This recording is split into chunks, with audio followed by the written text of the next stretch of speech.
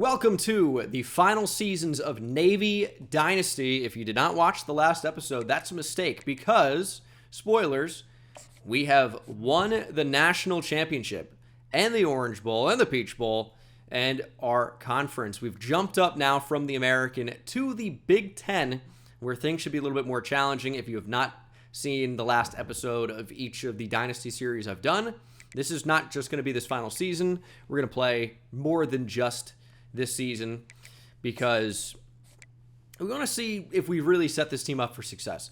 Now, unfortunately, the playbook that we've picked, which is the option playbook, we've accomplished the ultimate goal, but it doesn't simulate very well. So it's going to be interesting to see what happens with that. Now, there are some really good recruits. Ezekiel Sharp, really good scrambling quarterback with Platinum Option King. But I'm going to tell you, and we did find a great running back just now on stream, live, twitch.tv/Bengal. You can see the chat above my head here in a minute as I've enabled it. There they are whenever that comes up. Ricky Tam, 4-star athlete power back, 92 speed, gold balanced arm bar, 91 acceleration. Looks to be pretty good overall. But this might be the best recruit I have ever seen. Sidney Jennings is the only player in the entire class from North Dakota, from the capital, Bismarck, I believe. And he's the number 3 player in the nation, number 1 athlete, linebacker, I suppose. Has no offers from anybody except for me here at the Naval Academy. He is unbelievable. I put it out on Twitter. It had thousands of likes. Everyone recognized how much of a freak this guy is.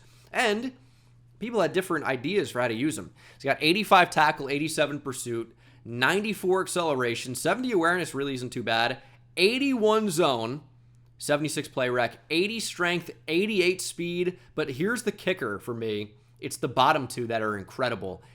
84 block shedding, 90 agility.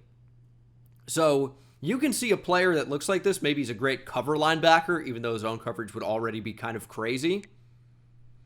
But look at this run stopper type. High 4-star, number 2 linebacker. He's a run stopper. 88 tackle, 71 block shed, 80 agility, 86 speed. Sidney Jennings has plus 13 to block shed, a massive boost on zone coverage.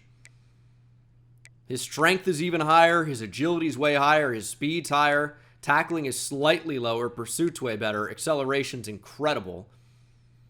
He is one of the best recruits I have ever seen, and I am curious to see how his career will play out, and we're hopefully going to find out as we are ready to kick off this final season. You guys are pretty familiar with the roster up to this point, but I'll show you one quick look before we get into week 1. Richard Gregg stays at quarterback, and of course, you're familiar with the 3-headed monster at running backs, all those positions. Thad Gentry, Major Blades, Cortez Harper, Donovan Harper, the brother, we're saying in canon, 99 speed, acceleration, agility, and change of direction, and carrying with great coverability. He's a freak. He's going to go first round this year. So we are losing some talent. Miles Grubb, platinum shifty and double dip, 94 speed, 99 agility, 99 change of direction. Another freak player. We don't pass the ball, though, so it's not really too helpful. But hopefully we're able to have a really good season. I'd like to win back-to-back national championships. And we'll see if we can recruit well as well. I'd like to bring in a top 5 class. That will enable us to get elite recruiter, which should really help us, out as we get deeper and deeper in here. So, going to add more points. Josh Simonson, maybe. I think we were a little light on the safety. Josh Heflin, maybe. I don't know. It's always so tough here recruiting against these actual legit powerhouses. Into the number 1 spot on Sidney Jennings. Ezekiel Sharp, we're going head-to-head against Georgia. This is a 5-star athlete wide receiver against Tulsa. Interesting. Receiver's not really too huge of a need for us. Got 5 hours left over. We can add them on to 5-star corner Calvin Batonio, maybe? No, we need somewhere else. These are 40. Maybe Carl Lewis. Just kind of extend that a little bit. So we shall see what happens. Again, running back's a bit of a need. and we don't have any games to start here. So when that happens, and that's been the case here at Navy, you kind of risk getting locked out on players early with deal breakers because you're not putting up the stats required to bring these players in. We are the number 3 team in the nation. We have a rivalry game against 1-0 Maryland, and this will be our first game of the year. Anyone into the top 5 just yet? Receiver Kyle Uzoma. Or Uzama. CJ Uzama. We just don't really need him. Probably someone I can actually take off the board. This season, I'm going more for the strategy of recruit fewer players and recruit them better, which is kind of what you want to do, and I always get greedy. But that doesn't mean that, I'm not still trying to go after quite a few players. So we shall see how things go and hopefully be in a really good position here recruiting-wise. And I'd like to win another national championship. That's obviously the ultimate goal. And anything short of that would be terribly disappointing. Stephen Heath is the #1 player in the nation. He will help us out in the future, trying to load up on the trenches, trying to bring in a number of good running backs, keep the option going here at Navy for a long time. But again, it just does not simulate well, which I don't know how this is going to go here down the line. We shall see, but we're also going to hop in and play the Maryland Terrapins and try to start this season 1-0. This video is sponsored by Underdog. The big game is coming up. Wonder what that could mean. And you can get a no-sweat bonus. Cash in on a big game entry or get bonus credit back. Underdog is offering a lot of specials for the big game. If you live in one of these states, you're eligible to play Pick'em. Green, you have New Hampshire, Massachusetts. You can play Champions if you can't play Classic like you can in Vermont and New York just above me. Rhode Island's an option as well. And they're offering a new customer free pick. Travis Kelce to get 1 yard or more. Swifties are going to love that. For me, I've got this Super Bowl thing cooking. Big game, no sweat. So that's already been applied. I'm good to go here. Saquon higher, 1.5 catches. Isaiah Pacheco lower, 23.5 rushing yards. He just hasn't been that good coming back from injury. It's going to be a Kareem Hunt special, I would say. Might make another entry with Kareem Hunt. And then Jalen Hurts lower, 213.5 passing yards. I think they're going to try and lean on Saquon Barkley. Call me crazy, but the Steve Spagnuolo weird blitzes on 3rd down, I think, lead to some Saquon Barkley catches. He's pretty much getting at least 2 a game. Obviously not consistent, but he's going to be facing some exotic blitzes. I think that leads for options for receivers out of the backfield to catch the ball, like the running back, Saquon Barkley. Also have a weird season-long entry here. It's $2 to win 110. Whatever. If Mike Trout stays healthy, there's a chance he hits the most home runs. Chris Sale, I don't know that he's going to stay healthy. I do baseball, have a second channel, Bengal Plays, but that's not about this. This is Underdog. Use code BENGAL. Link is down in the description. Take advantage of the new customer free pick, the big game, no sweat special where you can cash in on a big game entry or get bonus credit back. Use code BENGAL. Link is down in the description. And let's win a little bit on the big game. Here we go. Game 1 of the year. Facing the Maryland Terrapins. I've actually been to this stadium.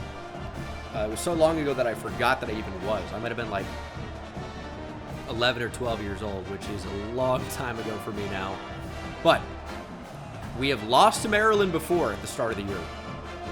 We have. Now that we're in the Big Ten, I should have shown you guys the schedule probably. Should have shown you, but we can check that after this game. Maryland will be a regular fixture.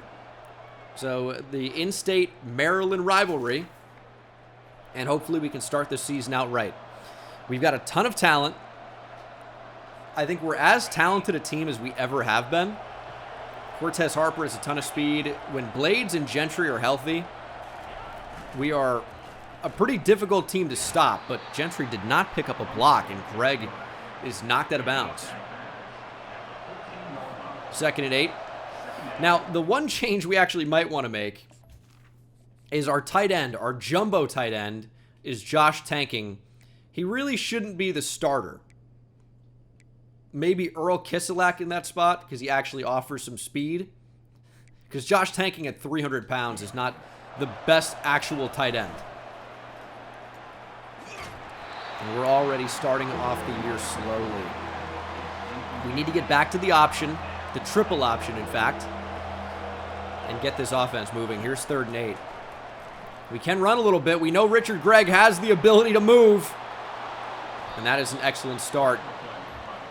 Gain of 22. But we have so much speed with Cortez Harper. We need to get him the football. We need to bounce it outside, follow some blocks even. Just didn't think we had it to the outside that time. DeMario Tuggle on the tackle. 2nd and 10. I don't really like passing from this spot, so we're not going to. Richard Gregg escapes for 7. I don't know why it's not suggesting triple option here already. We found it now. 3rd and 3. And it just doesn't let us run here. There's a path back to the inside. Kind of forced us into the blocks. We're going to go for it on 4th and 3. Gentry's wide open. He's actually still on his feet. Thad Gentry into Maryland territory. That's why we stay aggressive and go for it on 4th down. Greg Keeper, they're all over it. It's actually a great play by Joshua McCourty. 2nd and 12. We might go hurry up against Maryland. Or really try to take some time off the clock. They had a spy. They had pressure off the edge, and they forced Richard Gregg right into a defender. Brings up 3rd and 10. Kiselak into the game. More speed there at tight end. Pressed up on Grubb. I think Braden Garnes on that outside could be a really good option for us, though. Although they kind of take it away. Gregg being pursued, we're going to throw it away. It's a 55-yard field goal that they actually think we can make. A little bit of wind. Meters going crazy. Guess we'll see if we have it here. I'm going to push that slightly over the right. Maybe not too far, though. First kick of the stream. Has a chance. And it's good from 55. Maybe even would have been good from close to 60. Huge kick. Childers is a beast. And our defense is playing great. But this is the problem with running, moments in Navy Dynasty. We're oftentimes caught, in 3rd and not very manageable. 4 yards is doable, though. And there's Gentry. Thad Gentry looking to have a good season. He's no Alex Teska, but having a nice game here on just 4 attempts. We need to get the ball to Cortez Harper in space, though. And Gregg has fumbled the football, and Maryland dives on it.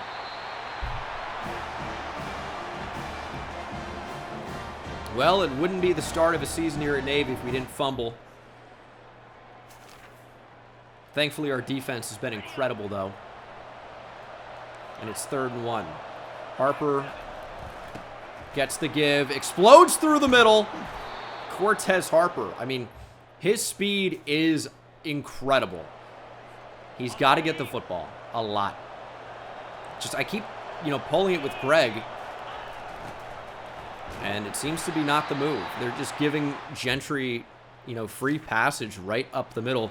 Literally parting the Red Sea here with the red jerseys here at Maryland. I guess not literally, because it's not literally an ocean. Look at Cortez Harper go, though. Stiff arm. He's down near the 5. Yeah, this rushing attack is lethal so far. Can we body them up front? Very pinched D-line. It won't matter. Thad Gentry drags a defender into the end zone. Touchdown, Thad Gentry. Let's get some salutes in the chat. Let's go, Thad. We'll go up 10-0. And our defense has played really, really great. They keep giving us the ball back. And I don't really mind shoot clock being on here. We can play for 3 and be happy, or we can maybe make something happen. That's plenty of space for Richard Gregg. He's going to spin back inside. They're going to drag him down. And we are going to go no huddle here. Try to make something happen. I turned shoot clock off. I swear I did. Why did you just take so much time off the clock? That's extremely frustrating. You watched me turn it off. Okay. Well, would have got 3 extra. We might have had a timeout that I didn't take. But we'll go into half number 2. Up 10-0. And we'll see if we can continue to play good defense. We haven't had a moment here on defense yet. And that's not going to change. Because we just got a big-time turnover. Interception by Scotty Clausell. Puts the football on the 15-yard line. And I think with this offensive line developing now and these backs, we really shouldn't have much of a problem scoring. Although they finally do play up the middle there. Brings up 2nd and 8. See if we can block this well to the right side. Cortez Harper has a ton of speed. And there goes Harper. He just destroys the pursuit angle, and he goes down to the 1. That's what speed does. Absolutely kills the Terps. Try to pound it in. That play is just so bad, but Gentry doesn't care. Touchdown, Thad. For the 2nd time. All right, offense is playing well enough. It's another turnover. Interception by Jeffrey Daniel. That brings us down to the 4. Yeah, we're cooking right now. We're going to pull it. We're going to pitch it. Cortez Harper. Is he fast enough? Loses 2. And we got our answer there. They played that well. You know, in these spots, I do want to pitch it to the outside and use that speed from Harper, but up the middle just might be the way to go. Although they're doing a better job containing it. Maybe we will choose to pass. 3rd and goal. Looks like a slant could be there, and it is for Miles Grubb. Good timing. And the rare passing touchdown here for the midshipman. Sounds like I said something else. Midship with a P. Midshipman. We are absolutely blowing out Maryland. Our defense has played great. Our offense has played mostly pretty well. It is 24-0 as we look to shut out Maryland here in this rivalry game to start the year. 3rd and 5. Will they give us passage up the middle? They make it close. I mean, we're going to go for it in this spot. Absolutely. 4th and inches. I think it's got to go to Gentry. No matter what. Just go up the middle, and they shut it down. Didn't really think that Gentry would get absolutely stonewalled there, but that's exactly what happened. And finally, a defensive moment with 7.5 minutes to go here in the 4th quarter. Up 24-0, trying to keep the shutout. Shot down the field. It's another interception. The 5-star sophomore safety, Jeffrey Daniel, with the pick. And Maryland continues to launch interceptions at Navy defenders. They're having a rough day. We are trying to put this game away. I like speed option here. Speed option actually should be a play we run a lot more often. There's the pitch. Not a very good one. Nowhere to go for Harper. All right, that was just terrible. Our offense is back on the field, though. That's the 2-minute timeout. Our defense has been incredible. Our offense has been good enough, but they've had a lot of opportunities. Our defense has been absolutely incredible.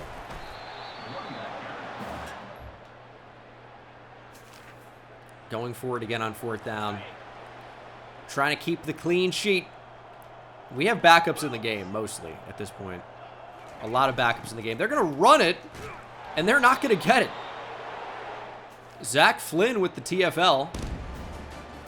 And that is your ball game. 27-0. We're going to start the season in style. I was a little bit disappointed from the offense at times there as we kind of struggled to close out the game a bit, but Keon Queen, the Maryland quarterback, completed just 4 of 23 passes for 43 yards, no touchdowns, 3 picks.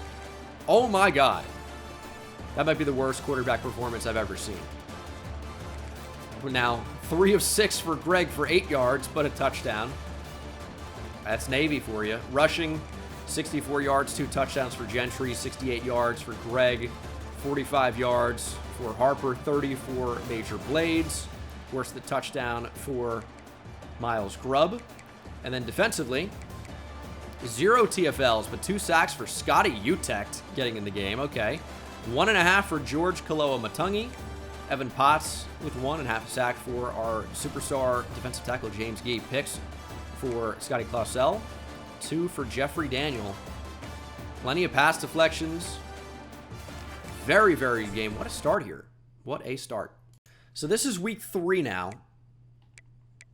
And with our schedule actually doesn't have many opportunities for visits. We host Virginia week 4, number 16 Virginia. They're 1-1. And then our next home game is not until week 9 for undefeated Notre Dame. And they could be ranked a lot higher than 17 by the time we actually play them. It's going to be a tough game. So our only opportunity for visitors right now is going to be week 4 against Virginia. So I'm thinking take away points wherever we can. Also, we can start to hard sell some of these guys. And try to get some visitors on campus. I'm thinking Jamerson Jones is a good option. I like where we are for Rashad Quick and Cole Akbar. Tandy could be a decent shout with Purdue potentially chasing us down. Kyle Duke as well, but 2 corners, I don't know, is a bit weird. Joey Jorgensen. Is 15 points really going to be enough there? Josh Simonson should probably be on campus. We might be able to get a complimentary visit for both of these guys. I mean, I'm sure we can if we can create the hours. So we might want to try and put some more points on Joey Jorgensen in order to get him in the class. Otherwise, it's going to be tough. That's like one of these moments where we should give up now for the 15 or go all in. But it can't be both. I'll let you guys know. Okay, so I honestly think we should be getting more visits than I'm doing currently. It's just tough to find the hours. So I've only got 2. But they're 2 players that are going to be really good additions to the class. 2 5-stars. Jamerson Jones, a power rushing outside linebacker out of Cleveland with silver quick jump, 88 acceleration, very good speed. Power moves is already good. And then Marvin Tandy's just a 5-star corner with good speed. Decent press already. 2 players that would be really nice adds to the class. We currently have A+ for play style for Tandy, and he's an interception wanting guy. 3 last week was pretty good for us. So hopefully that remains true, even though we've played almost no games right now. That's a little bit concerning. And we're into that number 1 spot for a number of different recruits. I gave up on the guard, as we'll play number 15 Virginia. I gave up on the guard, Jorgensen, just because I don't think we can get him. And LSU actually jumps in the lead. We're going to take him off the board. Same thing with Chase Casey. We have 80 hours now. As I mentioned, Jones. Oh, Tandy. Okay. Jones. Okay, and we dropped in at 2nd place now. Kentucky's taken a huge lead. So it's not the clutch. It is aspirational. This is going to be interesting. Do we want to back out on Jones? We have him on campus this week. We have 65 hours in there. And we know it's time to get to work on Marvin Tandy. But this is not going to work this week because it's a deal breaker. We can still get points for him. We just need interceptions this week in a huge way. Really, really need interceptions against Virginia. So getting out to a lead and then forcing them to throw the ball would be really nice. Now, in terms of setting up other visits, what can we really do here? Am I going to schedule a visit week 9? I'm not going to do that. Doesn't really make sense to do that at this point. It's so far away. What we're going to try to do is get some of these recruitments over before that even happens. So we're going to go ahead and try to get these going. I don't like that the playstyle deal breakers already come into effect for Marvin Tandy. What I do like, though, is it's a C+. We only need B-. So 1 or 2 interceptions this game, and I think we're going to be golden for him. And he still will get points for a visit and a complimentary boost with Jamerson Jones. So I'm actually feeling okay. I wonder who the game thinks is going to win the Heisman. If I had to bet, I'm going to say somebody from number 1 ranked LSU. It's only including their quarterback, running back, and 2 wide receivers. I mean, that's insane. All right. But we're not worrying about that right now. We're worrying about playing number 15 Virginia in the game of the week with 2 5-star visitors on campus. Jamerson Jones, Marvin Tandy, who's currently got us locked out. Getting interceptions here is going to be extremely important, but obviously so is winning. Let's go offense. Good drive to start. 3rd and 7 is just a really tough down and distance for this team. There's no way around it. Harper's got plenty of speed. We need Greg to buy some time and get this ball away. There's Harper. Spin back and falling ahead lets him get it. That screen is sometimes a great call. And you know what? I like the idea of this rollout. And hopefully Greg can hit Grubb on the run, because that's going to be our main read. But they read it unbelievably well. What an ability to buy time for Richard Gregg. That's a really well-timed blitz there. I mean, that Mike linebacker really came unblocked right through where we needed to be with Richard Gregg. We're able to make a play. There's the pitch to Major Blades. Finding contact, only getting 1.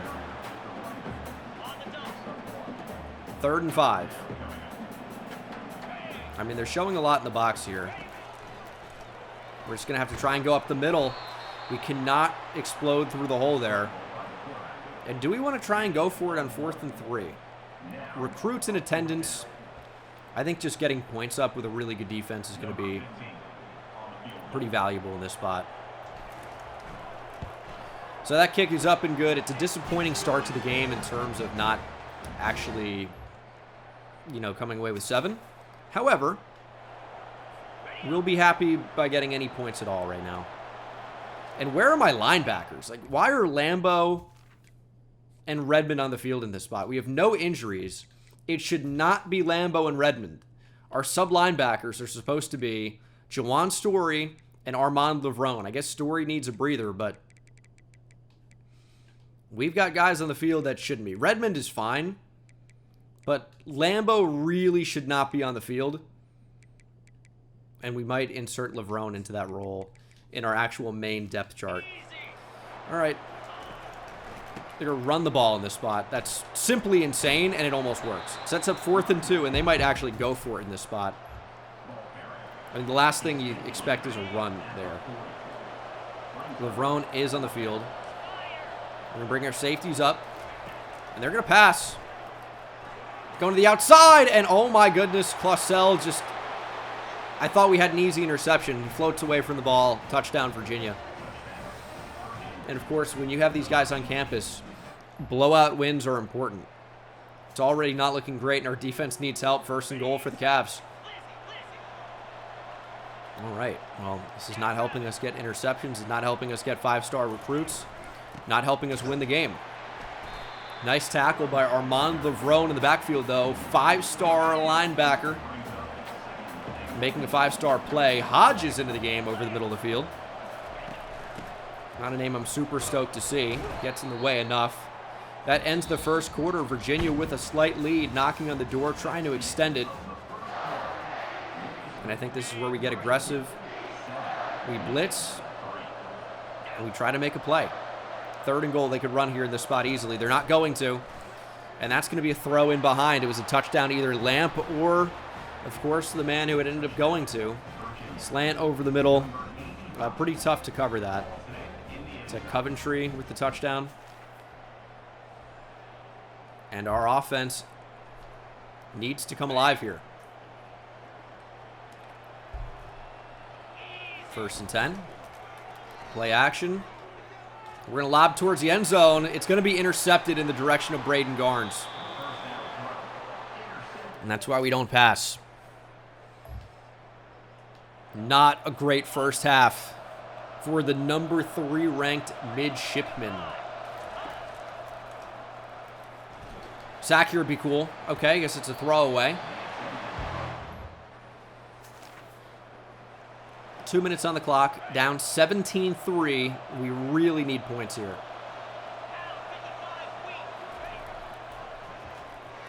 We're going to step up. Good run from Richard Gregg.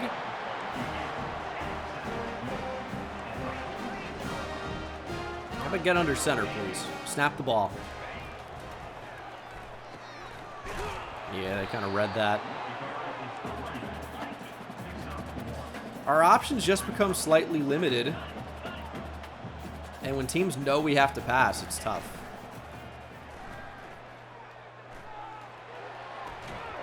That worked, I guess. We'll call a timeout. That was kind of ugly, but it worked. And we've got receivers that can take the top off the defense. Super freak speed off the edge. We need points here. 2nd and 15. Time is not really a huge factor right now. I mean, somewhat of a factor, but it's not insane. We're going to throw up the seam, and that's going to be intercepted, underthrown for Cortez Harper, who had a step. But, again, that is why we don't throw the ball. And that is a rough first half. Down 17-3. Minimum play clock is going crazy. And we'll try a screen. There's Cortez Harper.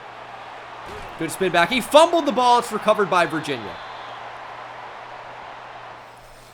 Well, absolutely brutal. Okay, can we get a moment here? Goodness. It's going to put us right into the 4th quarter, down 24-10.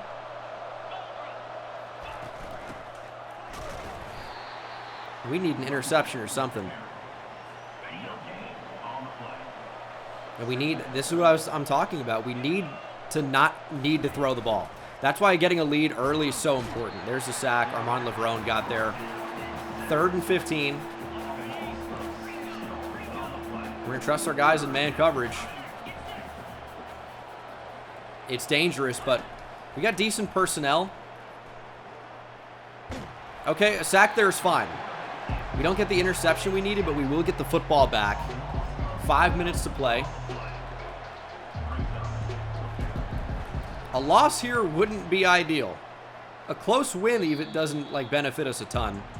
We have all of our timeouts though. It's just when we're forced to throw the ball, we can't really.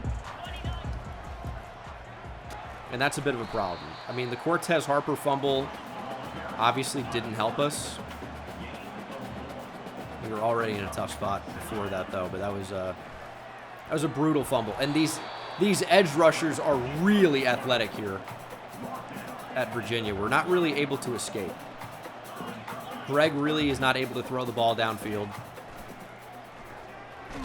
And that's going to be a throw at a sack interception. Offensive line did absolutely nothing to protect the quarterback. We needed to go deep down the field. And that pretty much is going to do it here. A little unlucky in this game for sure. But that's the way it goes. Yeah, that's pretty tough. So we're not going to get really anything that we need. We're going to get a loss. It's going to be a significant loss as well. Please, interception. Donovan Harper takes it away. We've got a chance at a big return here. Donovan Harper down the sideline. Why is Virginia throwing the ball? They maybe have thrown this away. Big time turnover. It's a 90-yard pick six for Donovan Harper. All right, that's a quick score. So one thing Virginia couldn't allow. They got greedy. They tried to run it up. Run it up, run it up.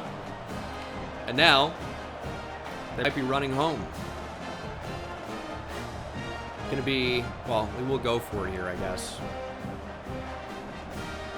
Would like to be able to get it in the spot, obviously. Let's go.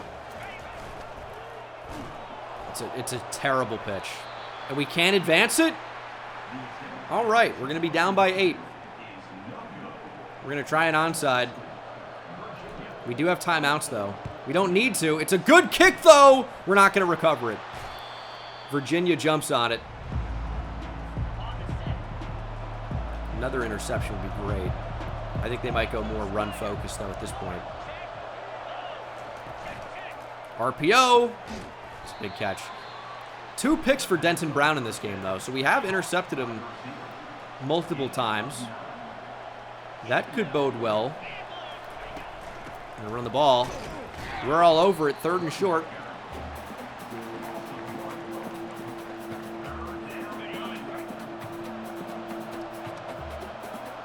This is a huge play.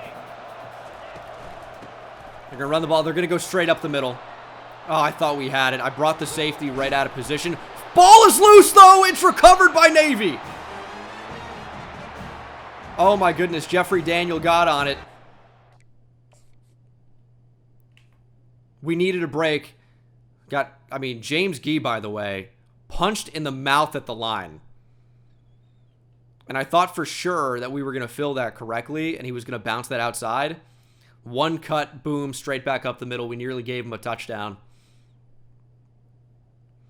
And then so many Navy defenders going for that football. And he nearly falls to the ground here at the end. Ball starts to come loose. We jump on it. The 5-star Jeffrey Daniel could be a hero. Absolutely huge for us. And we're going to jump in. 4th and 14. That's not great. 1:50 to play. We still have our timeouts. We're going to get on the move. Richard Gregg, you got to be faster, and he is. Gregg gets a ton of yardage when we needed it. 1:43 to go. We need a 2-point conversion, though. That's why I don't really like going for 2 down 14. Down 15 is obviously a different story. Down 14, I know the analytics say go for it, but I mean, we could be playing for a tie right now. Big block here. Big block. Richard Gregg. Clear path to the end zone. Richard Gregg. Touchdown. What a run. Big block. Set it up. Oh, my goodness. Richard Gregg. What a scramble.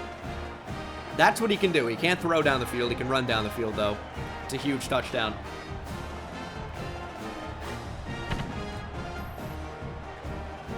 Huge for Richard Gregg. And you know how I know we didn't score too quickly? We don't tie the game here with an extra point. We don't even know if we can tie it. Big scramble. I like the rocket toss here.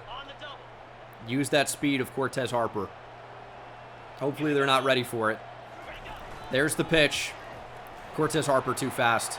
And now it's tied. Okay. Well, see what our defense can do. 1:18 on the clock. Interception here would be absolutely incredible. They're going to check down. Keep them in front. Denton Brown approaching 300 yards passing. I worry about man coverage here. Let's get out of it. Throw over the middle. Wow, big completion. Timeout, Virginia. Big interception here. Yeah, user pick would be nice. I would take any interception, though. Throw over the middle. I mean, we're not covering it. I really was hoping for a fumble there. They're abusing us over the middle. We're not really getting pressure right now. They're in field goal range. They can just run the ball. We're going to need to start considering timeouts. Let's see what they decide to do. We're saving it for right now. We're going to have to call a timeout. Which is not what I want, but we've got no choice. Here's a run, and it is shut down. We're going to call a timeout. Virginia, of course, with no choice but to try 3. Not the easiest kick ever, though. 40-plus, college kicker, right hash, stadium going crazy. Here's the kick. It is sneaking in. Virginia takes the lead off the leg of Igbenogany.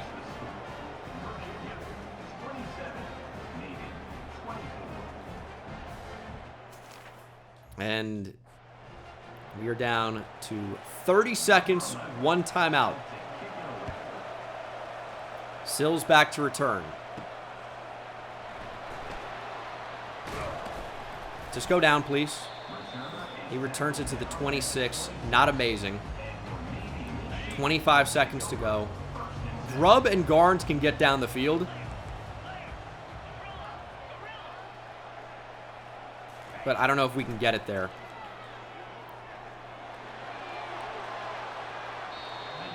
It's a waste of 5 seconds. Nothing positive. Grubb maybe was a better option on the right side. I just didn't think Greg would have the arm towards the wide side of the field. We will burn our final timeout. Tried to throw it. Pocket collapsing. 16 seconds to go. 3rd and 9.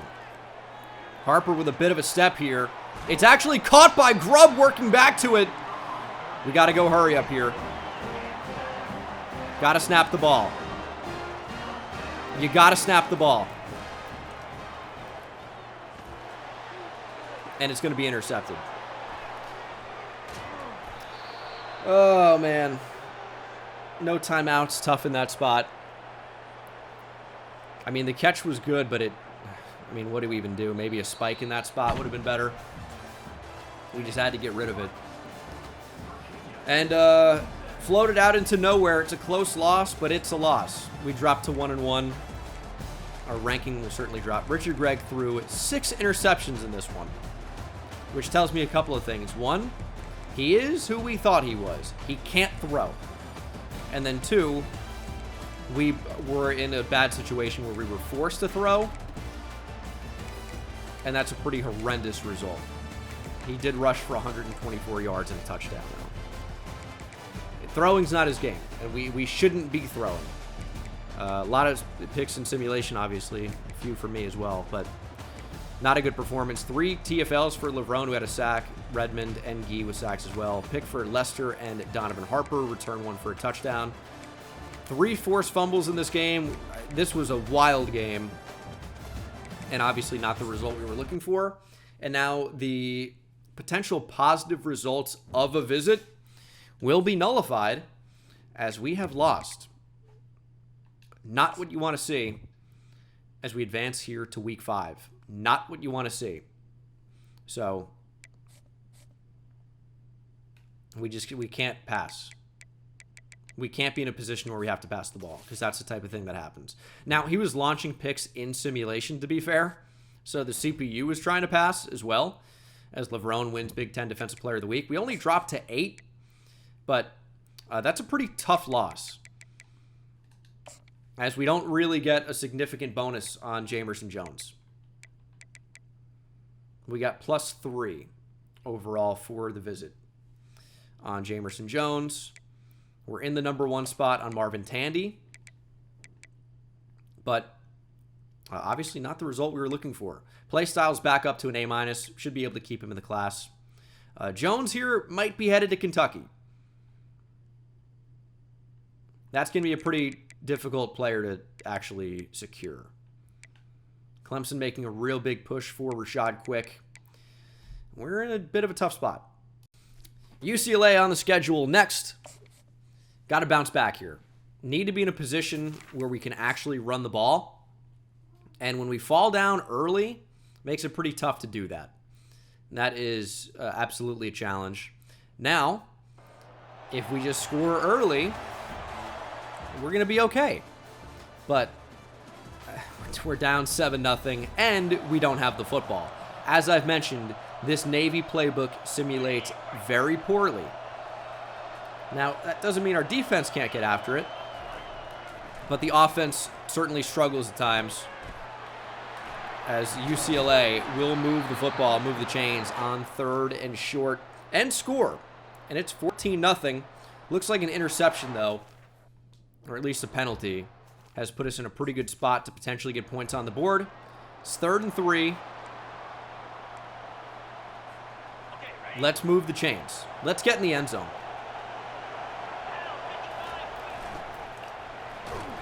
There's Thad Gentry. 8 rushes for 62 yards already, but we have not managed to capitalize as we're approaching halftime. They're kind of pinched inside. This ball is going outside no matter what. Kind of a late pitch, but it's a decent result. Cortez Harper first down. And we might just give him the ball straight up here. Inside zone. It really is a read option, I think, but it's inside zone. And Cortez Harper walks in untouched. We're on the board. We need more of that. Cortez Harper was a big-time player for us at the end of last season. Zach Flynn with a big interception. And we could tie things up. Down 14-0 to tie ball game in the span of like a minute would be pretty awesome. As Greg gets tripped up. Can't get rid of it. That's why, another reason why running the option's tough, is some of the plays just don't work. Like, they actually don't... Did I just whistle as I said that? What the hell? They actually, like, don't function. Players get in each other's way all the time. So it can be tough to actually move the football. Here's 3rd and goal. Got the screen, and we just couldn't cut back inside. Incredibly annoying. We get 3, though. Barely. And hopefully our defense can continue to play well, and they do. 35-yard punt gives us the football. Own 34-yard line, 1.5 minutes to go. Let's get the ball to Cortez Harper in space. And we're going to do just that. No, we're not. Oh, my God. What is that weird animation to get a defender right on him? You need to be able to run and catch, or run after the catch better. There's Cortez Harper actually wide open, though. Broken tackle. He's down at the 20. Maybe throwing to him isn't a bad idea. He's got such excellent speed. Richard Gregg thankfully didn't miss that one. Nowhere to go, it didn't feel like. It's 2nd and 14. It's so tough for us to move the ball. And the coach, you know, inside the 2-minute is just constantly suggesting passes, which is just not our game. Richard Gregg can run, though. That is his game. 3rd and short. And it's all passes. I need to get out of this. Keep it on the ground. Gentry up the gut. Nope, Greg Keeper falls down. Like, that shouldn't happen. 4th and 2. We average 8 yards per call on this. It's going to get pulled and pitched. There's Harper. Easy first. He's still on his feet. 25 seconds to go in this half. Any way we can find the end zone. Block picked up. Greg just fast enough, and he's going to walk in. Great job for the tight end, or by the tight end, to leave the corner of the end zone. Clear a path for Richard Gregg, and 3rd leg Greg walks in to give us the lead. And here's a 4th and 6 moment in the 3rd quarter. I don't love that, but at least we can pretty much guarantee points. Some incredible kicking ability. Make it a 6-point game. And our defense, again, makes some big plays. Interception by superstar linebacker Juwan Story. 3rd and 4.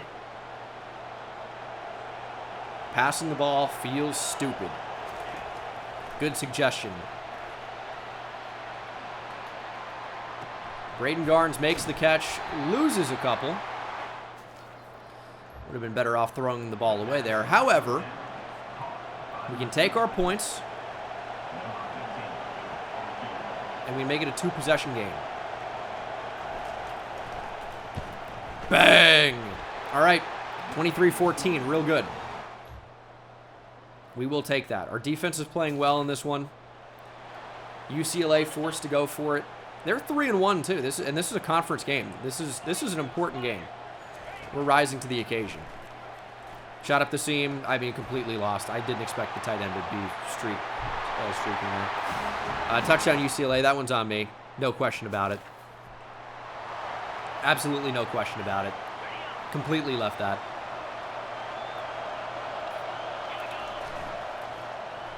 Richard Gregg, though, will keep it. We'll take that. He goes over 50.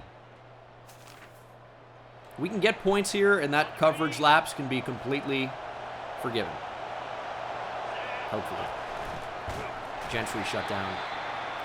We're going to go for it in this spot for sure.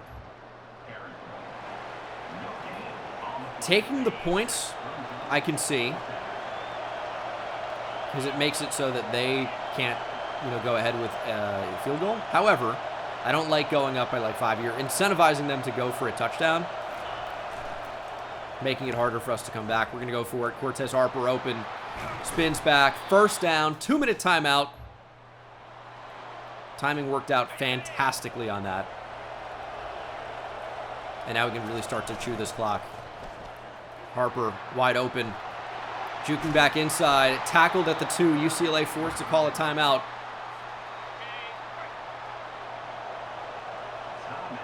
Touchdown here would be good, but burning UCLA timeouts would also be really good.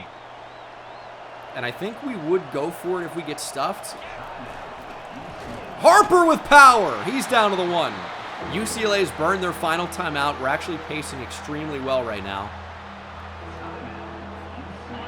Cortez Harper is a beast. He's going to get the ball again. He's shut down. And we'll have a decision to make on 4th and goal from the 3. Again, I understand why taking the points would be good here, but we're going to take this down to about a minute, and I think we go for it. If we don't get it, UCLA would only need 3, but they have a minute to go, like 60 yards. It's a yard a second, and our defense is generally pretty good.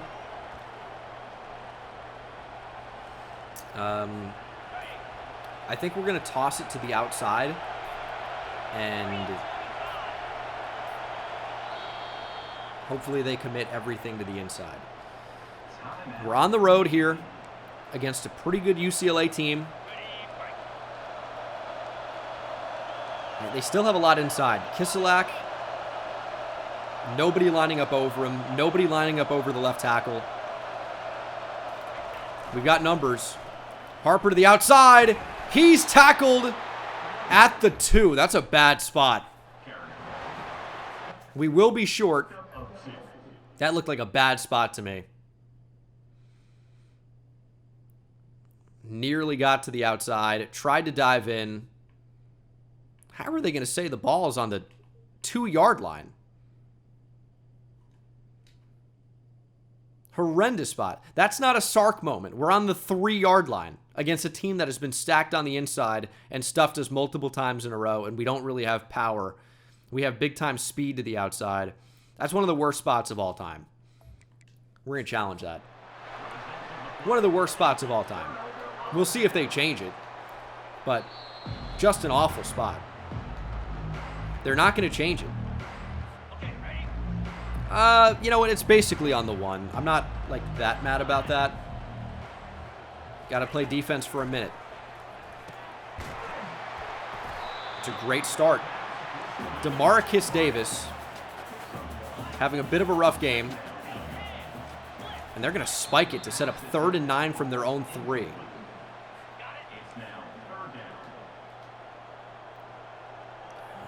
We look like we're in a pretty good spot here. Only rushing 3. There's good pressure, and it's going to be a safety. James Gee on the sack. That should do it.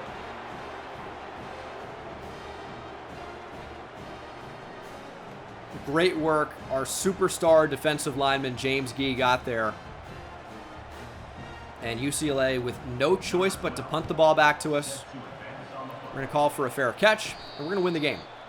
UCLA without timeouts. Heck of an effort. That's your ball game. We win a tough one on the road against a good UCLA football team. Good win. We gambled, but we trusted the defense, and you got to see why. 8 for 10 for 107 for Richard Gregg. Rushing, he had 65 yards on the ground and a touchdown. Touchdown for Cortez Harper. 81 yards for Thad Gentry. Receiving, there is actually something to mention here. 77 yards for Cortez Harper. And then defensively, these guys played great. 2 TFLs for Gee, 1 for Juwan Story and Koloa Matungi, who had 2 sacks, 1 for Gonzalez, and the game-winning sack was a safety for James Gee. Picks for Zach Flynn and Juwan Story. We are 2-1. We could be pushing back towards a top 5 ranking here, but either way, that's a big win against a really talented UCLA team. That's an in-conference game, and these are going to be important. We're 2-0 in the conference. A lot of teams in the Big Ten have not yet started their conference schedules. I'm imagining that's going to start to change here in the very, very near future. But we're 2-0 in the conference, our first year in the Big Ten. And unfortunately, we did have to give up on Kyle Duke. Maybe if we got him on campus, it's a different story. We decided not to schedule him. Notre Dame kind of comes out of nowhere and ends up securing his commitment. We are dangerously close for Rashad Quick. Tell me it's not week 6. It's week 6. It's going to be a real 50-50 for Rashad Quick. It's going to be a real 50-50. Clemson with a visit. We're maxing out for points.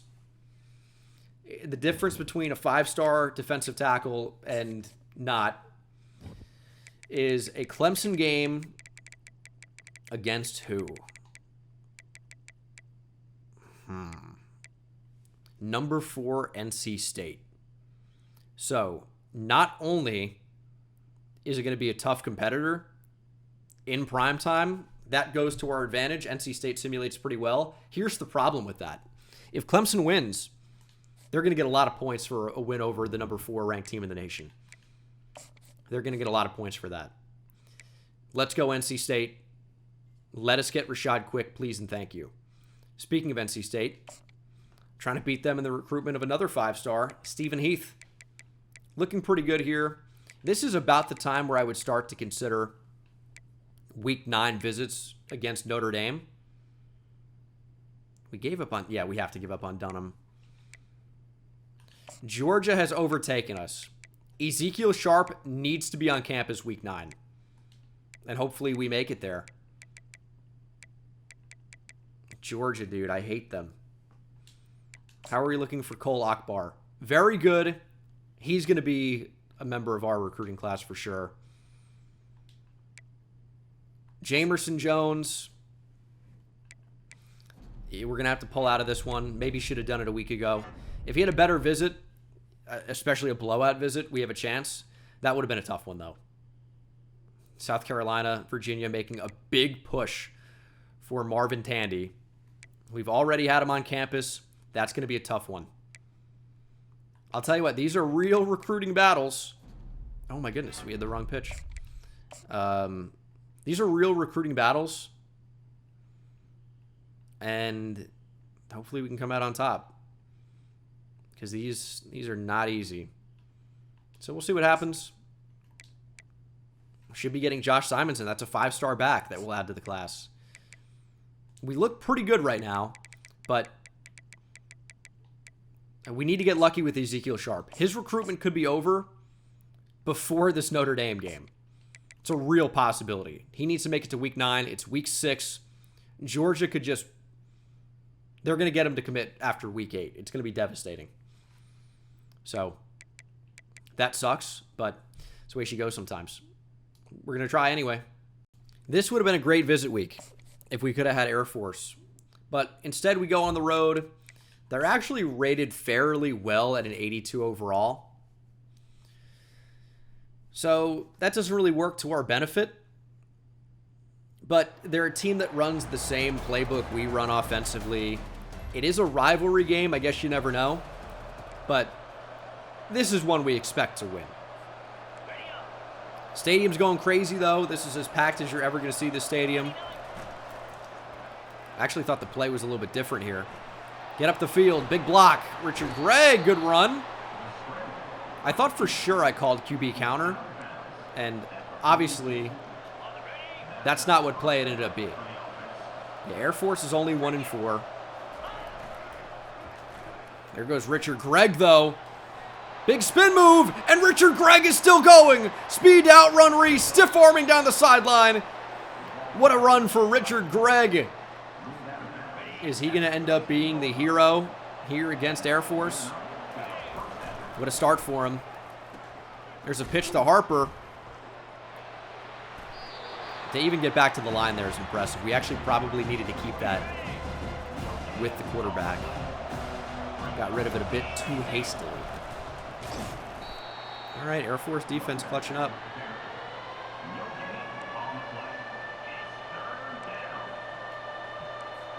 3rd and 10 triple option feels crazy, right? There's a good pitch to Harper, though. Harper picked up and dropped. We will go for it on 4th and 3. That's the whole reason it's the whole reason you can get there. You go for it on 3rd and long and run the ball. I'd love to get a rocket toss out here. Where's that as an option? Maybe we just come out to throw and then audible. Give the ball to Gentry. Blocks need to hold up. They did. Gentry got enough. Cedric Crick is injured, though, and he looks hurt badly. Air comes out of the stadium, even on the road here. Never like to see that. As a really, really good player for us. Starting tackle, Cedric Crick has been injured. We'll score a touchdown in his honor. Thad Gentry, TD. Hopefully the injury to Cedric Crick is not serious. Our defense should be able to manhandle this Air Force team. And I also think our receivers should be able to sprint by these corners. Just need the time to be able to make it happen. We're going to take off with Richard Gregg. He only gets 2. And we will go for it on 4th and short. Again, I think we have way more athleticism than this team. We're going to make them make a play. Here's the pitch. And they're running down Cortez Harper. He's got 98 speed. Couldn't make a play. Richard Gregg picked off by Exodus Ayers. It's quite a name. Turf toe for Cedric Crick, who also bruised his sternum. That's a tough game. He's really going through it. Multiple injuries.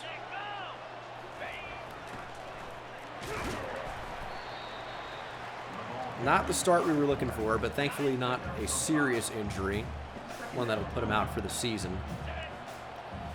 He'll be back relatively shortly. 2nd and 5. Yeah, we're all over that. The quarterback falls forward for a couple of yards.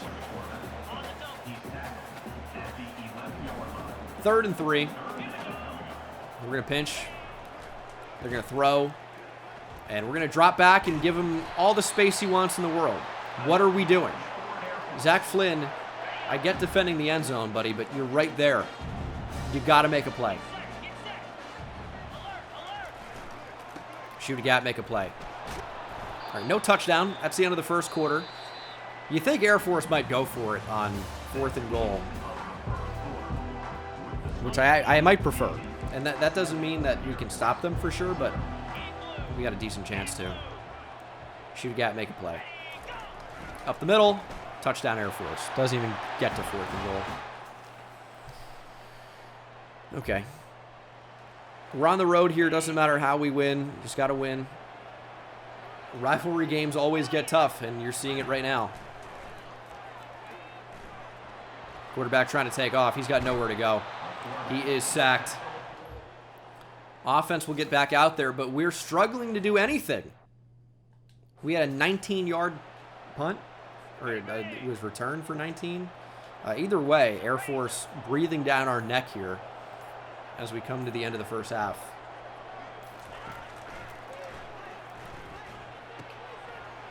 They've just got a lot of space to do whatever they want right now.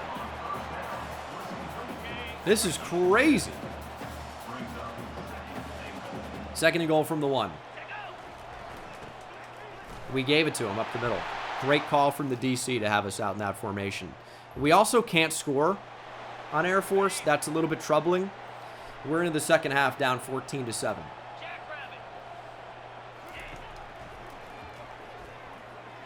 That's going to be intercepted. Jawan Story, easy reads. User pick. Green eggs and ham, easy reads for Jawan Story. As he lives up to his own last name, easy reads. With the user pick there. Can we actually get points off the turnover? Here's a 3rd down alert. We're down by 7 against what is clearly a worse team. And we're running out of time. Thad Gentry gets 15. A lot of times we come out here and it's just like, how are we not up by 28 right now?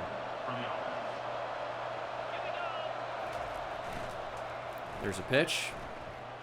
Quick hits Harper to the outside. Harper back to the inside, getting 9. He's a monster player. But Air Force has mostly had the speed somehow to contain him. This Gentry gets just enough for the first.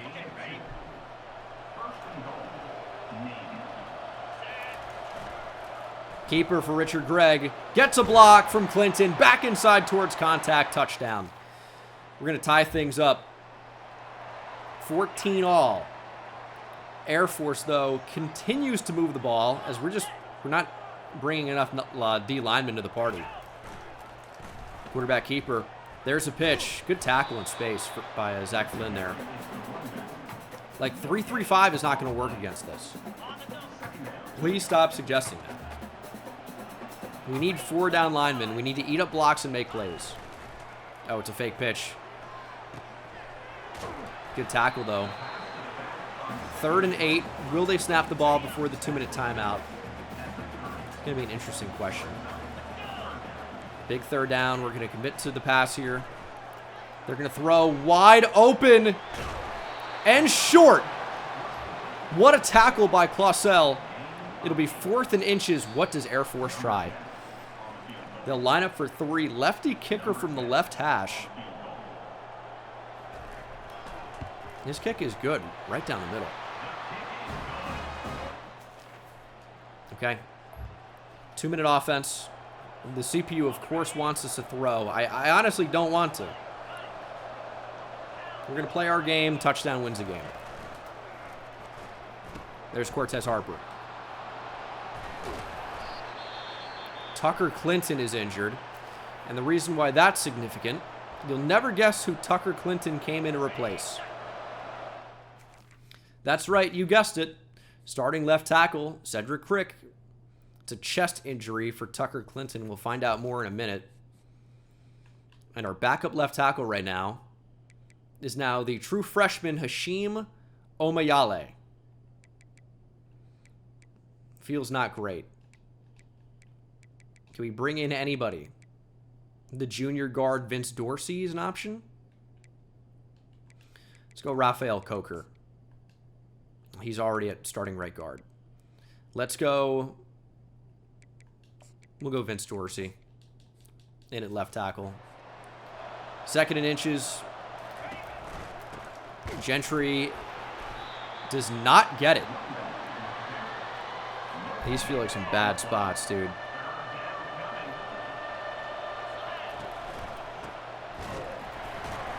Gentry's going to get shut down. It's 4th and 1.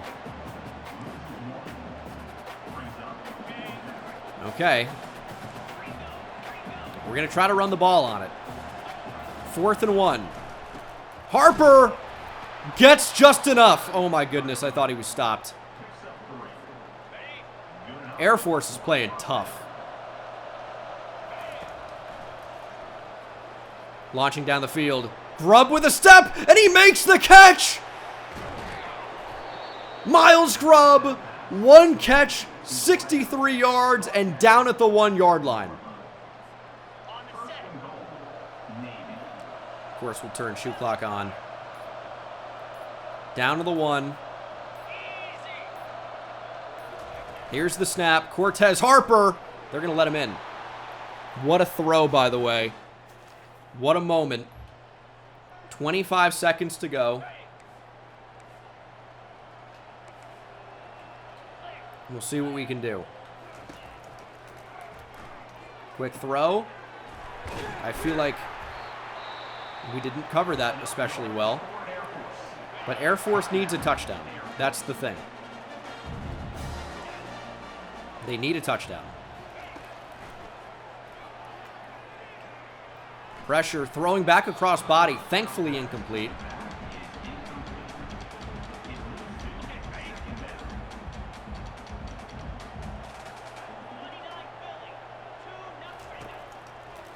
And we're going to blitz. Quarterback takes off and he's sacked by Jawan Story. What a game for Story. Big interception.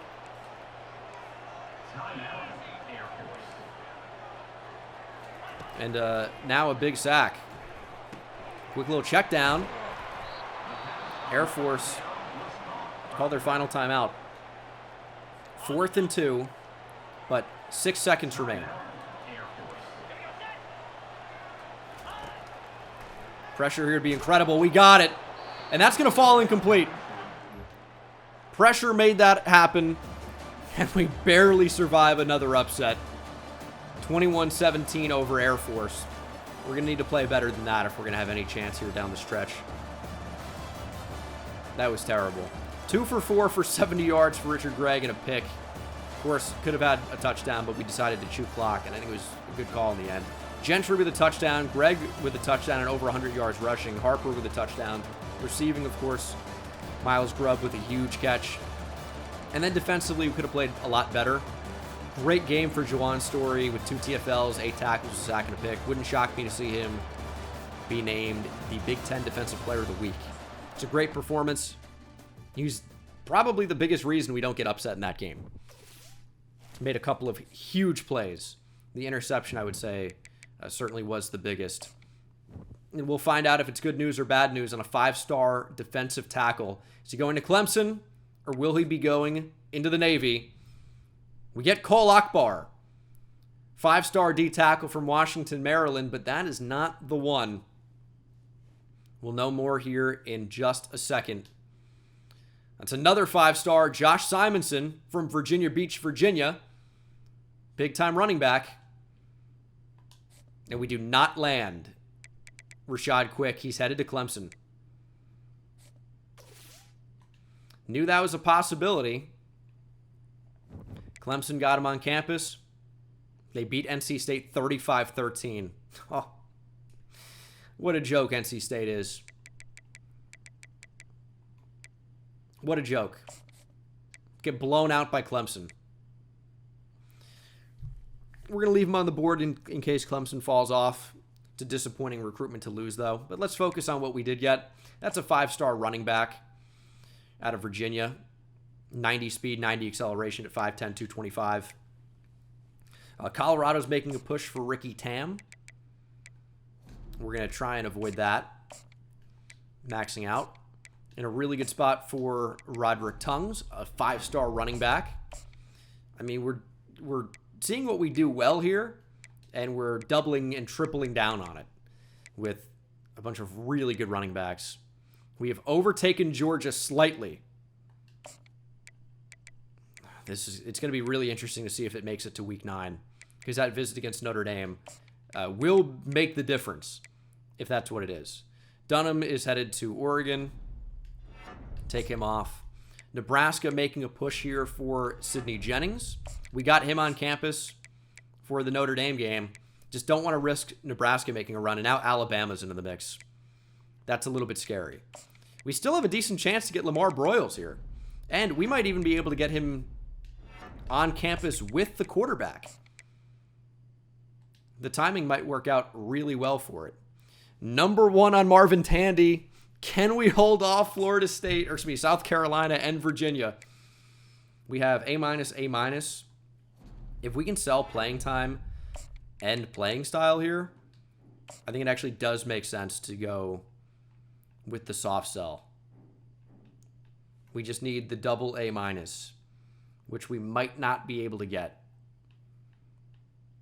That's A-, B-. It's not good enough. No, we're going to have to keep it on contact friends and family.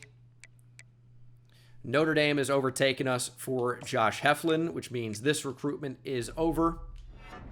They won out on Kyle Duke as well. We have a lot of hours, though. On the bright side, a lot of hours. So, could potentially get some more visits going. And I like where we are for a lot of these guys, though. Do we want to waste the points? Is it a waste? I mean, it might not make it to that point. I think Tongues commits before then, probably. Heath, I think, commits before then as well.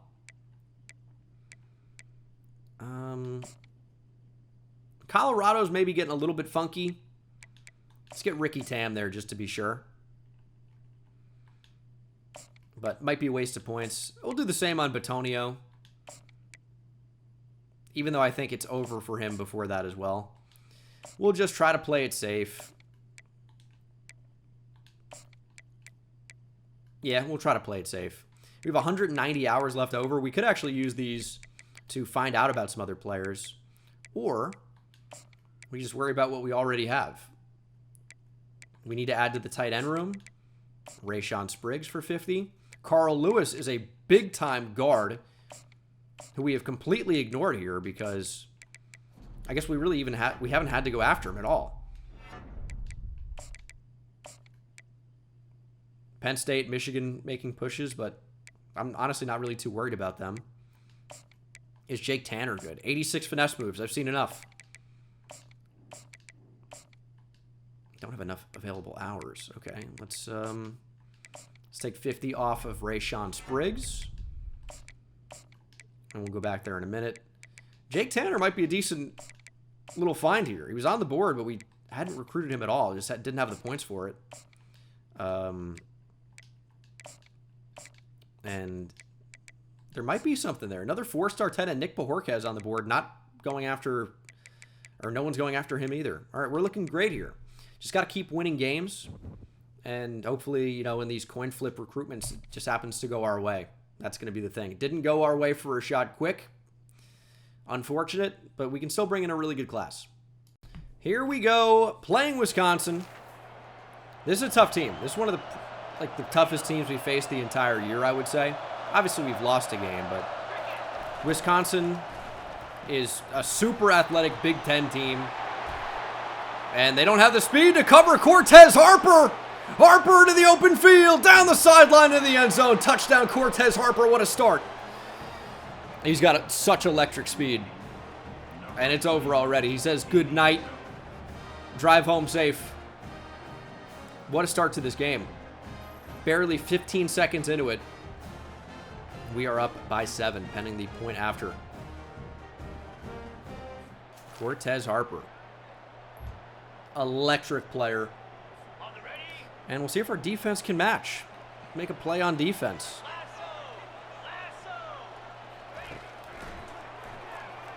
Shot down the field is intercepted by Harper, the brother. Donovan Harper down the sideline, and he will match. Cortez Harper touchdown. Donovan Harper says, all right, watch this. Go to sleep. Brothers Harper dominate Wisconsin. Oh my goodness. Very few brothers going to be named Harper, or sons, daughters, young children in the state of Wisconsin. That's what I'm getting at. What, that sounded weird. Donovan Harper with the pick. The brothers making back-to-back massive plays. And it's 14-0. Wisconsin on the board with 3. And we'll see if we can score in the final minute of this half. I mean, they're saying, hey, we know you're going to run the ball. We're going to defend against it, but we're not. And we just didn't have the time to get it to Cortez Harper down the field. We're going with a 3-3-5 look. I mean, they're so athletic, dude, but Richard Gregg going to keep it. That's the problem with playing, you know, Big Ten teams and SEC teams.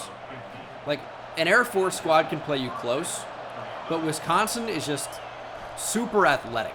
Even though they're not one of the top Big Ten teams, they just recruit, you know, more 4-stars, more 5-stars even. They get a few. As Braden Garnes is getting doubled here, bracket coverage on that right side. And he's going to run free. We're going to lob it up to him. Braden Garnes makes the catch. Touchdown. The rarely utilized freak wide receiver. I mean, he's 6'4" with unreal speed. And he's a big reason why I feel good about throwing the ball when we have to. Just the quarterback, you know, Richard Gregg can rarely get it there. That's kind of the problem. But having a good day through the air right now, it's a good ball. Had Garnes bracketed, they had the right idea. They just completely lost track of him as Richard Gregg finds a way to create some space and ends the third quarter by taking a shot but moving the chains for the team. Touchdown here ends it. Feel pretty good about that. Major Blade's getting a carry here. He hasn't had many. And maybe shouldn't have any more. We pitched it to him. It went off his hands.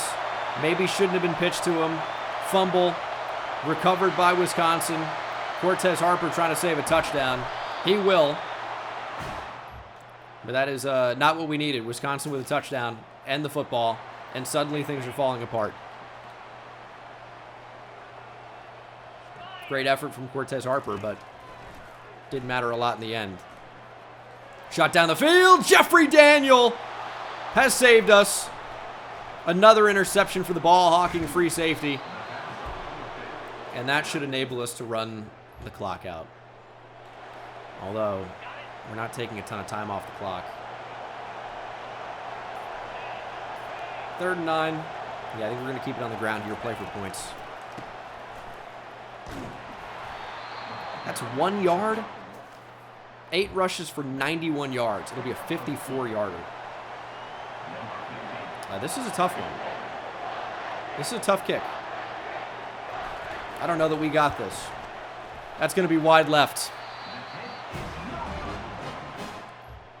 Change the kicking angle. Maybe not the right call there before the big kick. Wind blows it wide left. Crowd affected us. It's a big moment. Good pressure, but good throw from Corey Daly. Has been picked off twice in this game. Still looking for that first touchdown. But after a sack, they're just going to be short of the line to gain. We'll take back over on offense and try to end this thing. 3rd and 5. Blades is ice cold. We might have a streak here to Braden Garnes. They might not cover this again. I like Cortez Harper better. Just don't turn around, and they didn't. Harper upended inside the 5. What a play. We got aggressive, but Harper, been a big-time player for us, makes another big-time play.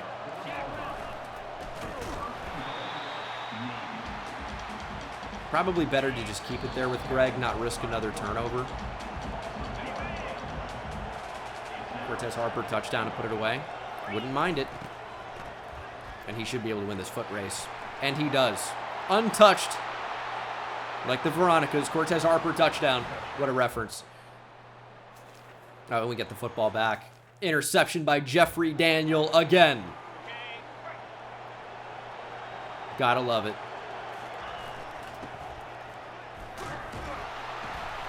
Wisconsin not even going to use timeouts. I'll tell you what, though. Cortez Harper is a yard away from 100. Let's see if we can't get him to the century mark. And we do. 12 for 102 for Cortez Harper. Pair of touchdowns. And that is the ball game. 28-10.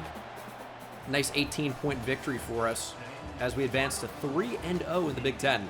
6 for 27 for Corey Daly. 3 picks. Sometimes our defense just absolutely balls out of control. Harper over 100, 2 touchdowns, of course, with a huge run of 74. Receiving, touchdown for Braden Garnes. Long one for Harper as well. And defensively, 3.5 sacks for Anthony Gonzalez. The quarterback, Daly, was terrorized all game. 2.5 for George Kaloa Matungi. 1 for James Gee. 2 picks for Daniel. 1 for Donovan Harper. What a game for our defense. And our offense, again, played well enough. It's a big game on the schedule here. Number 5 USC, obviously in conference, on the road. They're going to be incredibly talented. Roderick Tongue's very close to committing, as is Stephen Heath, but Clemson is making a move. I don't like that at all. Georgia has come out of nowhere and surpassed us for Ezekiel Sharp at quarterback. That sucks. He's headed to Georgia now. Are we really maxed out for week 9? How do we have that many players going? Big mistake. overtake Tulsa for Lamar Broyles here. That sucks, dude. We'll guess. I mean, maybe it's a mistake. It's going to be so close for Marvin Tandy. We need to hopefully just keep South Carolina at bay. It's going to be close for Batonio. Hopefully we can just edge them out as well. Looking good for Carl Lewis. I like where we are on Bojorquez. I think we're making a real move on Jake Tanner. I think Ricky Tam's going to join the class. We mostly look pretty good here. Just a few disappointing ones because we're going to lose out probably on at least one more 5-star. At least. If not multiple. Right now, when you look at top classes, though, we probably should be in the top 50 with 2 5-stars committed. Yet we're not just because of quantity. At 65, that number is going to jump up a lot. I think we end up with a top 5 recruiting class. And hopefully we can beat the Trojans. They're a 91 overall. This is the new toughest team we've played the entire year.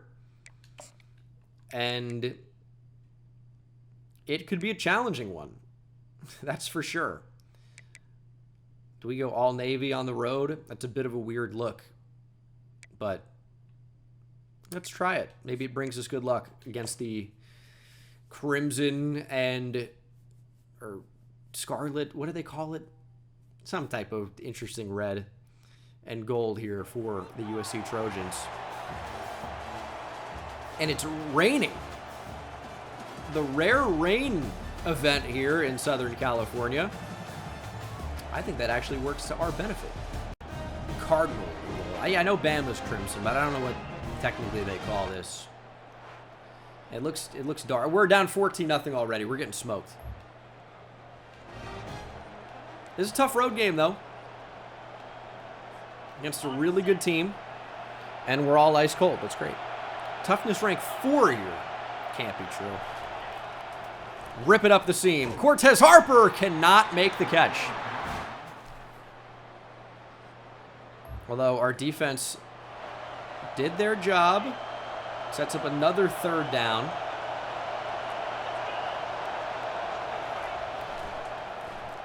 They left the middle. Richard Gregg takes a big hit, but moves the chains.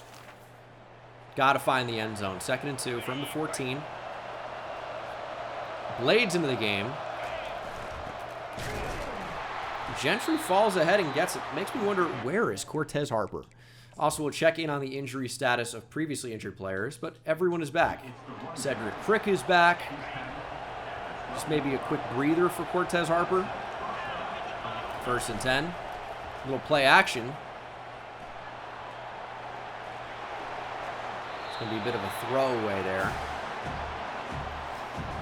This is going to be a tough team to score on. I'm kind of thinking we need Cortez Harper back in the game. Or maybe Richard Gregg just does it himself. Gets 6.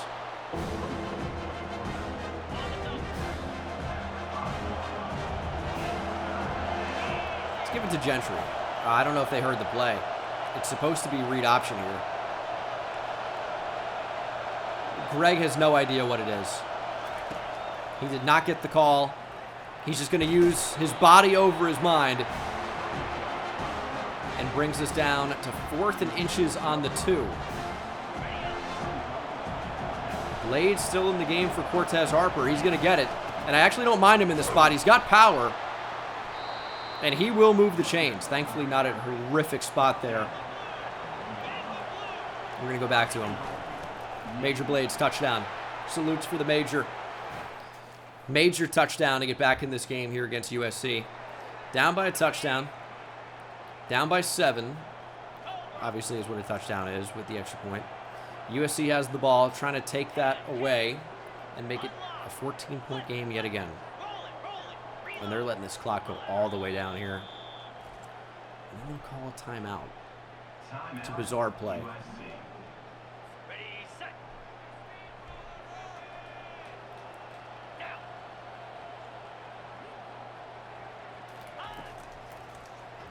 Make a play. Make a play. Oh, check down. Fumble here would be nice. Obviously. 2nd and 1.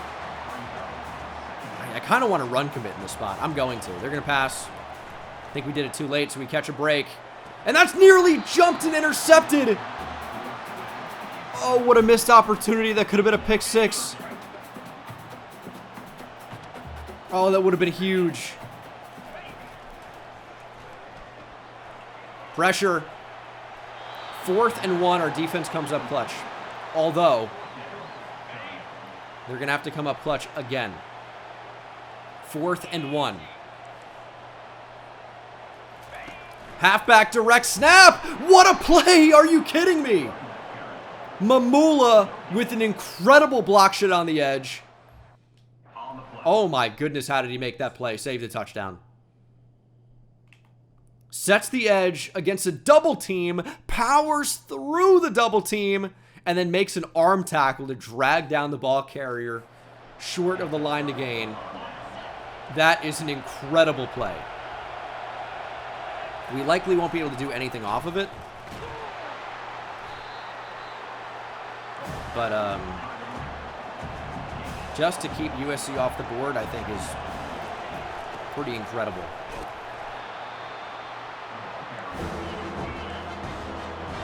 Maybe we can break one. It's kind of the thought process here. Pitch to Cortez Harper. He just can't get going here. That's the end of the first half. Down by 7. Definitely have not played our best, but the fact that it's only a 7-point deficit for us right now has me feeling pretty good about how the second half could go. Tough game on the road, though. Into the second half now. Into the fourth quarter now. Down by 7. We have not capitalized through the third quarter. 3rd and 5. We know USC is a pass-first team. Doesn't mean they won't run the ball. We saw a direct snap. It's a great way to handle the read option. Donovan Harper. USC went for it, got stopped, and then Richard Gregg was intercepted by Malachi Crawford. Why are we throwing the ball? I don't understand. Our defense has had basically an impossible task the entire game, which is stop a 90-plus overall USC team. We've held them to only 14 points, and they've had the ball a lot today. They've had it a lot. It's going to be 4th and 2. They're going to go for it. Our defense has been good.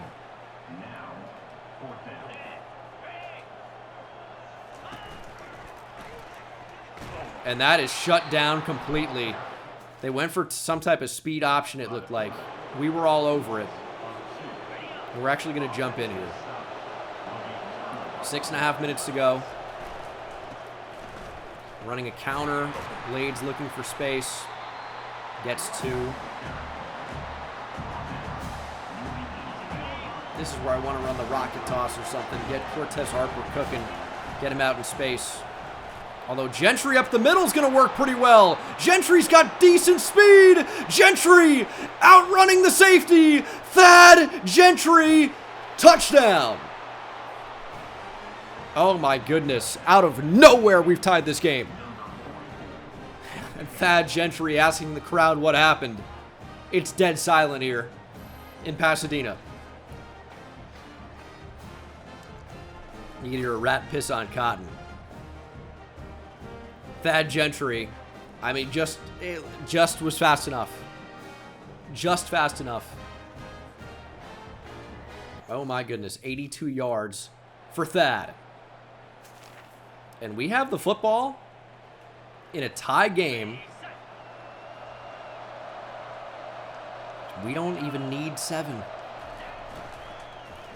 3 would be enough, but it's 3rd and 7. Now we actually need 7. 7 yards. They're begging for us to throw the football. I don't want to. But they're going to tackle Thad Gentry. We really don't have a choice but to punt in this spot.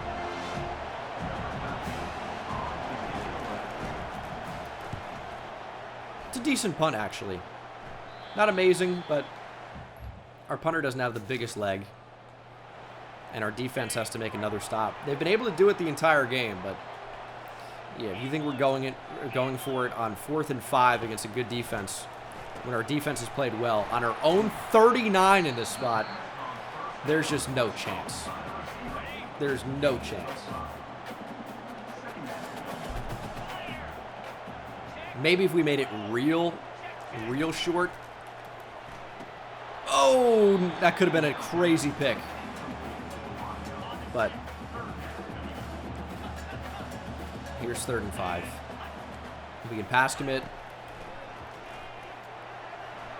Quarterback looking to take off. He's going to get it. Cole Ames, the freshman, has not played especially well today. Made a big play there. Good stop. Donovan Harper has been a pretty good run defender for us. Really, really awesome player in the slot. Obviously an incredible athlete now. Good cover ability. Halfback direct snap. Got to get to the outside. Harper just running a bit slow that time. 3rd and 4. And that's pressure off the edge. Zach Flynn got there. Decided to blitz a member of the secondary. USC going to take some time off the clock. We have 3 timeouts. Could have saved one. But I actually don't mind getting the ball back with about a minute. I thought Clausel muffed it. Oh. All right. What do you got for me, offense?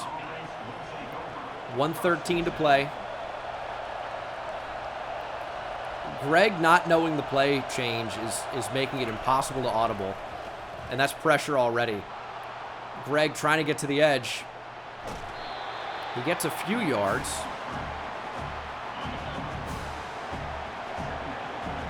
Second and 7. Falls ahead for 4. It's going to be 3rd and 3. It's going to be another scramble here required. And they're going to blitz. Man blitz. They forgot about the quarterback. The worst thing you can do against a mobile quarterback. Man blitz, overload to one side. Made that too easy.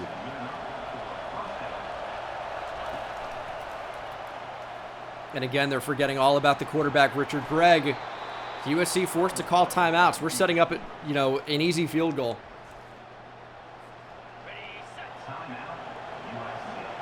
Although we can get some blocks here. Cortez Harper can have a really nice gain. Oh, he's hurt. He's just not going to have that burst right now. Line it up. Their defense is going crazy. 3rd and 9. I don't know why we would call a field goal right now. They do not touch the ball again. They do not touch the ball again. We're staying down the middle. We're going to snap it with 8 seconds. I mean, they shut it down. We're going to call a timeout with 3 seconds to go. They're likely going to try and ice us. We're against the wind. There's the timeout. And we're going to have to be ice cold here to drill this game-winning kick in the rain. To upset, to beat number 5 USC here on the road, Childers needs to nail this kick. It's up. It's got a chance. It's good. Navy survives. Big road win. We stay undefeated here, our first season in the Big Ten. Childers drills it. I mean, barely enough leg against the wind here, but enough is enough. 4-0 in the Big Ten, 5-1 overall. 3 of 11, 40 yards, and a pick for Richard Gregg, but 76 yards on the ground. Gentry goes over 120 with a touchdown. Blades with a TD. Harper really wasn't too bad, but played pretty banged up for most of this game. And then defensively, sack for Zach Flynn was the only sack of the game. No picks. A lot of TFLs, though. Harper with 2, Flynn with 2, Lambo, Mamula, and Utect All names you do not expect to be getting TFLs for us. End up with big tackles for loss. That is a huge win.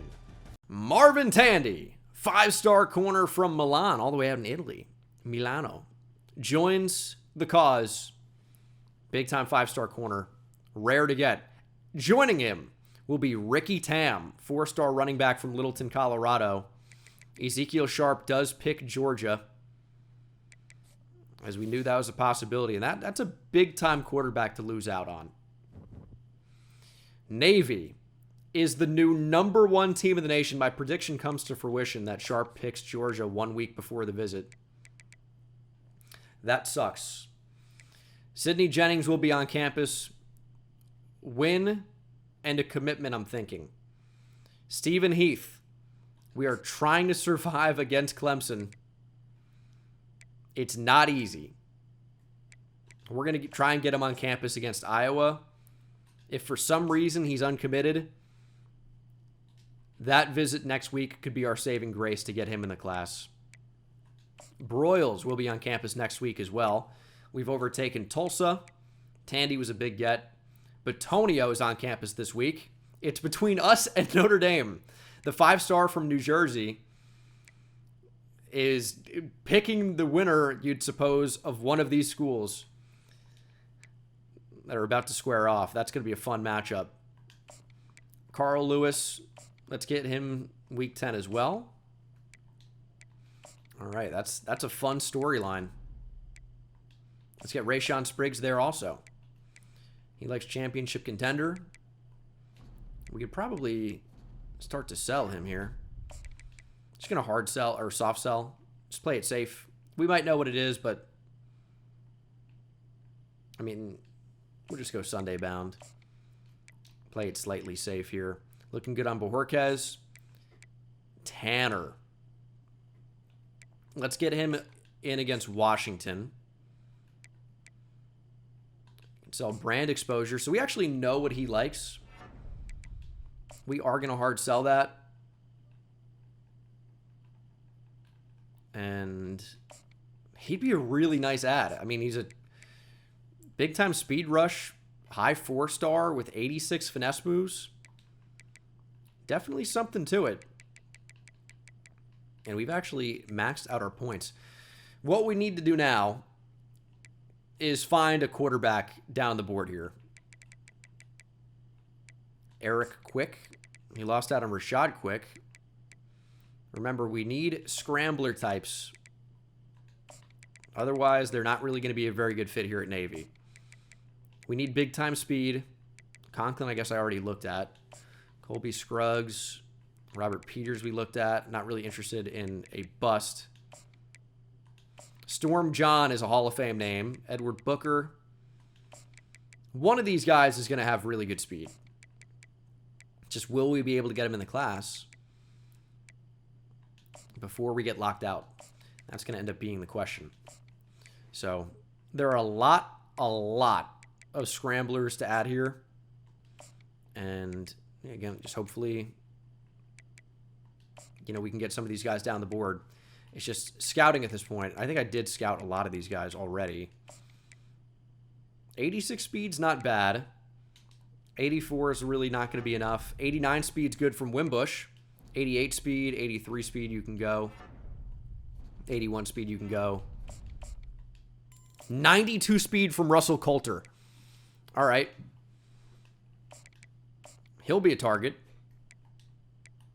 Storm John, 89 speed. Okay. And Silver Magician. Something there as well. And let's offer a scholarship on one of these guys.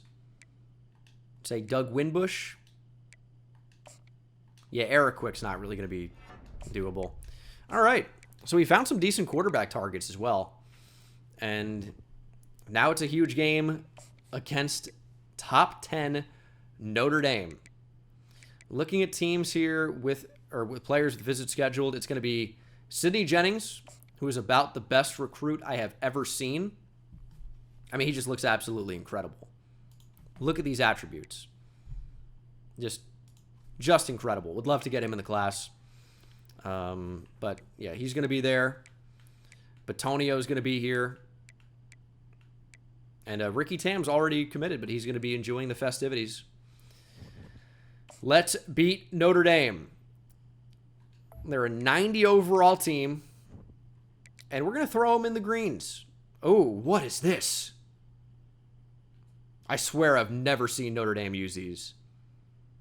Wow, those look insane. I got to see them. We'll go with the Jolly Rogers. That's an insane alternate. Has anyone seen those? I thought the Shamrock was going to be green. They were not. I've never seen those in my life. Apparently they use them against Army. Is that true?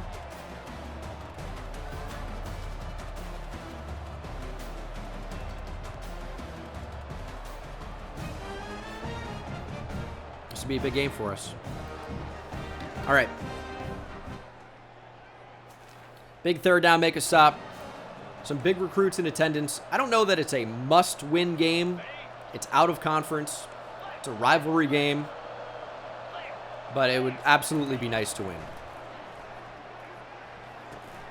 That's just a lot of good patience there. Kenny Minchie, we've seen a lot. He's been a starter here at Notre Dame for a while. I actually think these uniforms from Notre Dame are incredible. I'm a huge fan of these.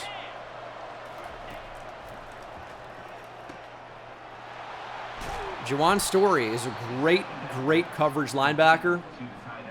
Just a bit of a mismatch there. ND driving down the field. Got to shoot a gap, make a play. Armand Lavrone's got great speed to do it. But he stalls. And it's a diving attempt that is dropped. Play action from Notre Dame. We're going to run commit again.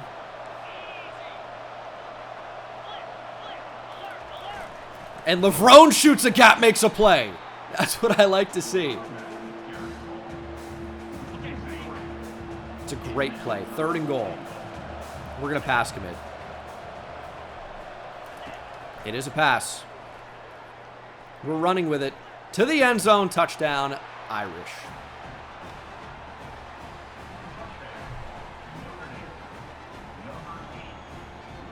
Hey, good effort. Just didn't get the result we wanted. Kenny Minchie gets better and better and better. I think we've played him. This might be the 4th time, honestly. He might have started as a true freshman. Get there! Story cannot close the distance quickly enough. And our offense can't score on Notre Dame. Dude, we got to get to the QB there. We need the sack. Oh, what a play by Juwan Story. I told you, great coverage linebacker. Better in zone coverage than man coverage, no question. That's a great play. 3rd and 6. Be a blocker. Be a blocker. Be a blocker. Okay. Good scramble from Richard Gregg. Playmaker doesn't work the way I want it to half the time. Maybe more than half. Maybe 80% of the time. 3rd and 5, play action. Richard Gregg looking to step up. He will. Oh, gets popped. But he's a dog.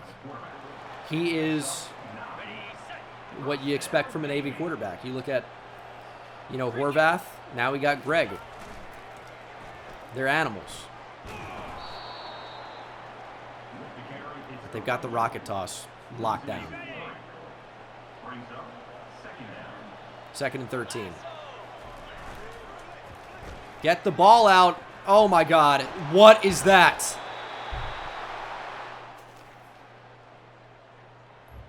Terrible. Our defense gets a stop, though.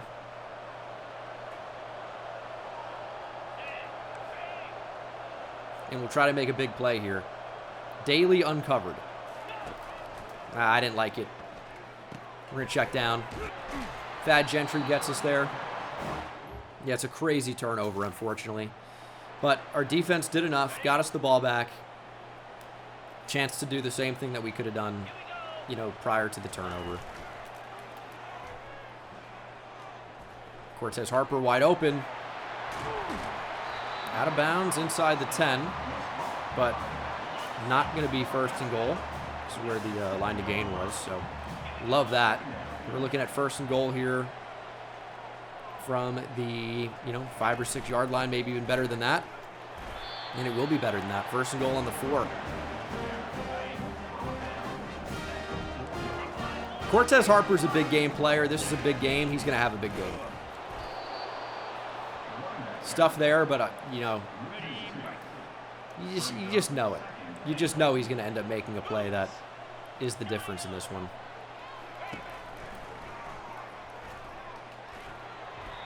Forced it to him there.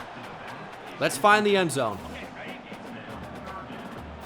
Let's not leave it to Childers. 3rd and goal from the 6. They're going to pinch. Cortez Harper, touchdown. Yeah, get off me. Cortez Harper, TD.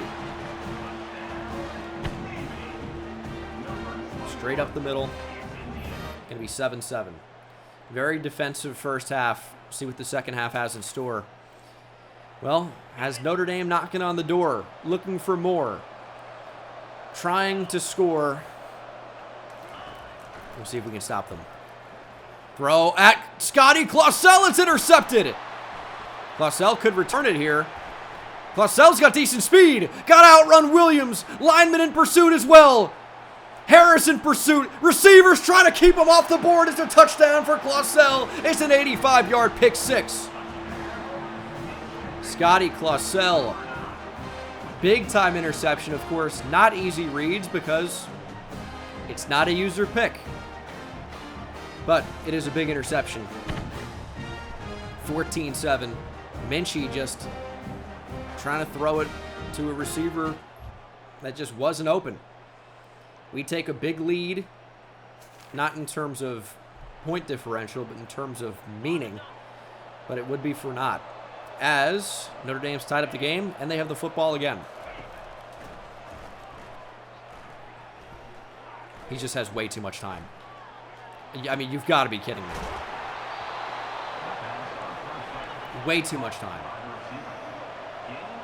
This pass rush is supposed to be decent. Obviously, it's taken a step back without, Terrell Radigan, who was a superstar for us, but we just can't give Minchie this much time to throw.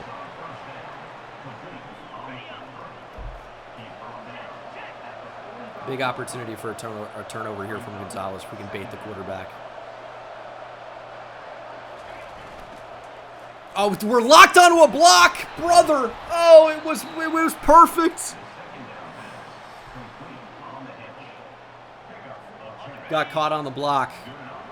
Couldn't get off the block. Would have been a huge turnover.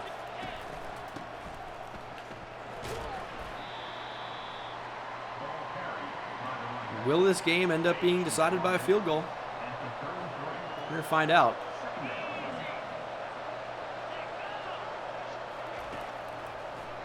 Throw up the middle. First down, Notre Dame.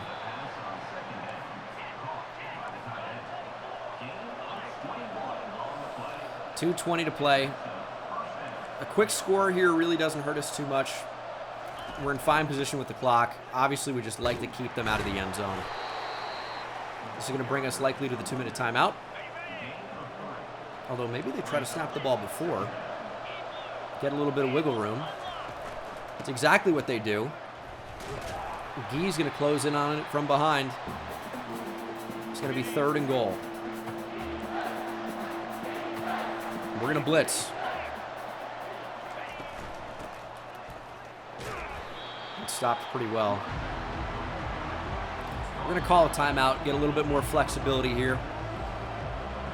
Notre Dame trying a field goal to push them ahead by 3. And it is no good. Wide left.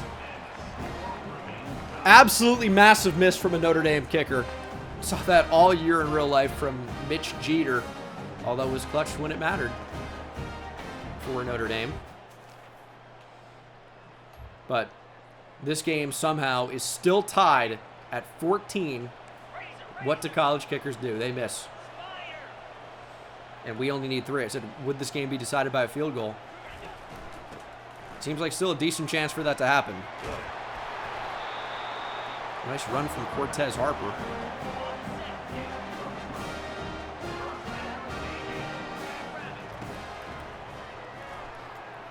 Greg going to be sacked. Losing 5 there is not ideal. In fact, it's going to make me turn shoe clock on. Because now I'm worried about not converting.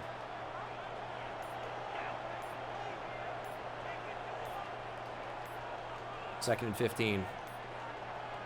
False start from Cortez Harper. It's now going to be 2nd and 20. Oh, man. That's not great. 2nd and 20. 47 seconds left to go. Notre Dame with all 3 of their timeouts.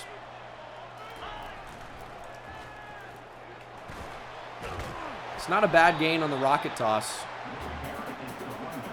But now I'm thinking, I mean, how aggressive can we even get here? This is such a weird spot. Don't want to give Notre Dame time to get a field goal. That's the problem.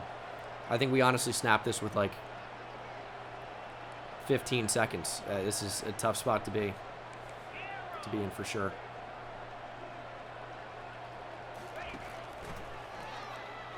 Stepping up, Richard Gregg gets a block. We're actually going to call a timeout now.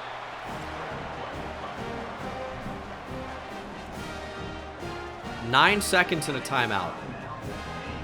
Could we potentially get into field goal range here? Cortez Harper on a wheel could be the move. Let's see if we can find out their coverage. I think it's going to be zone.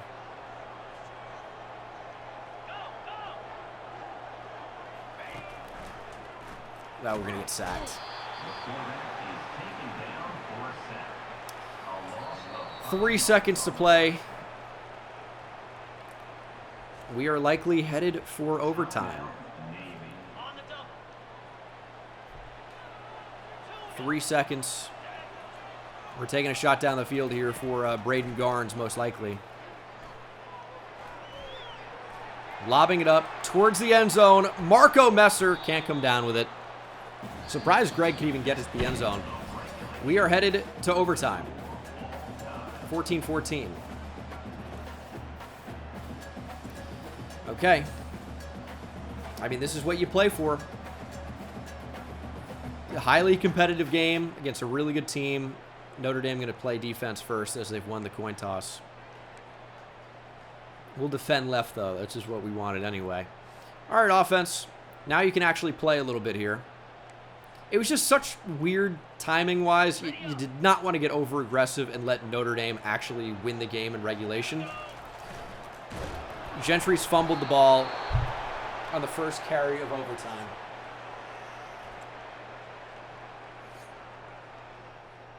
Thad Gentry, dude. And that's likely going to be the game.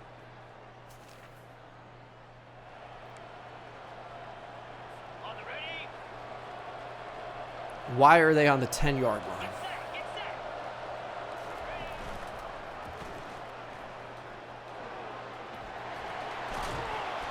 Touchdown, Notre Dame. Kenny Minchie finds the end zone. Fumble screwed us. Notre Dame wins 20-14. That is a tough way to lose. We ended up playing for overtime, and we got one playoff in overtime before Notre Dame lost. Before Notre Dame made us lose the football, and it obviously won the game as a result. No sacks in this one. Big pick for Scotty Clausell.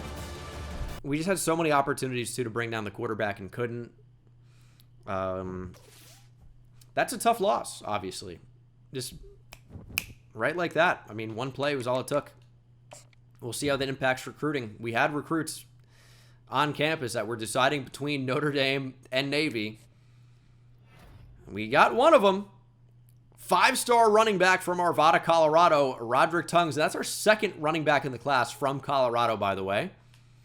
We also add Calvin Batonio. He says, I don't care if you guys lost. I want to go to the Navy. 5-star corner from Blairstown, New Jersey, joins the class. What we did not see is a commitment from the superstar freak linebacker in Sidney Jennings. In fact, we didn't really get a big bonus at all. In fact, we got nothing from his visit. Absolutely nothing. Hopefully Nebraska or Alabama does not make a run. Stephen Heath is on campus this week against Iowa.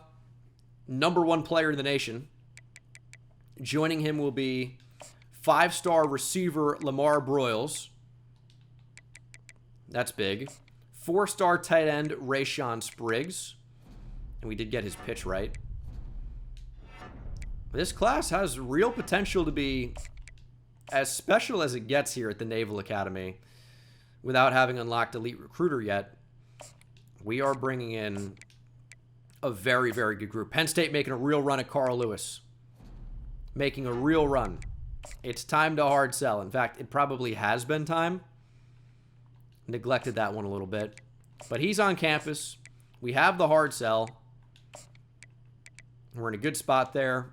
We can wait there. Trying to chase LSU for Jake Tanner. Will it make it to week 12? It might end up being a week short.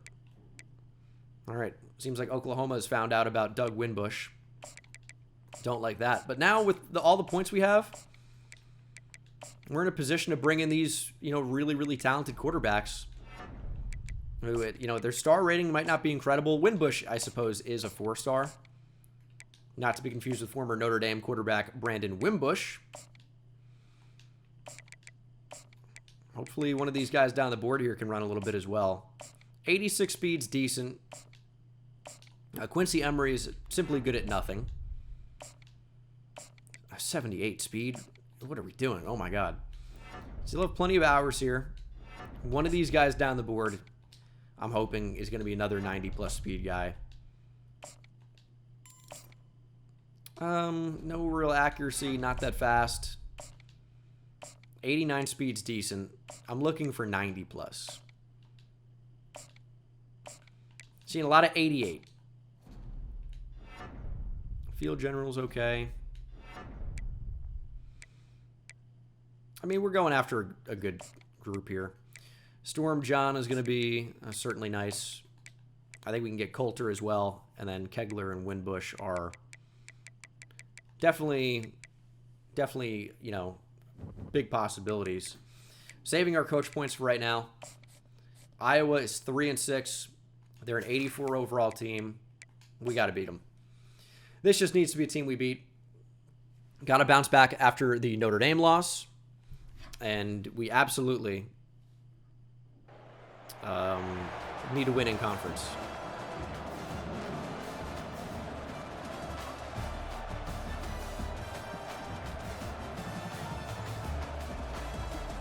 We are all in per usual. We've got a rare night game, and we're up 7-0. This is clearly a different Navy team, or maybe what we're used to seeing. We're the number 6 team in the nation with 2 losses right now and only 5 wins. They've been tough losses, but we're a good team. And I think the AP and the coaches all know that. Iowa has scored points on us, which is never a good thing to say. Never good. All right, Thad, how do we bounce back after a fumble? 3 rushes for 31 yards. Obviously, an overtime fumble is pretty much the worst time you possibly can. Never a good time for it, but that is certainly especially bad as we're going to pitch to Cortez Harper. Honestly, should have been a keeper there, but I didn't think Richard Gregg was going to sneak through.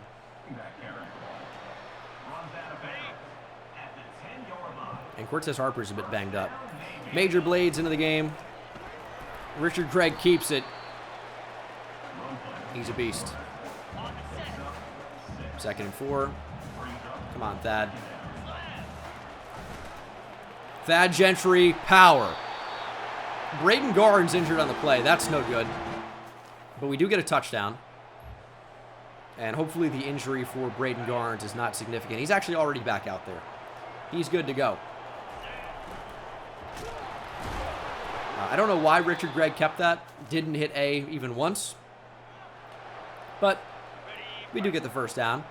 They've got like a 5'9", 170-pound linebacker in there. Guess who we're going to run at? Thad Gentry into the open field. Big stiff arm, still on his feet, fighting the end zone. And Gentry goes down at the 1. You can't really make up for a mistake like that.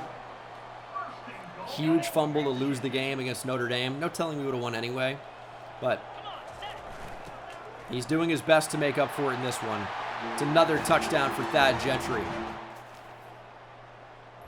Defense still making plays. 49 seconds to go, up 21-7. Cortez Harper in there. I think we're going to roll out and rip the wheel. Actually, we're just going to throw it already. You're going to blitz at us. We're going to throw around the blitz. I don't really like Kitchings getting the ball here. But Harper is swallowed up. We're going to call a timeout. Get to something a little bit different. Get shoe clock off. Maybe try a screen. It's actually going to go to Thad Gentry over Cortez Harper, which I really don't actually like. Did not work out. 3rd and 12. Tough to convert with our style of play. But sometimes you just got to trust Richard Gregg to get it on the ground. He scrambles for it.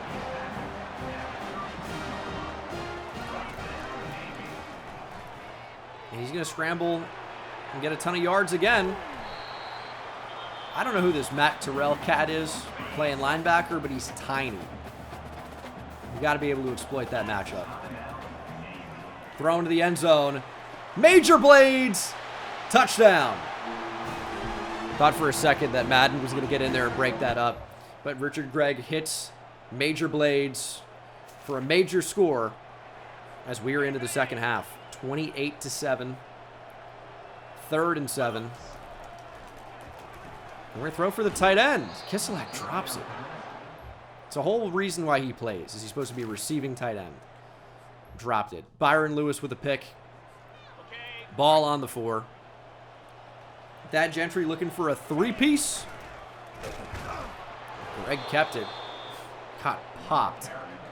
Again, don't remember hitting the A button even once, but okay. Gentry, 12 for 112. Yeah, this is a nice bounce-back game for him, that's for sure. Cortez Harper, touchdown. Iowa defense or offense, really, per usual, did not come to play. Iowa getting absolutely blown out. It's a really good visit for us, for sure. 4th and 13. Nearly jumped by Donovan Harper. Falls incomplete. And, yeah, this one, basically, you can call it. We're up 35-7. Nice pitch from Gregg. Harper doesn't quite get enough. But, I mean, any points at this point is just, you know, cherry on top of the sundae. Icing on the cake. All right. Not a very effective pitch. We're going to lose 22 yards. Oh, sometimes the pitches are just laughably bad. That one's pretty good, though. Cortez Harper will get it all back, and then some. Touchdown. Not good for the Major Blade stat line. Definitely good for Cortez Harper. That is the ball game. 42-7 as we improve to 6-2. 2 touchdowns for Gregg, only 2 incompletions, 111 through the air, 122 on the ground for Thad Gentry, 2 touchdowns for Harper as well with 80 yards. Receiving, 51-yard catch for a touchdown for Marco Messer. Okay. And then defensively, not really much to report on here. Pick for Byron Lewis was kind of the only standout thing that we even had there. And we'll see how that win impacts recruiting. It's a big blowout win with 4 recruits in attendance. We should be getting some here, I'd expect. There is the #1 player in the nation, 5-star corner Stephen Heath from Fayetteville, North Carolina, the #1 player in the nation. Joining him is the 4-star guard Carl Lewis from New Jersey. Big boost for Lamar Broyles, Rayshawn Spriggs. Now, again, we have not seen the commitment of 5-star freak linebacker Sidney Jennings. Very, very close. It's pretty much impossible to believe that Nebraska or Alabama will end up getting him, but I guess there's always a chance. Just that one looks really good for us. Tulsa could definitely steal away Lamar Broyles. That would be unfortunate. Rayshawn Spriggs looks very good. We might make it to week 12 on Jake Tanner. And if we do, I think we get him. We shall see. But we're pretty much done looking at quarterbacks at this point. See if we can find anything else. We're getting pretty late in the recruiting cycle at this point. But, you know, anything we can add for the future, I wouldn't be necessarily opposed to. And, you know, there's some good athlete scrambling quarterbacks that look pretty good here. Would love to get Lamar Broyles. A little bit worried about Tulsa. Would love to get Sidney Jennings. I think we're going to get him. Right now, our class is up to the #9 class in the nation. 6 5-stars committed, 2 4-stars. And, I mean, there is a chance we could potentially add some more 4-stars even at this point. I know it's super late in the year. But there may be a player or two who is still open and will consider us. Not at quarterback, though, but I wouldn't mind potentially adding another running back or two. You can really never have enough of those guys. And, yeah, like a blocking receiver could be good. I think we're pretty much good at tight end, but, I mean, we can take a look. But we're going to bring in multiple tight ends in this class. There are actually a lot of players that are still uncommitted that would potentially consider us.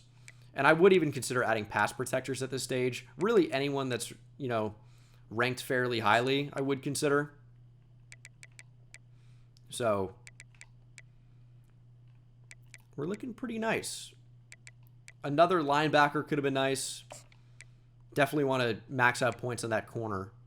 Whether he's good or not really is irrelevant.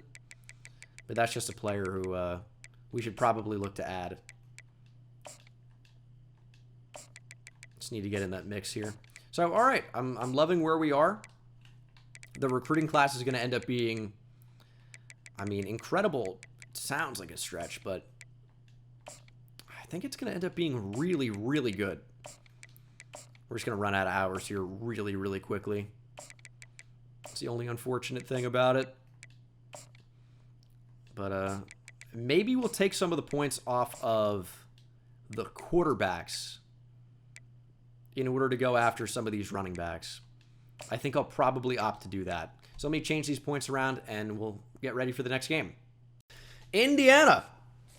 We have not played them in this series, at least. I don't know that we've really played them in many series that we've done. Like, who do we move to the Big Ten early on? Kent State. I guess it's not that long ago. We may have played Indiana, but they've got a really cool stadium. It kind of has like an old school, like I'm not going to say Roman Empire, like Greek architecture type vibe, but it feels a little Colosseum-esque. That might seem a little bit crazy, but you guys are going to see what I'm talking about, and then you'll at least see why I'm making that type of claim. It's something going on. I don't know. I feel like I've seen it before. It looks cool. I guess maybe it's that part. That doesn't look quite as I remember. Anyway, that's Heps Rock. Better than Heps C. Let's go. 3rd down alert. We are 6-2 with the #4 team in the nation. And we are trying to win a national championship and also secure the commitment of maybe the best recruit I have ever seen in Sidney Jennings, athlete linebacker from the state of North Dakota. We're going to get this pitch going. Rocket toss. It's just not the move to go to major blades towards that side. He's our slower back, and it's kind of just, it needs to go to Cortez Harper if we're going to do that. Otherwise, there's no chance. And that's terrible. Or is it? Pick up the ball, Cortez. Terrible. All right. I don't really have any words for that. It was absolutely horrendous. We'll nail the kick, though, hopefully. And we're on the board. That could have been a lot worse. Interception by Donovan Harper. We've got the ball on the 3. Let's punch it in. First and goal. Tried to cut up the middle towards the open space. Not as easy as it looks, I suppose. Greg is ice cold because of the fumble. We're going to get him a touchdown as a result. Again, never hit A to pull it. I don't know how that play works sometimes, but Richard Gregg takes it himself. Hopefully is not ice cold anymore. And we are just ripping off huge plays after huge play. Cortez Harper, 27-yard rush. 31-yard rush by Major Blades. And we are back to first and goal, this time from the 5. Let's punch it in. We're going to punch it in. Thad Gentry dives up the middle, touchdown. Incredibly easy. Our defense is playing really, really well. We're up 17-0. But scoring quickly is not exactly something we can do very often. We need pass protection. And we actually might have the post here. Cortez Harper over the top and gone. He's got such incredible speed. The fact that we can line him up basically as an H-back and then just say go run past a linebacker, it's unfair. It's unfair. I mean, look at him.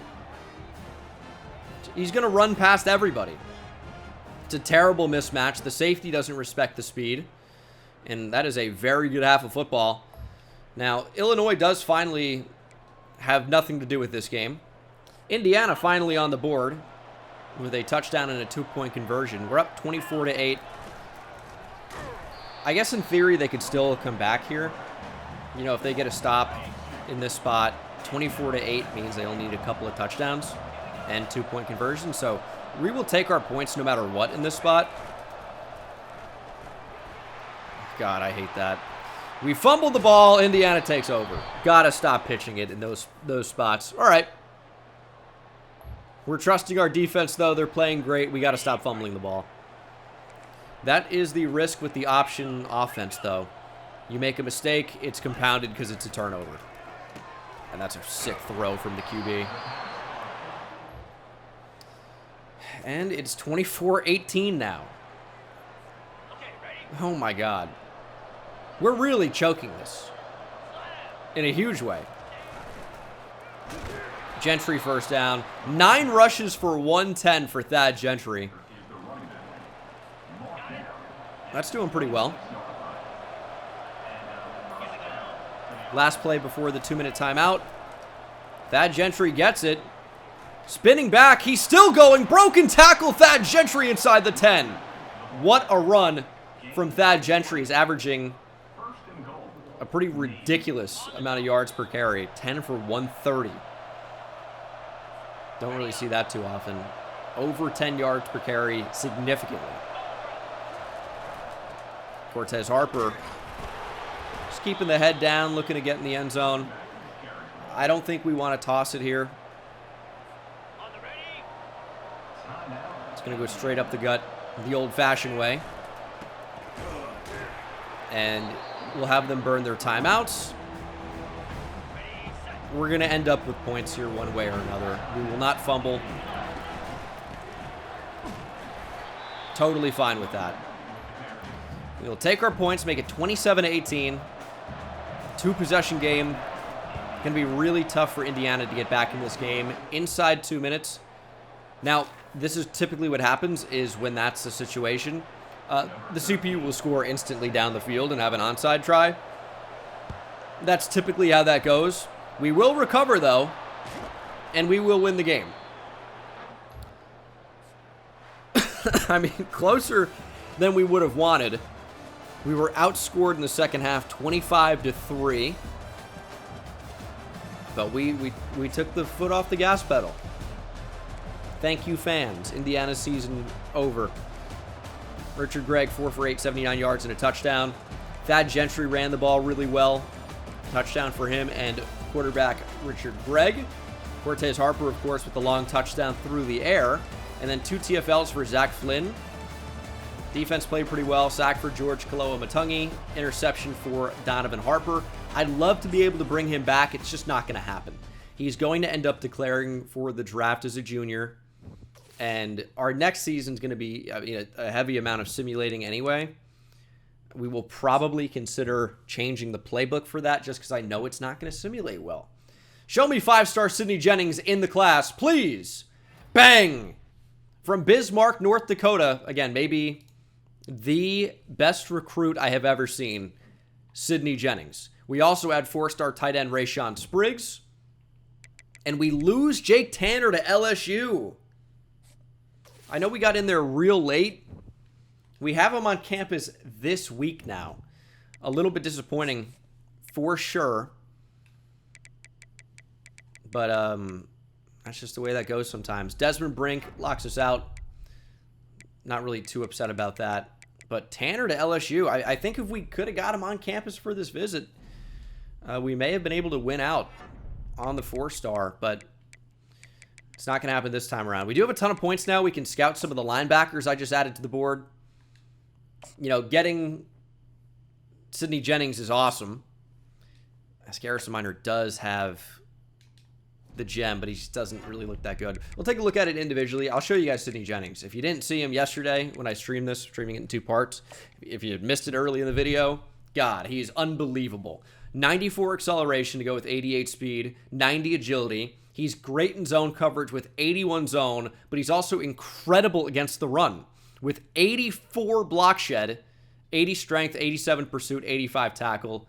He is an incredible player and obviously a fantastic addition to the recruiting class.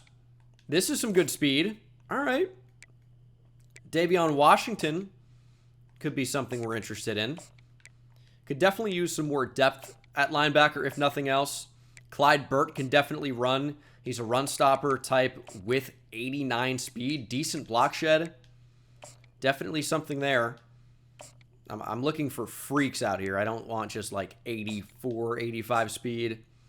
I want guys that can really end up being game changers if we're going to take any 3-stars in this class.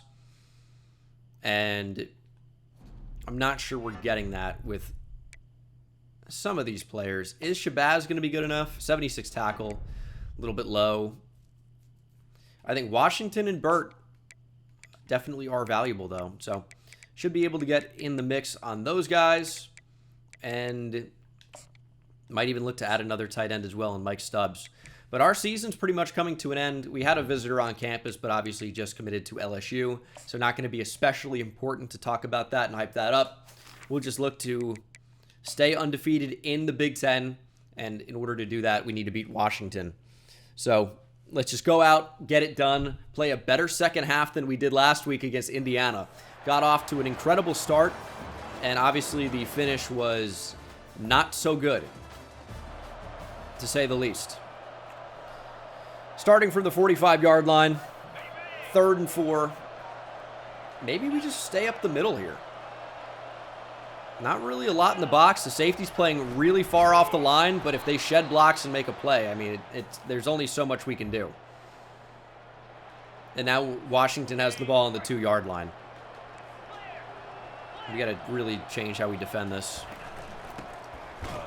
There we go, though. Muhammad had a rush for 30-plus yards. Stopped that time. I mean, look what they're doing here. Obviously set up to run the ball. We'll see if that ends up happening. And it looks like they will. And we just can't get off blocks. Easy touchdown. Easy touchdown. But we are driving again. 31-yard rush by Angel Daly, and then a 36-yard rush by Major Blades. Okay. It's not too bad. No, these pitches are killing me. That one, we probably should have just taken the loss instead of an absolutely massive loss. They're just kind of defending everything. I mean, the option wasn't really working especially well against Indiana.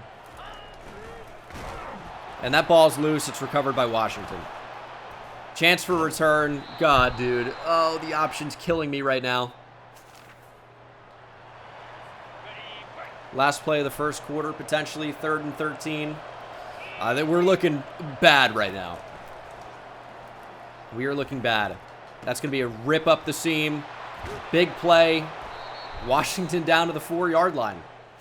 And they're going to be up 14-0 probably before you even know it. Okay, well. Kind of getting destroyed right now. But we've made some mistakes offensively, and our defense is not able to stop them. Oh, boy. We just got to stay away from, like, inverted veer and triple option right now. We have to run, you know, some more classic looks. Richard Gregg is unfortunately hurt, but we're going to need to take off with him anyway. I just can't have that extracurricular stuff at the end. Touchdown here would be huge. Game is not away from us yet. We're going to roll out again. They're not worried about Richard Gregg. If you don't worry about the quarterback run, that is out of the question. How is he allowed to hit the quarterback that late? Gregg's already hurt as well.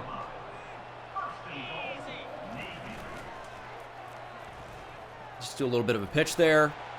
Lost momentum. How is that not a touchdown?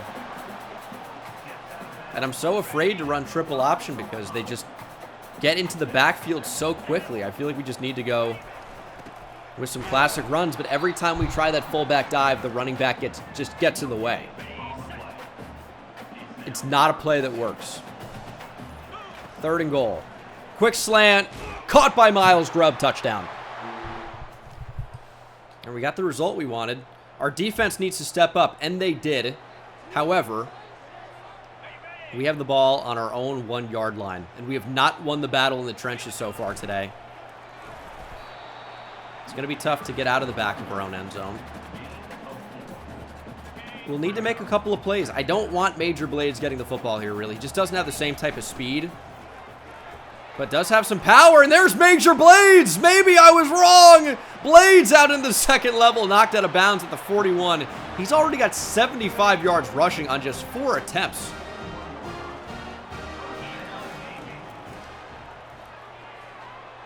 Tried to throw it away. That certainly did not work.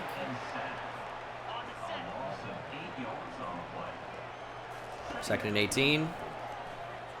Shot down the field. Does Grubb have a step? He does, but he drops it. Ball may be slightly underthrown, and now we're looking at 3rd and 18. Couldn't get the throw away, and this is the result. Okay. Nowhere to go for Cortez Harper. Decent punt, but obviously not what we want to do in that spot. 2-minute drill, go get some points to give the ball to Washington, who scores instantly to make it 21-7. Isn't great, and now we're looking at 3rd and 10. Down 21-7 here in the 3rd quarter. Trying to step up with Gregg. We just simply can't go down in that spot. Need to get the first down. I don't really want to play 4th and short against a team that's kind of dominated us in the trenches so far today. Really have not been able to run well up the middle. I thought for sure that was a different route. That's going to be a touchdown. Braden Garnes made the catch. I thought he was running like towards the back pylon, towards the corner of the end zone. Never really took any angle there. Just stayed straight the entire time. Did I get the route wrong? It's not what I wanted, but good result. 3rd and 18. We'll see if Washington decides to snap this ball or go into the 4th quarter. They will snap the ball. Big tackle by Story. It'll be 4th and 9. We'll get the ball back and hopefully score. We punted, and then we got the ball back. Down by 7. 3rd and 4. I mean, they're all up here near the line. Richard Gregg keeps it, gets it. Really wanted a big play there with Cortez Harper. Was not to be. Still operating close here. I know it's like, why would you call a toss play towards the short side of the field? There are its benefits. Cortez Harper 1st down. Finally a first down. We're not set up with one play where we need to do something. 3rd and 5. We're looking at 1st and 10. Gentry up the middle. That's going to be enough. He looks like he's pretty banged up right now, so that's not great. Maybe we'll go to Cortez Harper.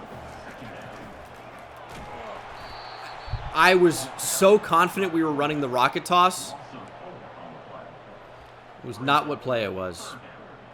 And now it's 3rd and 10. It's a big down.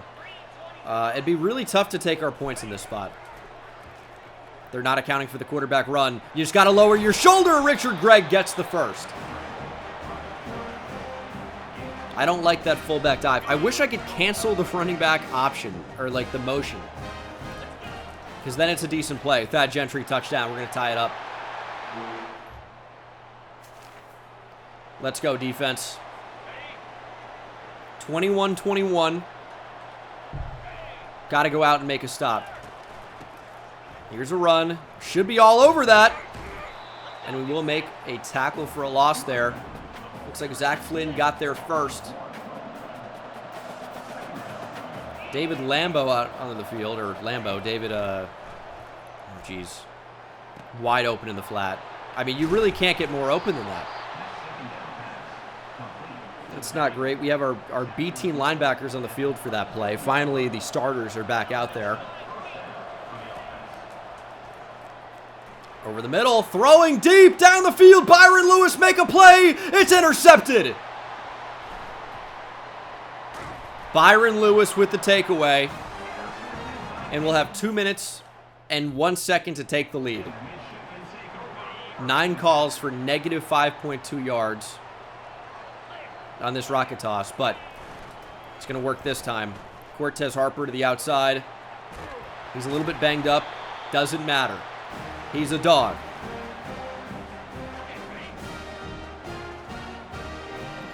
This is such a menacing front to run on. Don't really want to. Greg on the move. Open receiver. Garnes makes the catch. You know, we're so limited. Greg really can't exactly rifle the ball in there, which is a little bit unfortunate. Run the ball. Harper up the middle. Big stiff arm. Harper's still going. And we'll get him for another year next year also, which is pretty awesome. But obviously he's incredibly valuable this year. Yeah, Gentry's super banged up. Washington going to start using timeouts. It's crazy how the CPU only wants us to throw the ball. It's just not even a good decision.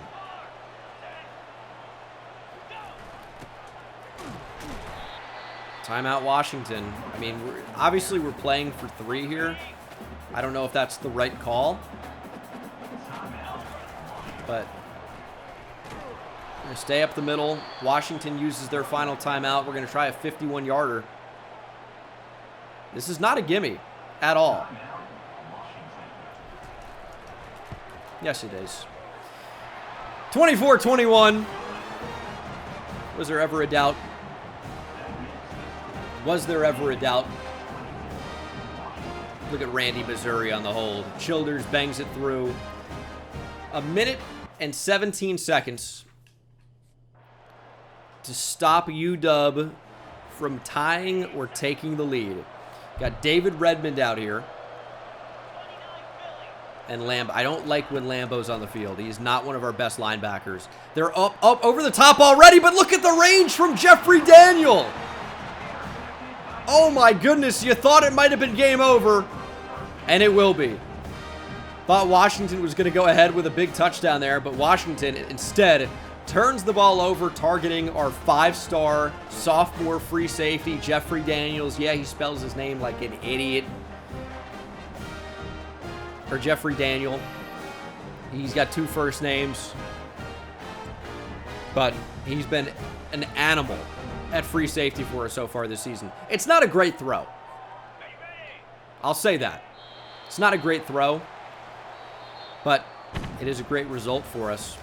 24-21, 8-2, 7-0 in the conference. 2 touchdowns for Richard Gregg through the air. Of course, had over 100 yards rushing. Touchdown for Thad Gentry. Major Blades, 5 for 90. It's a pretty crazy output. I mean, look at our yards per carry for the team. Just insane. 45 yards and a touchdown for Braden Garnes. Touchdown for Miles Grubb. Defensively, some TFLs in there. Sack for Kaloa Matungi. Picks for Byron Lewis and Jeffrey Daniel end up being the difference in the game.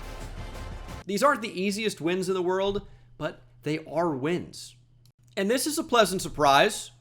Didn't know if he was going to end up picking us or Tulsa, but 5-star receiver Lamar Broyles does pick Navy. Don't expect, or especially expect, a 5-star receiver to join the class. Does he watch Navy play? Or maybe he just has an absolute thirst for run blocking or serving his country. Either way, it's a pretty good addition to our team. He's 6'6", 197. He's an athlete. I don't know what else he would play, but he's got 94 speed. He could maybe be a safety, I suppose. He's an athlete. I mean, at 197 pounds, he's not playing tight end for me. But that is a nice addition. And we just have so many points here. We could potentially look to add another big-time receiver as well. Leon Joslin, 6'5", 192. I think there's a chance that we could go ahead and win that recruitment. There's a possibility. And we just have a ton of points right now. We're doing really well. We're going to get like everybody that we want. So hard to complain about that.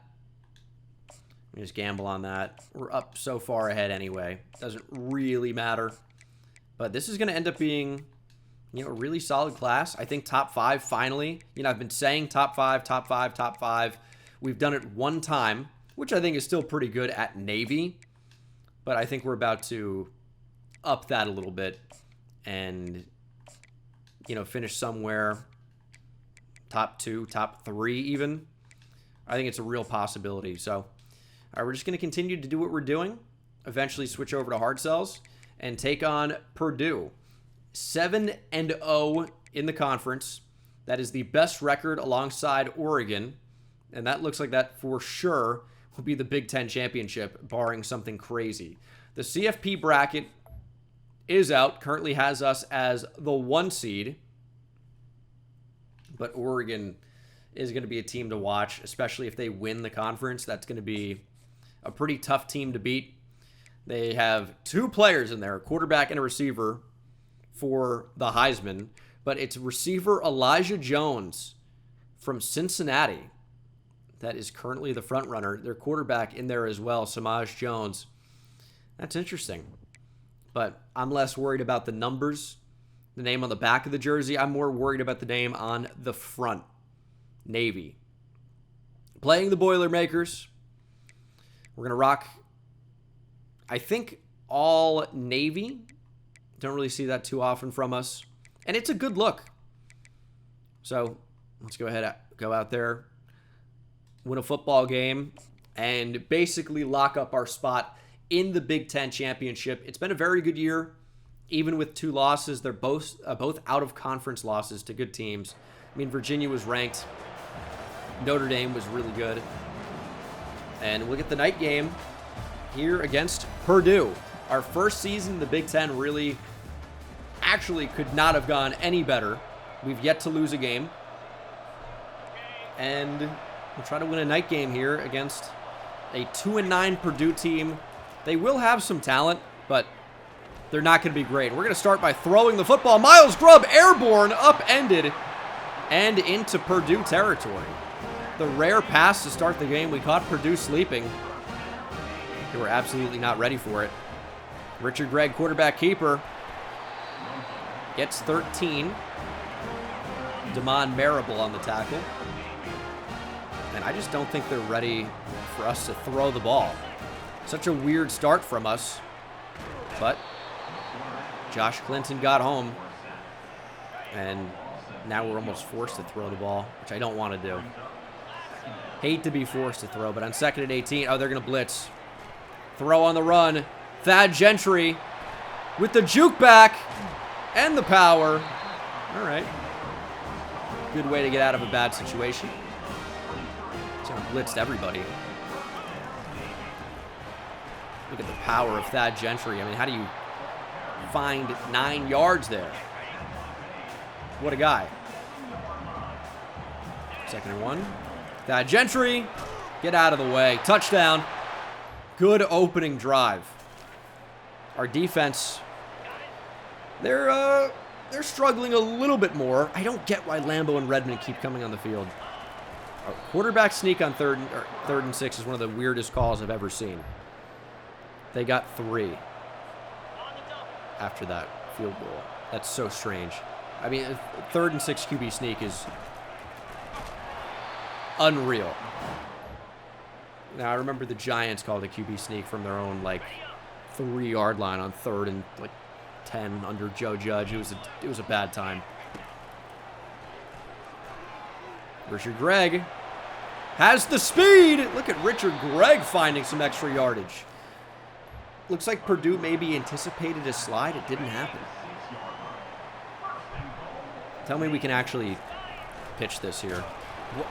Fumble recovered by Richard Gregg. I don't even know if that was a real fumble, but oh my goodness, dude. Didn't even try to pitch it there.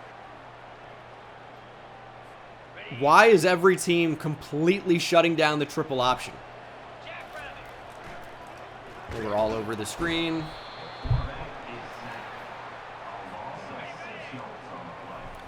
Okay. Oh, I don't think this is going to work.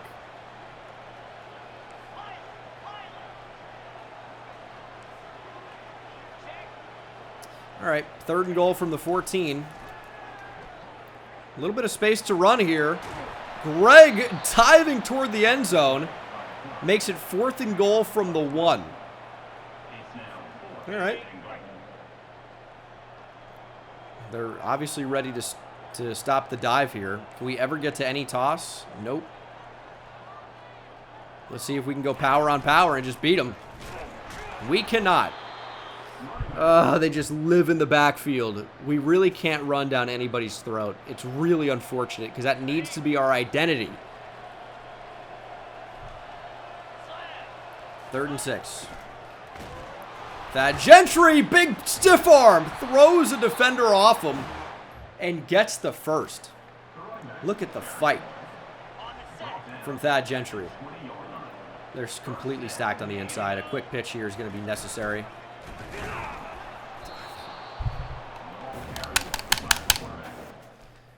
Hitting LB, dude. God dang. I mean, I was trying to pitch it instantly. He just is like, nah, I'm not gonna. Worked that time, but we don't get any yards.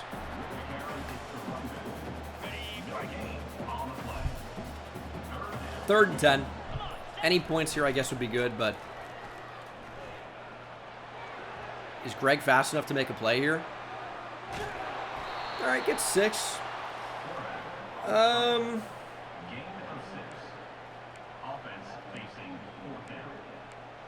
Yeah, we're going to take our points here. I don't love from the right hash, or any hash, but this is the left one, of course. Kick is good anyway. Touchdown game. We're going to trust our defense, and they came up clutch. Got us the football back. We're looking at 3rd and 6 from midfield. If we can get the ball to Cortez Harper, it really should be a big play, but it often isn't. And something happens. And we don't get any points there. And now we're into the second half, only up by a touchdown. We don't have the ball.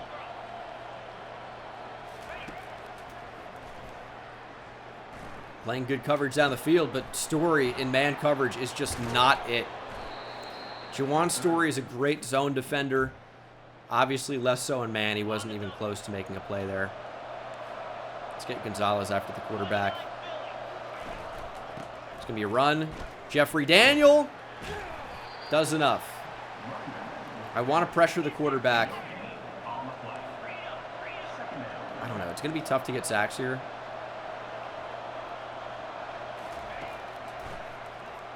But we might actually be able to do it, and that's losing a ton of yards. Anthony Gonzalez got there first. I think it was Kaloa Matungi that actually cleaned up. And it's 3rd and 31. We're blitzing again. And we play good enough coverage to hold them to 3. I would say this is a pretty makeable kick here. It's got a chance to miss, though, and it just sneaks in. Okay. Come on, offense. They're giving me a 53-yard field goal on 4th and 10. All right, a little bit of wind. We're going to factor that in. From 53. You call the right man for the job. That kick is good. And we need our defense to force a turnover or something. Yes. They got us the ball back. 3rd and 3. Got Kiselek out there. There's the pitch to Harper. Easy first down. Touchdown wins the game. That's what we need to play for. But it's 3rd and 7.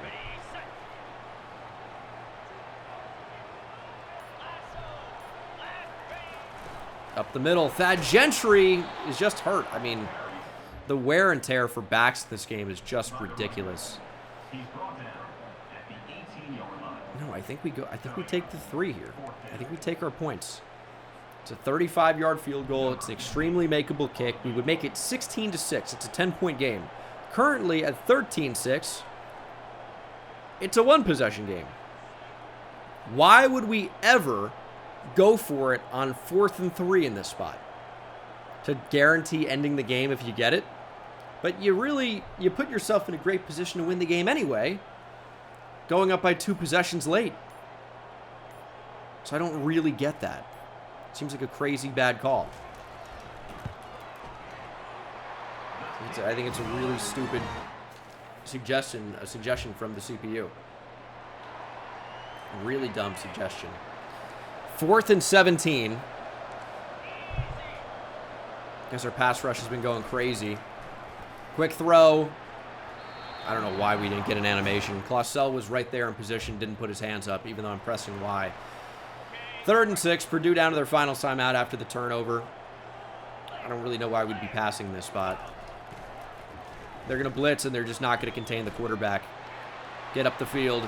Richard Gregg fumbles the ball into the end zone. It's recovered by Purdue. What? All right.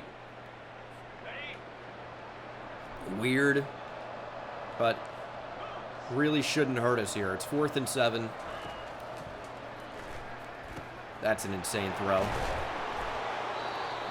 Purdue just simply can't win at this point. That is the ball game. We stay undefeated in conference play. They do end up getting points to make it 16-13, so it looks a little bit closer than it was. But, I mean, I think we won pretty comfortably at the end. 82 yards passing for Richard Gregg, 113 on the ground, and a touchdown for Thad Gentry. We pretty much ran the ball really well. Threw the ball fairly well also. TFL for Byron Lewis, Evan Potts, Jawan Story, Kaloa Matungi, Daniel, and Gonzalez with 2.5 sacks for Kaloa Matungi. He's really starting to get pretty good. Half a sack for Gonzalez. No picks in this game. But again, solid result. Not always pretty, but a solid result.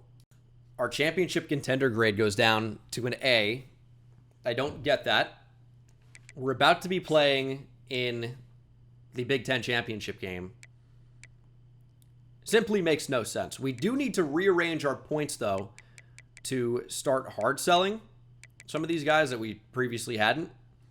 And we should have some leftover hours. Obviously not going to be doing any visits, but it's the Army-Navy game. Army's actually ranked. They're number 23 right now.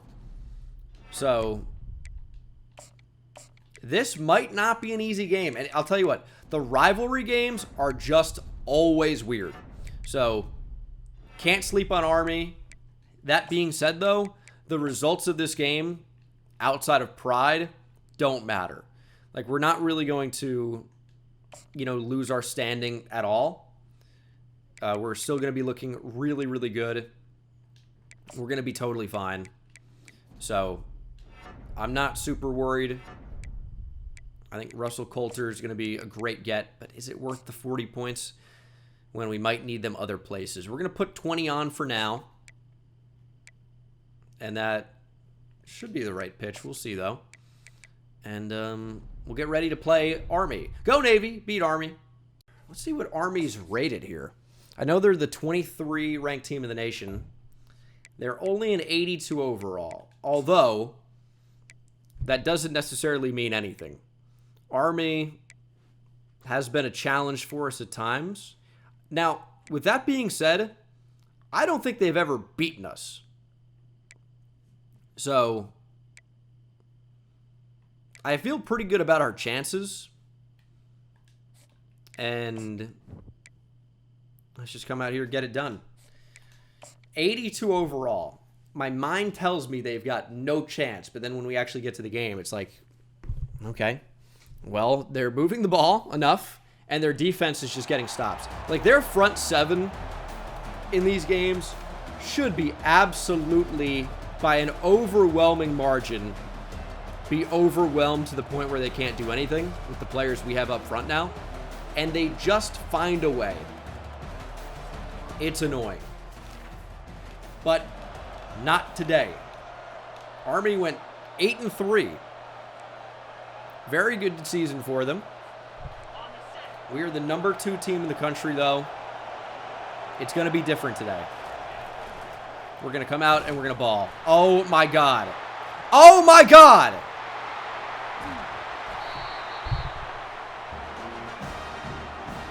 The pitches are so annoying.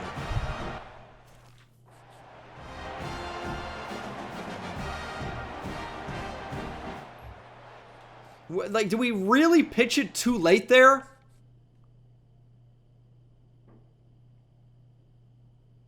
I feel like I pressed it earlier than this. And then he just doesn't pick the ball up. First and goal from the 4 for Army, and they're actually going 5 wide. QB draw.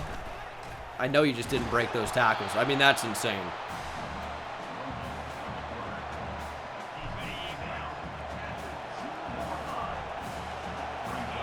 That is insane.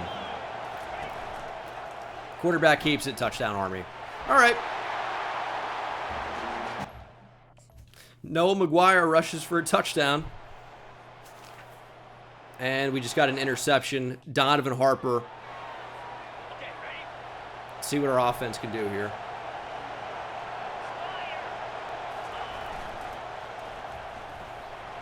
Oh my God, they collapsed in from the flat. That was nearly disastrous.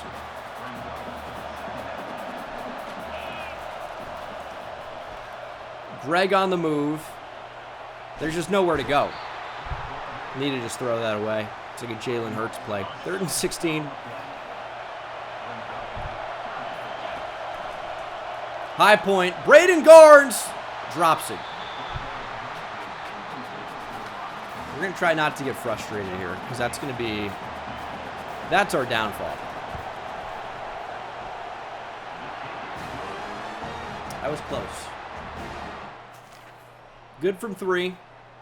I think over a full game, we dominate this team. Let's need more possessions. I just see we can never fall forward. That's the crazy part to me. Can never do it. We're going QB power. No, we're going halfback dive. Cortez Harper find a way.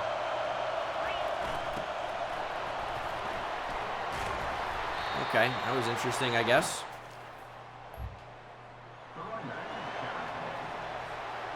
Inside veer. I mean, the ball's got to come out really early if we're going to pitch it, is what we've learned. This play is constantly going for negative plays. Or negative yards.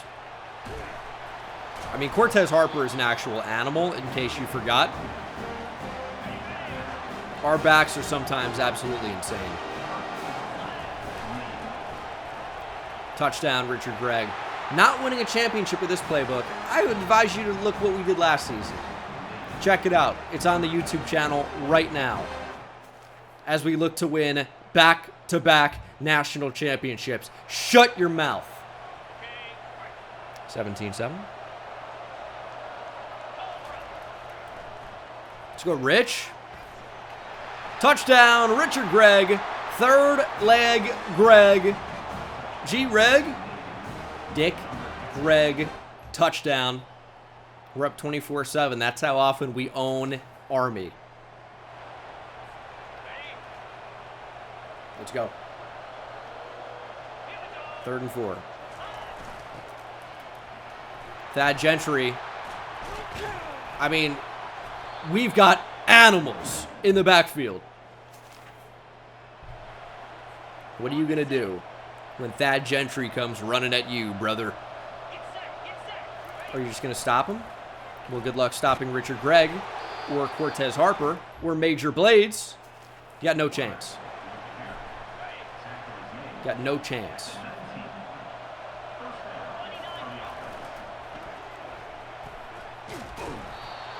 And we have a tank at running back. Or at quarterback. He can't throw. That is a downside. And we fumbled the ball trying to pitch it. There was no reason to do that. There's simply no reason to do that. Braden Garn saves his touchdown. Got to just take the negative play. That's what I need to be better about when we're running this playbook. Can't be afraid to take a negative play. Better than a turnover. 4th and 4. Let's press them. If they win down the field, whatever. Throwing deep. It's intercepted, Scotty Clausell. They can't throw the ball either. That was a terrible ball. That realistically should be a touchdown. It wasn't. All right, speed option. That safety's going to come up to try to blow this up.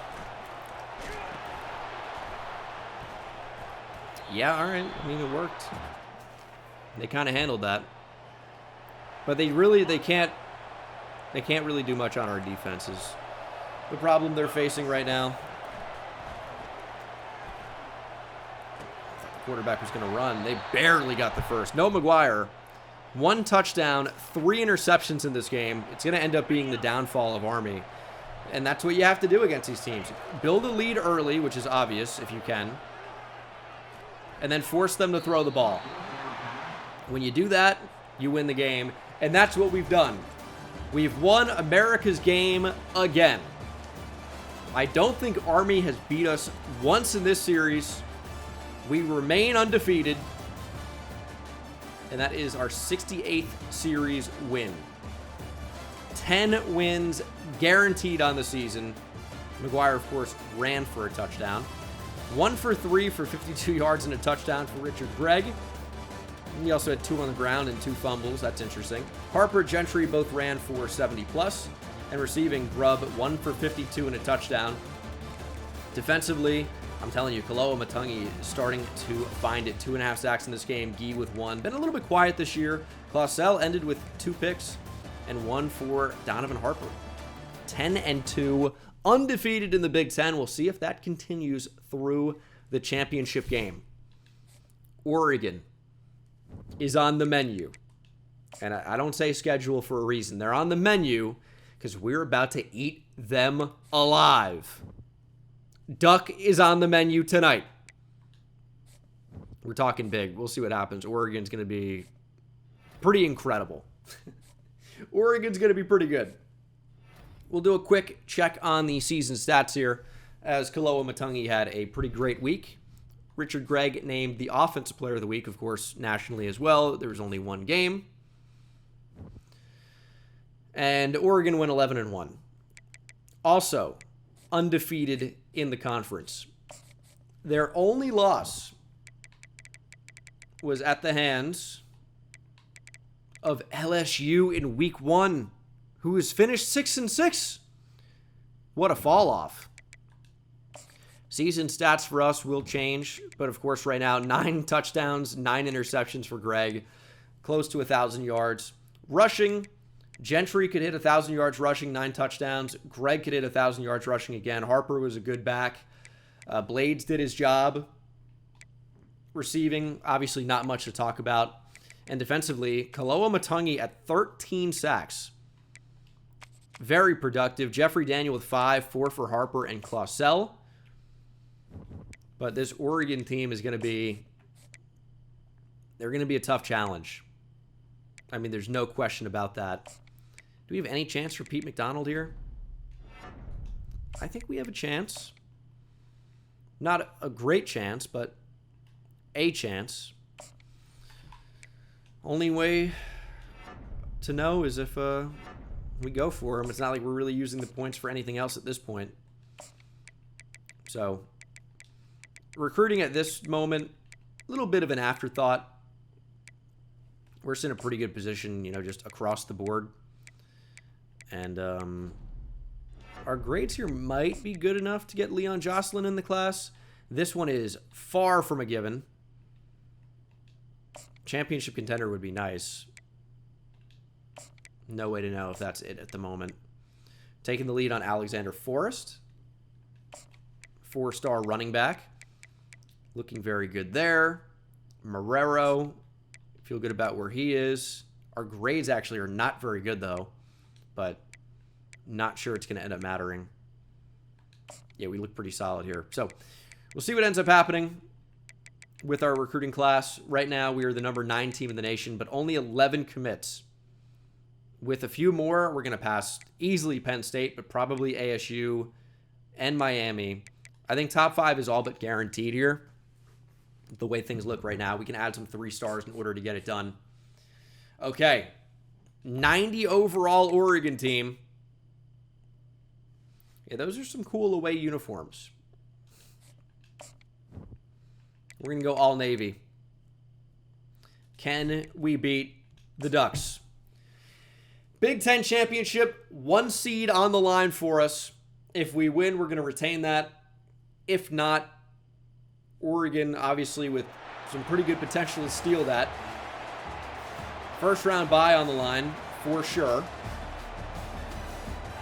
Got to beat the Ducks. Big Ten championship on the line, our first year in the conference. We're not in the Jolly Rogers alternates.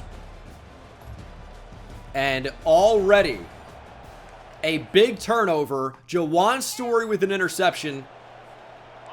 We will need to capitalize. And that means not turning the ball over early.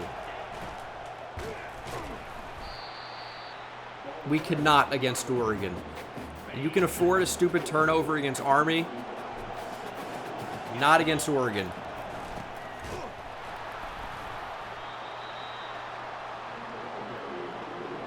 Slip screens may be a bold call here.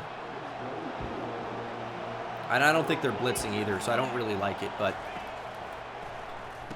got the ball out. Harper, look at the power to get the first. Just sheer power of will, determination, picks it up. Thad Gentry falling ahead there. And I hate Oregon in CFP 25. They're the team I certainly hate the most in recruiting. And also, if you remember back to Nevada Dynasty, we had our challenges playing them as well. 3rd and 4. Gentry stopped. We're going to keep it on the ground. We're going to challenge them up the middle to make a stop. And they do. Oh, that's a really, really bad stop. Short field now, only slightly, but look at the nose tackle. Just completely overpowers us. And obviously with this handoff, we had no ability to cut it off to the left. That's tough. If we can just get up to the linebacker, I think maybe it's a first, but it's not. I think we do need to go for it in that spot. It just didn't work. And we're going to have our hands full defensively against this Oregon team. They're really talented. We're going to run, and we have Jeffrey Daniel actually playing at the back of the end zone. What are you defending? Touchdown, Oregon. Only down 7-0, though. 3rd and 8, just can't let this get out of hand. Going to take off. It's an unbelievable stop. We're going to fake the punt. Thad Gentry up the middle. They weren't ready for it. All right, we got aggressive there. We can't be afraid to get crazy in these spots.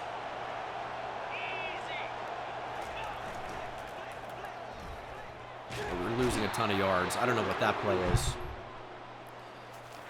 It's going to be a 51-yard field goal. That was just like we had no control. It was designed to be bad. Got to drill from deep. And that's exactly what we do. All right. On the board, at least. Nearly blocked, but wasn't.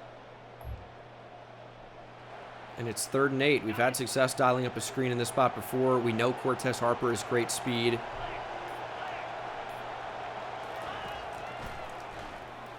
Got the ball out to him.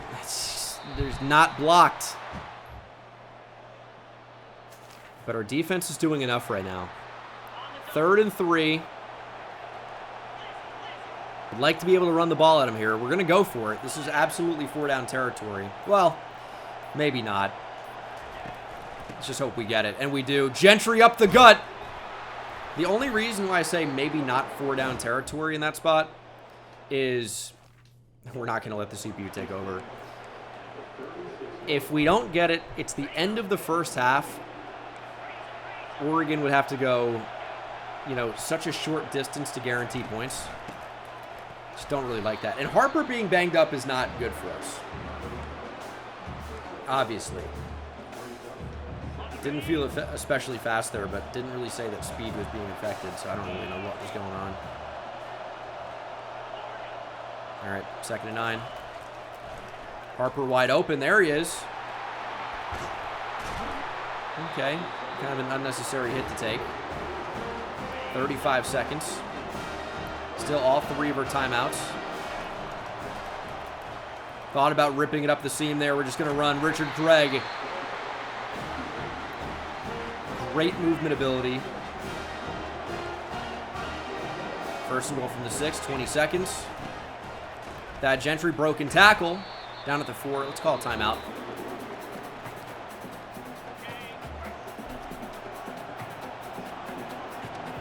Stacking the box here.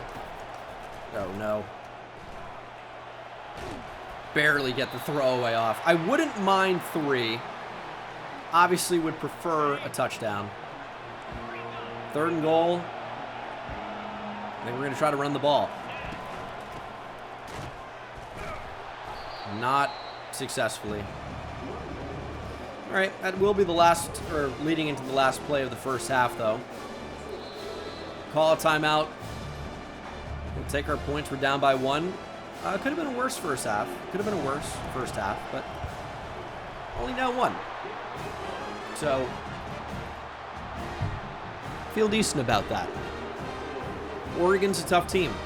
If we beat them here or lose to them, I think we still see them again in the playoffs.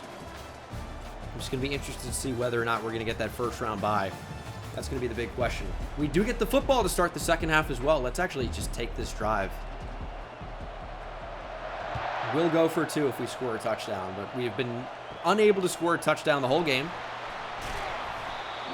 Hopefully that changes here in the second half. We're going to need it to. Maybe we can get him with the counter. Absolutely not. And I did think about getting out of that with how they stacked that right side, but opted to just keep the play. They did not fall for it. There's Harper, though, in space. Good spin move for Cortez Harper. That's what I'm talking about. -4 speed for him. We just can't have him get injured, man.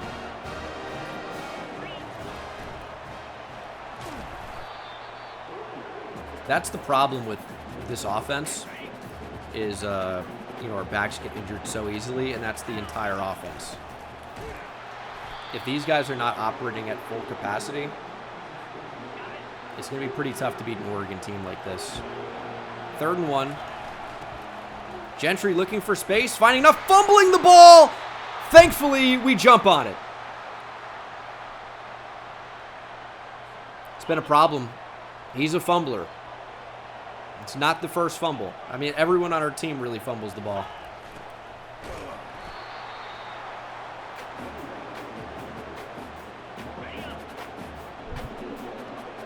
Second and 9. Oh, jeez, Harper taking a shot now. We get 0.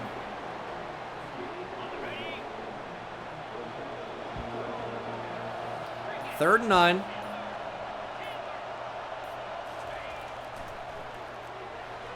Just didn't really like anything. Sets up 4th and 11. From the 50, we just don't really have a chance here. But our defense has been making some plays. Our offense can't capitalize. But this is a really important play. Down by 1, 4th quarter, 3rd and 4.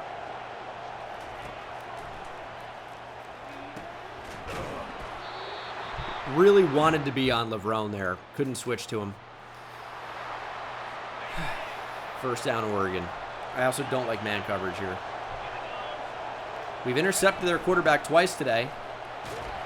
Hasn't really meant much. We have not capitalized on offense.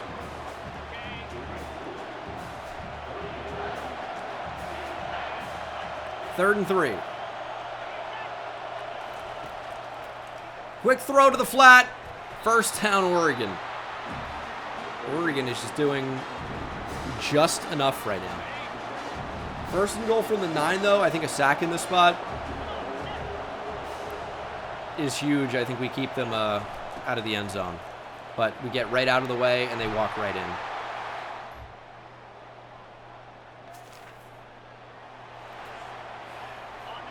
Not great. We'll need a touchdown and a 2-point conversion. And we're sacked. If we just have to drop back against his pass rush, we're not going to be able to do it. Second and 15.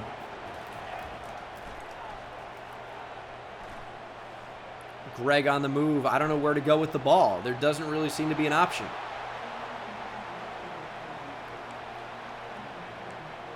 And what do you do on 3rd and 15 against this team? I think you got to play for 4-down territory. You're not picking it all up here. And they read that so well. Intercepted by Oregon. Awful angle from Greg. Saves a touchdown, but they just completely, they played it. I guess they knew we weren't going to challenge him deep. It's just, that's incredible, dude. I guess he's got eyes on the quarterback there. Whips around with the ball in the air. See, he doesn't know where it's being thrown to, I guess, but with his back turned, he knew they're not challenging me deep. That is tough. So, we're not going to have that first round bye, probably. I don't really think we're going to be able to win the game at this point. But, I mean, I guess you never know. Maybe we get a turnover. Maybe they force the ball. Maybe we get a quick touchdown and an onside kick. You got to take the ball back.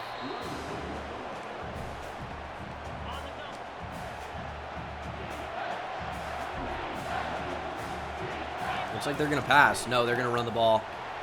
Big hit. No fumble. Oregon will make it a 17-6 game.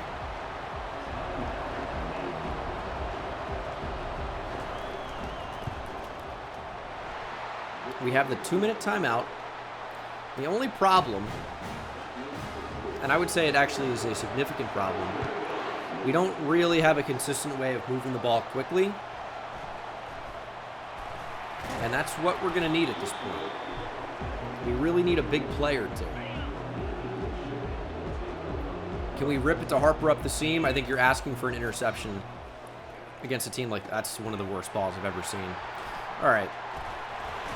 That's going to be the ball game. I mean, that couldn't have been thrown to the linebacker any better. So, awful throw. We're going to get blown out here in the Big Ten Championship. We knew it was going to be tough to beat Oregon, and it was. So, Greg, 2 interceptions. Gentry with a good game. Major Blades, 3 for 28. Receiving, obviously not much to speak of. It's Navy. Interceptions for Lewis and Juwan Story, but we didn't really get enough pressure. Our front 7 really didn't impact the game enough, and that, I guess, makes sense. Oregon is just going to be way better up front, but our offense was super disappointing, and we will see who we're going to play now in the college football playoff. Obviously, no first-round bye for us. We dropped to number 5 in the nation, and let's see what the bracket looks like. Oregon, obviously, with a first-round bye. We do get the benefit of a different side of the bracket. Here's the problem. We are playing Alabama in the first round of the CFP for the second time here at Navy. That's a challenging draw. The last time we saw Alabama, they had a freaking super team. As we land 4-star running back Alexander Forrest from New Canaan, Connecticut, Canaan. Darren Godwin from Fort Wayne, Indiana is a 4-star right tackle. Pete McDonald picks Michigan. Wish you could see how close that was. But, okay. John Reeder, a receiver for Oregon, wins the Heisman with, I guess, decent numbers. And we will play Alabama in the first round of the college football playoff. They went 9-4. And let's see our class. Let's go position by position. We lost out on Ezekiel Sharp. He had star dev. Still obviously going after Winbush, who we might not get. Arkansas, Oklahoma, both making pushes. We can't add any more points, unfortunately. A lot of running backs in the class. Roderick Tungs has elite dev. Impact for Simonson. Tam has impact. Not sure about Marrero yet. Forrest had normal. This is not the best way to do this. Elite for Lamar Broyles. To see what his number 1 position ends up being. Rashad Quick, pick Clemson, had star. Obviously, we know about Sharp. Cole Akbar had elite. Very nice. Elite for Sidney Jennings, continues to be maybe the best prospect I've ever seen. Stephen Heath had elite. Our first 5 all have elite. Jamerson Jones, we lost, had star. Tandy was star. Batonio impact. Impact for Spriggs. Normal for Lewis. Simonson, we talked about. Tam, impact. Forrest, normal. We talked about Godwin, normal. Lost out on McDonald, who had star. And currently we have the 6th best class in the nation. And that should end up inside the top 5, especially if we get Winbush. But we know we're going to get Bojorquez here in the near future. That's a 4-star. Marrero looks decent. That'd be a 4-star. Jocelyn is probably not going to pick us. Nebraska's going to absolutely pass us for Stubbs. That's kind of tough. Should add McLennan, though. That's a 4-star power-oriented right tackle. That's a great pickup down the line. Another 4-star in Josh Aikman. Yeah, the class is going to end up being really nice. Alabama may not be. It's an interesting time for it now, but if I can have additional XP for all these guys with Architect, and then a chance to increase a random skill cap when leveling up, that's going to boost the potential of everybody. And then in the offseason, when we get the big boost with Motivator and all those big level ups, we should be getting huge upgrades. That's my hope. So, we'll see what happens. Alabama is, again, about as tough as it gets. We've lost to them in the playoff before. They're a 90 overall. We knew they were going to be pretty good. But hopefully we can just be a little bit better. It's going to take a lot to beat this Alabama team.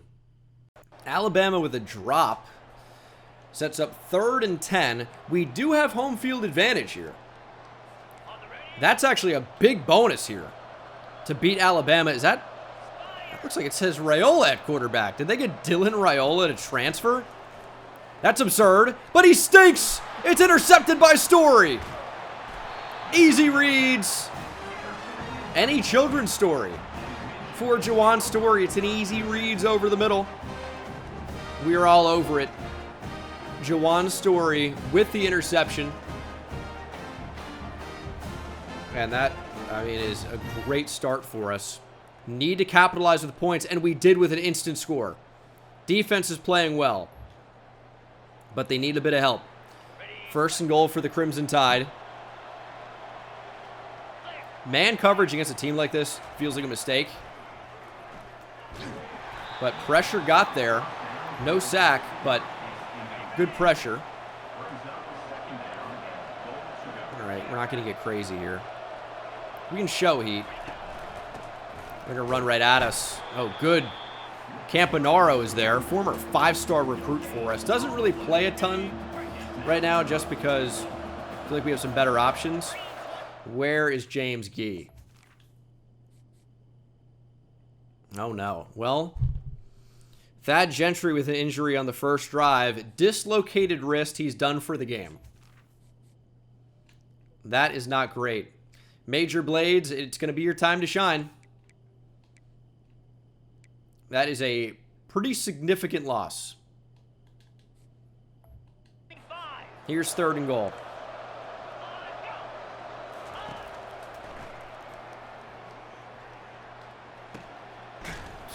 I'm glad it's not a touchdown. That is Dylan Raiola at quarterback.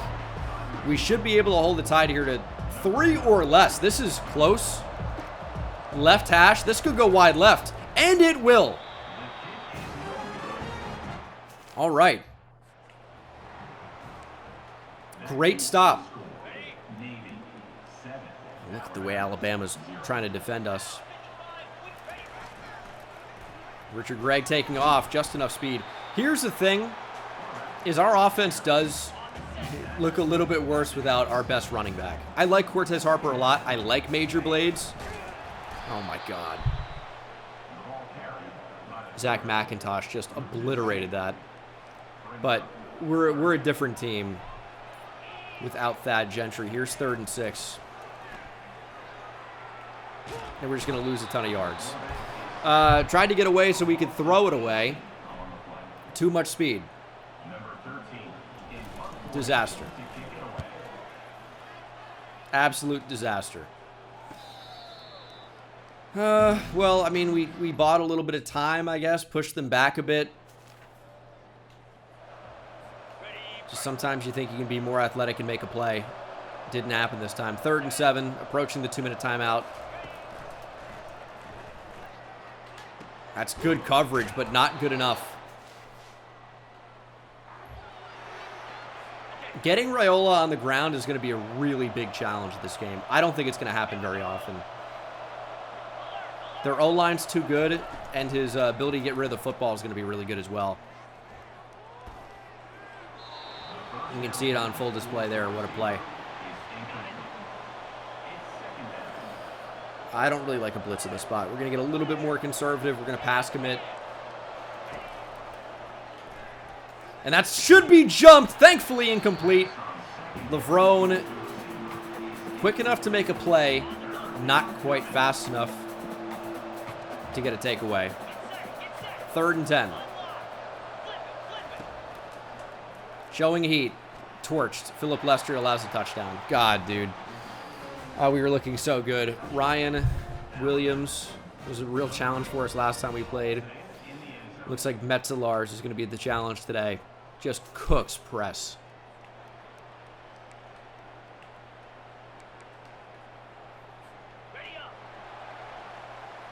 And it looks like, I don't know how, but it looks like Alabama's got 12 defenders on the field at all times. I don't know what we're going to be able to do against them today. They are fast. They are physical. That's a tough challenge. On the move with Richard Gregg. Can barely outrun a defensive tackle. Does have 60 yards rushing already. And that's with losing like 20 on a sack. So he's had a big day already. Maybe that's what they can't handle, is the Greg scramble. He's an animal. 2nd and 1. Yeah, then we just stay up the middle here. Need to be able to block them a little bit. Or doesn't even matter if Major Blades can just continue to break tackles the way he's doing.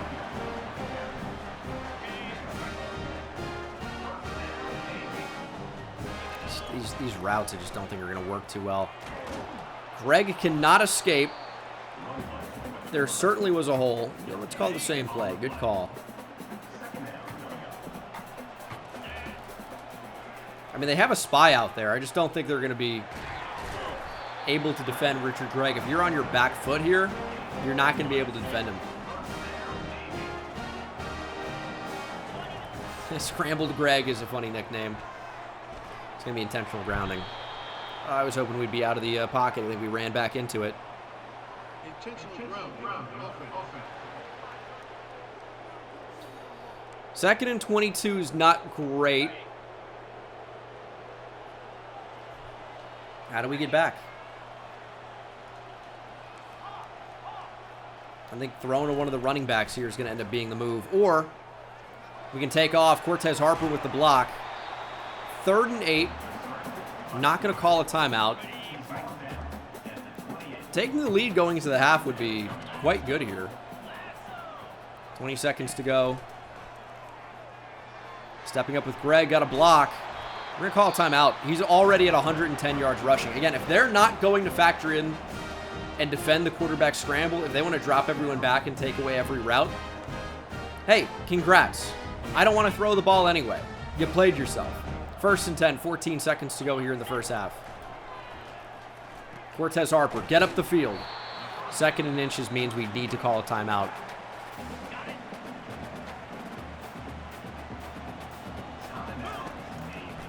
Cortez Harper, get up the field. He's going to fall down. We got to call a timeout. I mean, it has to be done. I didn't really want to, but we couldn't line up in time. 4 seconds to go. We got to throw the ball in this spot. Cortez Harper, get up the field. Touchdown. Let's go. Cortez Harper, big score. Love for his brother Donovan to do something on the defensive side of the ball, but we're going to score, take the lead with 1 second left to go, and that's a great way to start the second half. We recover the kick after a fumble. Oh my goodness. We are on the Alabama 12.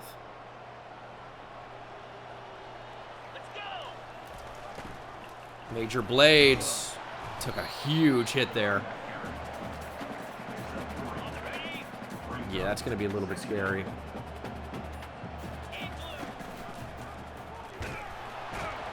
Kept it with Greg because I was worried about the Blades injury. We made that decision far in advance. 3rd and 9.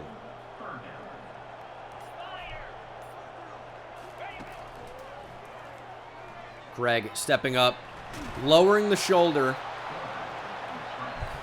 Do we want a 2-possession lead, or do we want a touchdown? It's a very good question.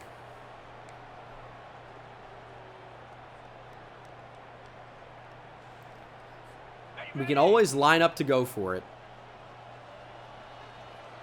and rip it back here. Take the delay game and then get points. But we're not going to do that. Up the middle, Major Blades, touchdown! Huge. We're going to go up by 2 touchdowns at home against number 10 Bama. Played aggressively. Great result. Alabama with a touchdown, though, and the ball back. And in the red zone. And I guess that's why you go for the touchdown there. Alabama, they can't be trusted. Good pressure! We just can't get Raiola on the ground.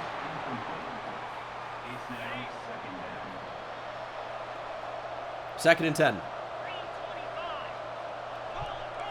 Your pass commit again. It is a run, though. And we were just not equipped to handle that. I didn't expect it. They've been just passing. Final play of the third quarter, potentially. We are all over it. Lambeau with the TFL.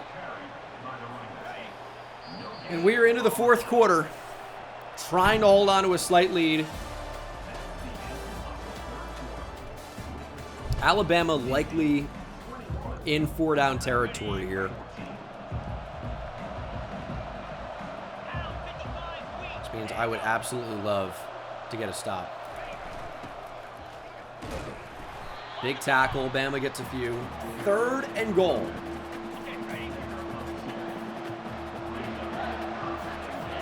We're going to run commit.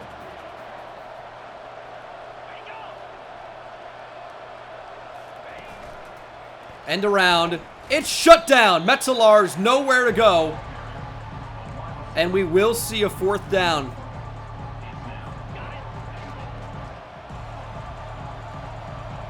Huge play of the game. 4th and goal for Bama. They'll throw. Raiola back across the play. Back across the field. Wide open. Touchdown. Lowell will tie it up. We'll take over on 3rd and 9 out of 43-yard rush by Major Blades. And then now we're suddenly looking at 3rd and 9. On the edge of field goal range, though.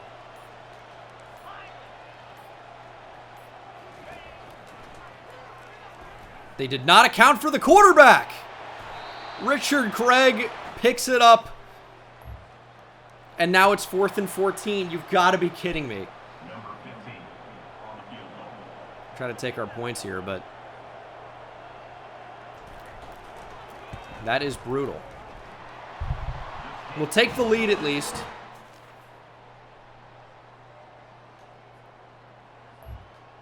And they just punted the football. 2:52 to play. They think their defense can get a stop. Trying to catch them napping.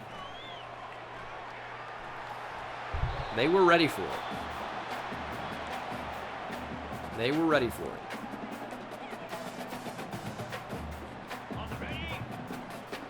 Cortez Harper, I need you to do something here.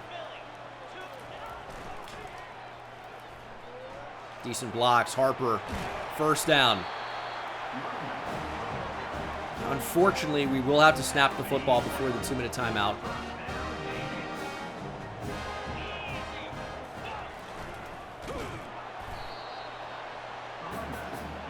Okay. I mean, you guys know how I feel about going up by 6 late in the game. You just incentivize the other team to go for the touchdown. Thought that was an option there. So I would like to consider this 4-down territory. The problem is, are we going to be able to get close enough? We're not really even in field goal range right now anyway. They're blitzing. We had the perfect call for the blitz. We couldn't get out there. And we'll have no choice but to punt. Could be a good punt, though, here. That's okay. I could have put a bit more power on that. They'll be on the 14-yard line.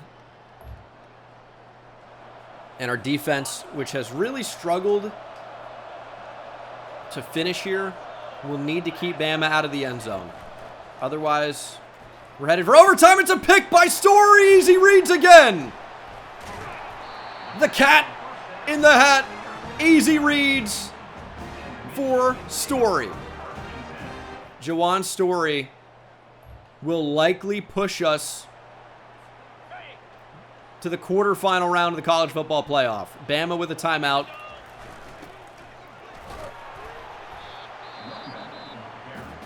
Would love to be able to win the game here.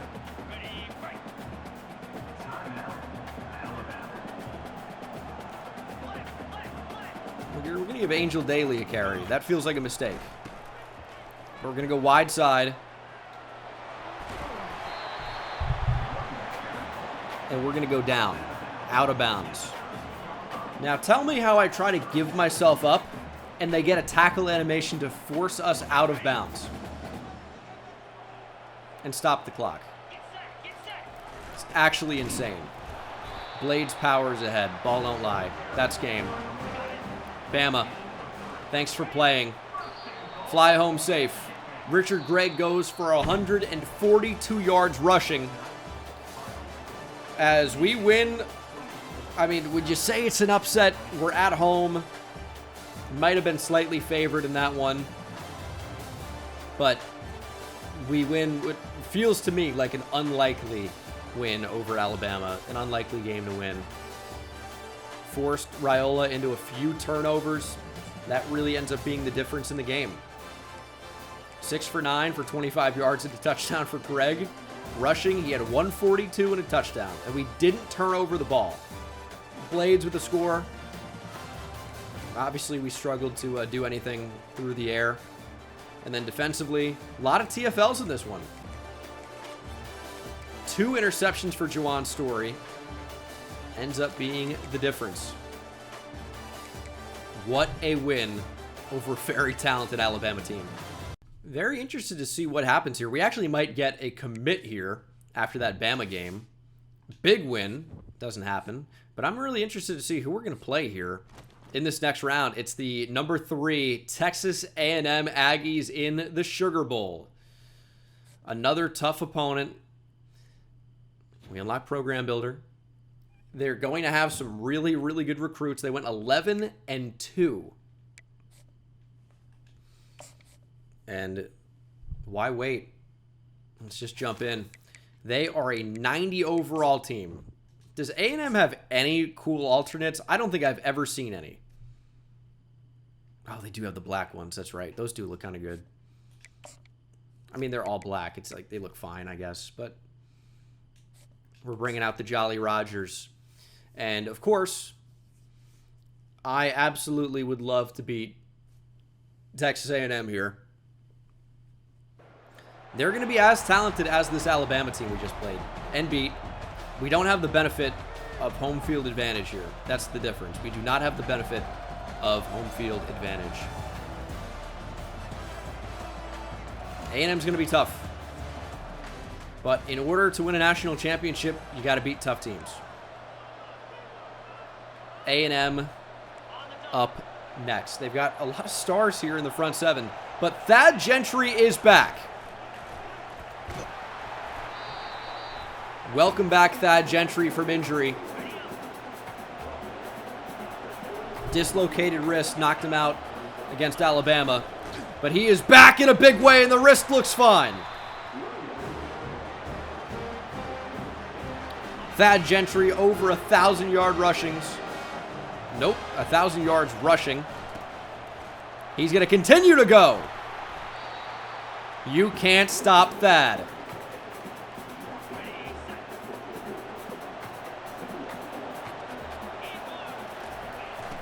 It's the Thad Gentry show right now. One-on-one against a safety.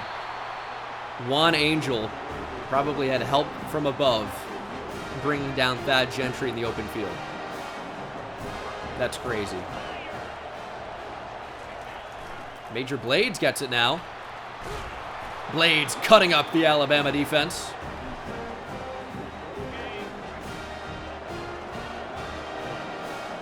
Our running attack has been just incredible.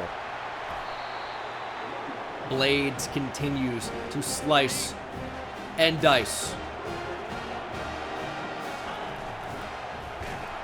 Finally, we were shut down. Nowhere to go for Gregg. See how well we're going to block this. Rocket toss. Gentry, actually Harper, gets some of that back. Makes it 3rd and manageable. We might just try that to the other side. Oh, they're so pinched. Double mug look. It's our best chance to get big yardage here. Cortez Harper gets the first.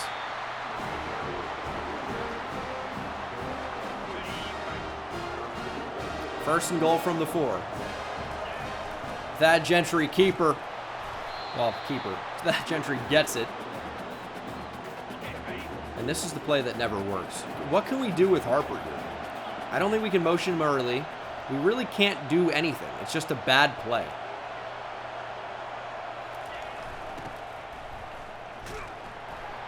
And Richard Gregg is now hurt. Our starting quarterback is down. 3rd and goal from the 1. Randy Missouri into the game at quarterback. Harper shut down. It's bruised ribs for Gregg. We'll go to Missouri for now.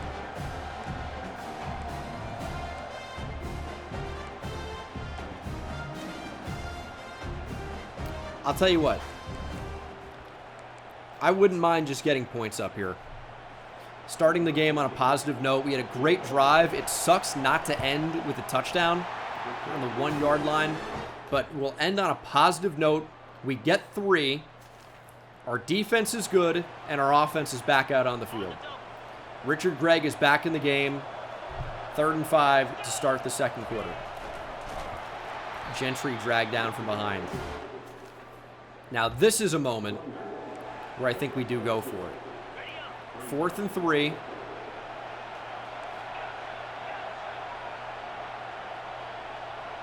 Big spot here. Gregg on the move. He scrambles for it. And we get 10. We get 12 after a safety. A&M with a touchdown, though. And our defense is out there. 3rd and 7.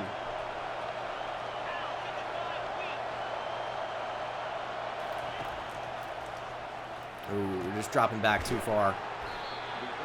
Respecting speed way too much.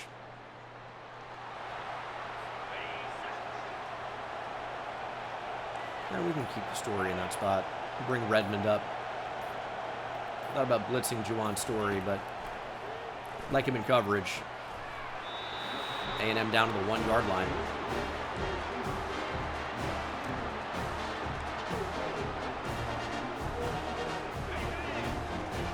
I think we have to commit to a run here. 1st and goal from the 1. If they pass, congratulations to them. It's an option, and it's a touchdown. A&M bouncing back. No question about that. George Myers with a rushing touchdown. And A&M with the lead. 52 seconds, 3 timeouts.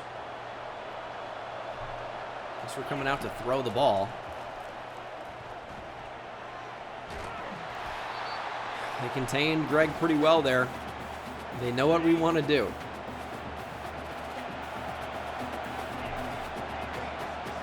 Don't really want a 3 and out here.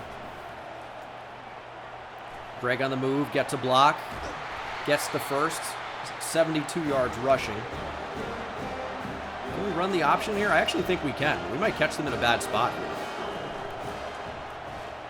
There's the pitch to Cortez Harper. We have a block in the outside. Cortez Harper down the sideline. God can't save you. Angel cooked touchdown. Cortez Harper. What a play. Explosive plays can be the difference in the game. Obviously. You rip a play like that off, it's a beautiful thing. Let's go for 2. We're going to fake it. To make it a 6-point game. They covered it. And they make a play. 18-14 still. Let's see if we can hold them here. Hey, good defense. We might actually come out here on 3rd and 10. See what they do. Still have 3 timeouts. They might run the ball in this spot. They're not going to, though. Well, might as well have been. I wish we had an extra second or 2. Ooh, they're not going for it in this spot, surely. 4th and 5. They're getting crazy. But the play is likely going to last I was going to say longer than 4 seconds. It's an interception. Easy reads, user pick. It ends the first half. Lavrone with the takeaway. Can't get in position for points. Just not enough time. If we made that tackle in the tight end in the flat in the previous play a little bit earlier on the first attempt, we got it. That could have been a pick six. That would have been huge. See how the second half goes. Defense needs help. A&M with the ball on the 8. Let's blitz at him.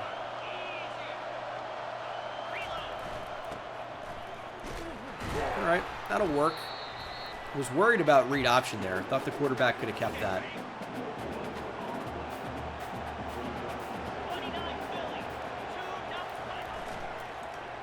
Play action, throw to the end zone. Get your hands up. Fussell with a chance for an interception. Had no idea the ball was in the air. 3rd and goal from the 8. Quarterback looking to take off. Do not force him into the end zone. George Myers goes down to the 1. A&M going to try 3. It's a lefty kicker from the left hash up close. This is weird. But he hooks it. Bangs it in. And we've turned over the football. Well, punt, but same deal. We are up by 1. 3rd and 6. I think we can safely pass commit here. And that is a sack. Scotty Utecht will force A&M to punt. We need some damn points. 3rd and 2. Gentry. I'm thinking it's all you here. I think it was Thad Gentry. Let's get a touchdown. But we'll try to get that touchdown in the 4th quarter. We are up by 1. Headed to the final, hopefully, the final quarter of play here in New Orleans. Sugar Bowl against A&M. We have 229 yards rushing. They've thrown for a few more yards than we have. But with 229 yards rushing, you would hope that you'd have more than 18 points, but we just haven't done anything through the air, of course. And they were all over the run. We punt, but we get the ball back. Forcing a punt, 21-yard rush by Thad Gentry. Under 5 to play. Okay, they're starting to stop Thad. We got to call something else. It's time to get the ball into the hands of Cortez Harper. Touchdown here is huge. And we got to block. Cortez Harper, one-on-one. Stopped at the 1. Yeah, the hurdle was incredibly bold there. Stupid even. We got down to the 1-yard line. This is where you'd love to just say, hey, QB sneak, but it's going to go to Thad Gentry. Up the middle, touchdown, Thad. Power on the goal line as well. Bulldozes a defender. And we're up 25-17. It's a really, really good spot to be in. We can't lose in regulation from the way things stand. Screen! The rare screen still works for A&M, even though we kind of diagnosed it. And I like getting aggressive against them. I really do. Quick throw. Fumble! It's recovered by Jeffrey Daniel. That could be the game. Jeffrey Daniel recovers the fumble. The A&M ROTC program can't believe it. Holding their breath, hoping there's some way that this is not Navy football. Let's see. Catcher over the middle. Hard to tell. But we should be able to retain possession. We've got the ball. Let's run it out. Greg gets it. Nice run by our quarterback. Another snap before the 2-minute timeout. Greg Keeper. Pitch to Harper. Maybe not the right call. That brings up the 2-minute timeout. 25-17.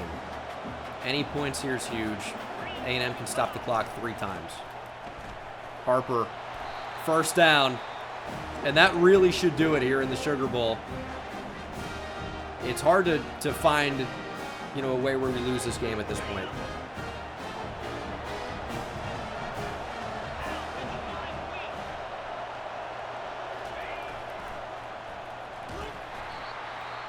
Okay, timeout A&M. 2nd and 12. We're just looking to buy a little bit of time. Waste as much time as possible. Certainly never passing this spot. 3rd and 7. We can take it down close to a minute if we don't get the first.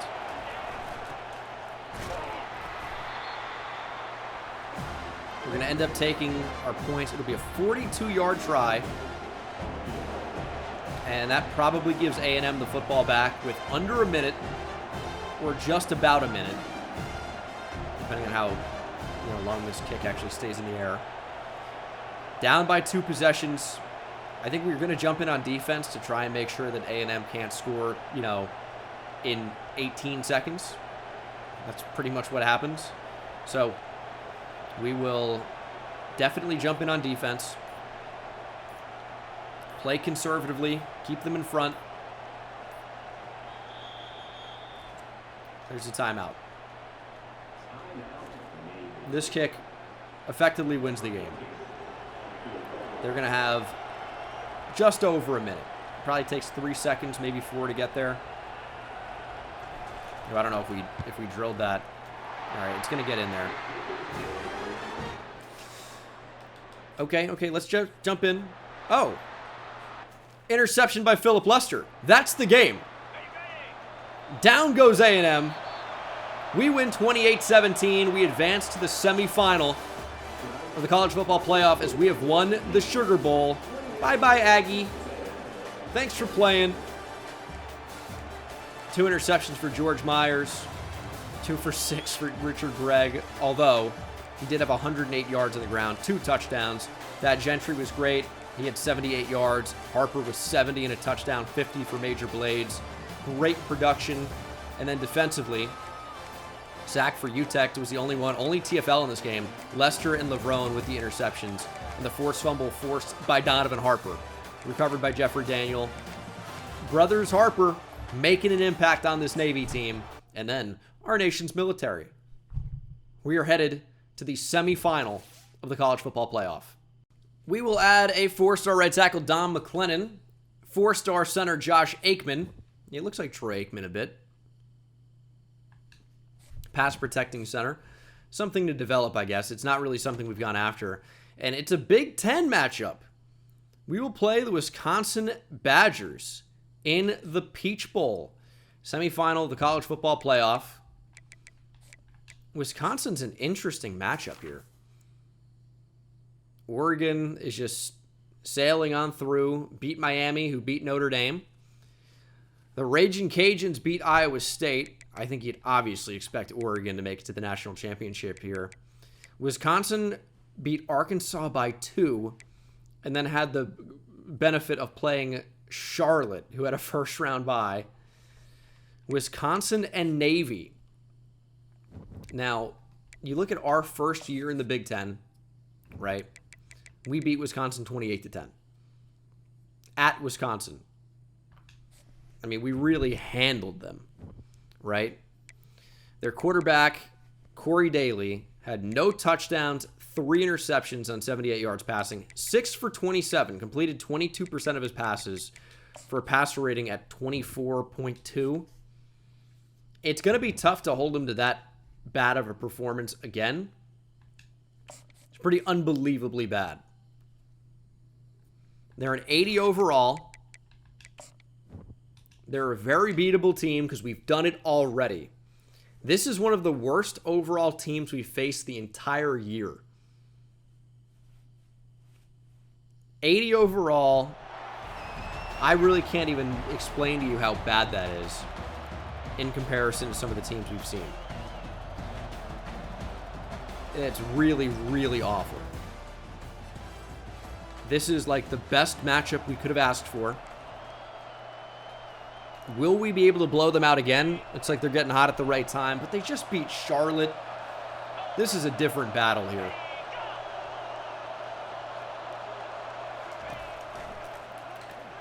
Oh, they're going to get the ball out. All right. Try to hit the quarterback quickly. I think you need to in that spot, but Wisconsin moves the chains. Showing pressure. And that's going to be a touchdown. Wisconsin up early. All right. Already a much better performance than they had against us last time.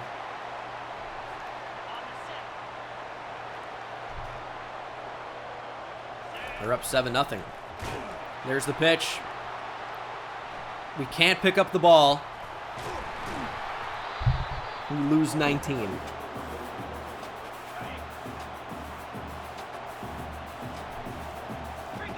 Second and 29. Facing adversity early. We're letting it fly. That's a touchdown. Braden Garnes. The ball was not intended for him. It worked, though. Weird way to score, but big touchdown. And the football back. Fumble recovered by Armand Lavrone. Sets us up on the 5-yard line.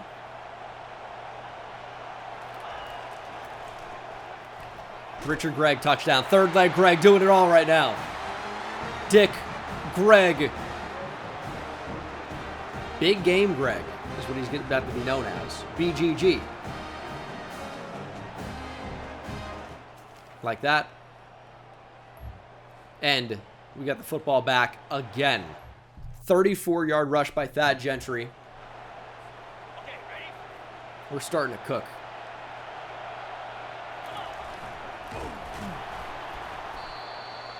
Thad can be a bit of a tank. Just need to get him the ball. Thad Gentry up the middle. It's going to be tough for him to go through 3 defenders, but take the positive play. Thad Gentry touchdown. That was just too easy. Thad with the score. And Wisconsin answers, but we have the ball back, up 21-10. Very high-scoring first half. Already on the move. Gregg with a spin move. Richard Gregg into Wisconsin territory. What a run from our junior quarterback.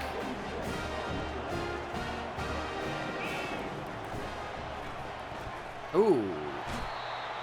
What a play from the nose tackle. Ken Pinkins.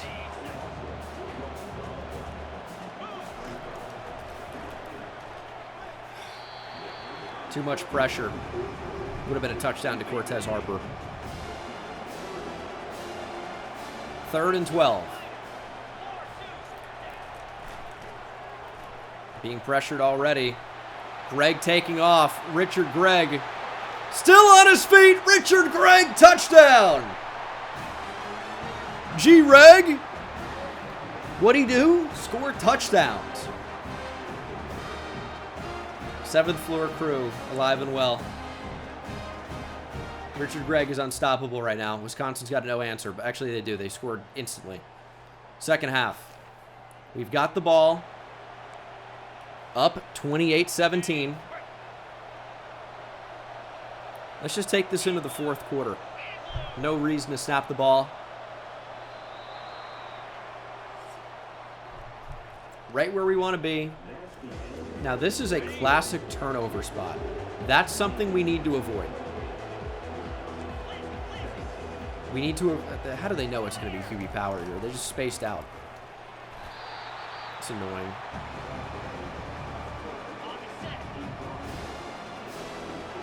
3rd and 4. Gentry makes it 4th and short. Now we go for these.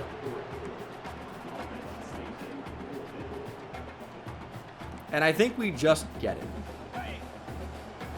Major Blade's going to work back up the field. Gentry is a lead blocker. There we go. Major Blades, 1st down.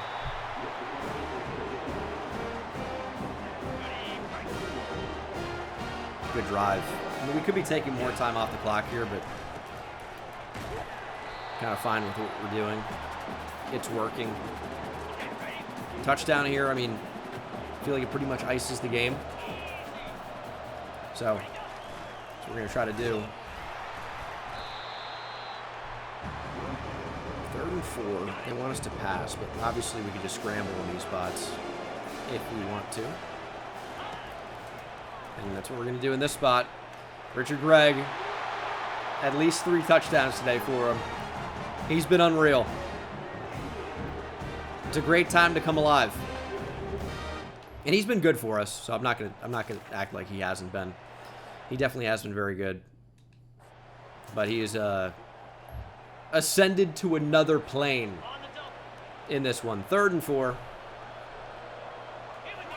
Passing feels crazy. They're just not really accounting for the scrambling ability of Richard Gregg. You need to be able to. Otherwise, he's going to kill you.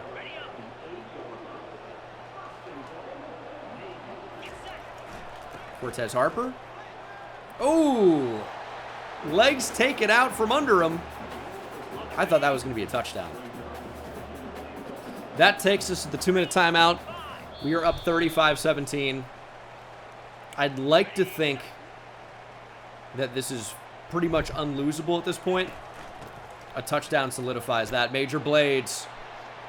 We get some salutes in the chat for the Major. Touchdown, Major Blades. We're going to go up 42-17.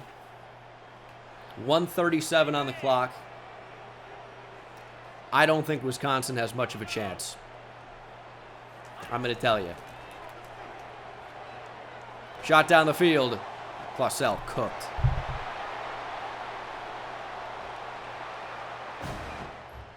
He's a weak player on our team. I'm not gonna lie to you. If he's one-on-one with the receiver, it typically doesn't actually go very well. As Messer recovers the onside kick. But that should do it. I don't think Wisconsin's going to call timeouts. So this game is over in 10 seconds, pretty much. 3rd and 1. Okay. Nice, you read the quarterback. It's over. We are Peach Bowl champions, and we are headed back to the national championship. We're on a pretty great win streak here. Now, one of our 3 losses on the season is to Oregon. We will very likely be playing them in the national championship. Interception in this game for Richard Gregg. He did have 3 touchdowns on the ground, 4 overall. Did fumble. Touchdown for Gentry and Major Blades. Harper kind of held at bay in this one. Touchdown for Braden Garnes. And defensively, sacks for Utech and Gee. No interceptions in this one. TFLs for Gee and Harper. And we are headed back to the national championship where, yes, it likely will be Oregon. We do add 4-star tight end Nick Bojorquez from Wisconsin. Locked out on Jocelyn, unfortunately. Will it be Louisiana? Will it be Oregon? It'll be Oregon. The #1 Oregon Ducks. We have our chance for a rematch. We did not play them on our Big Ten schedule this year. And, of course, we lost 24-6 in the conference championship.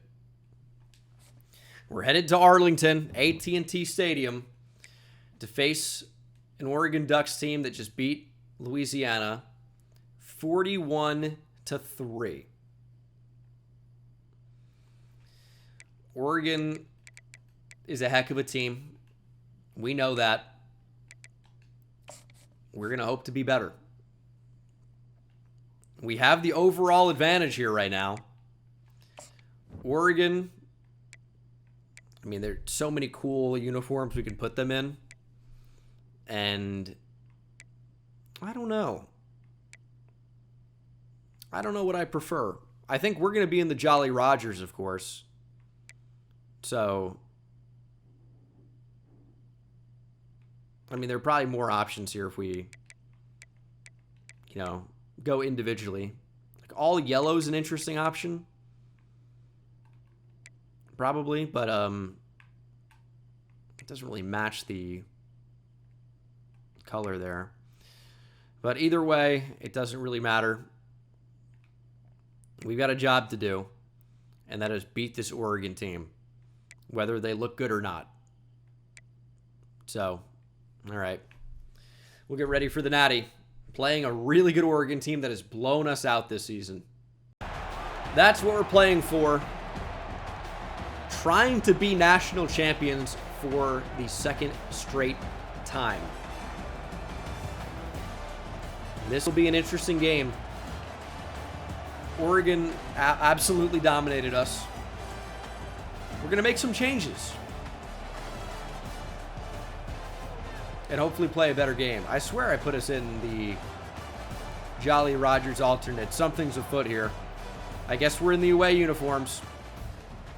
And we do have the football first. We've been able to run the ball down the throats of our opponents here recently. We know Oregon could be a different challenge. We've got, our running backs fully healthy. Thad Gentry, Cortez Harper, Major Blades. Let's see if we can go ahead and actually play strong against this team. Now, the big problem is Oregon is just so fast. If we're in, obvious passing situations, we're kind of screwed. That Gentry, though, big stiff arm. Gentry rips one for 10. That's an explosive play. It's runs of 10 yards plus and throws of 20 yards or more are explosives. Here's another one. Thad Gentry. Starting to cook a little bit here. We want to shorten the game against Oregon. They're too talented.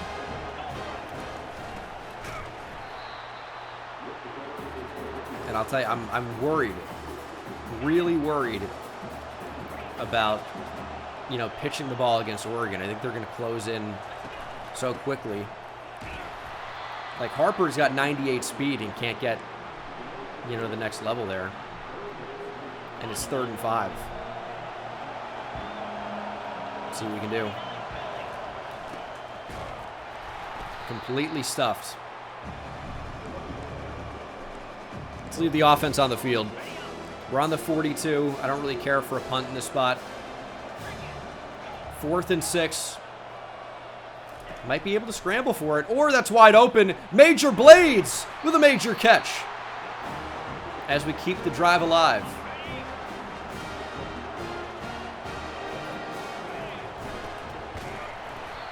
Just trying to stay up the middle to guarantee some yardage and not go the other way.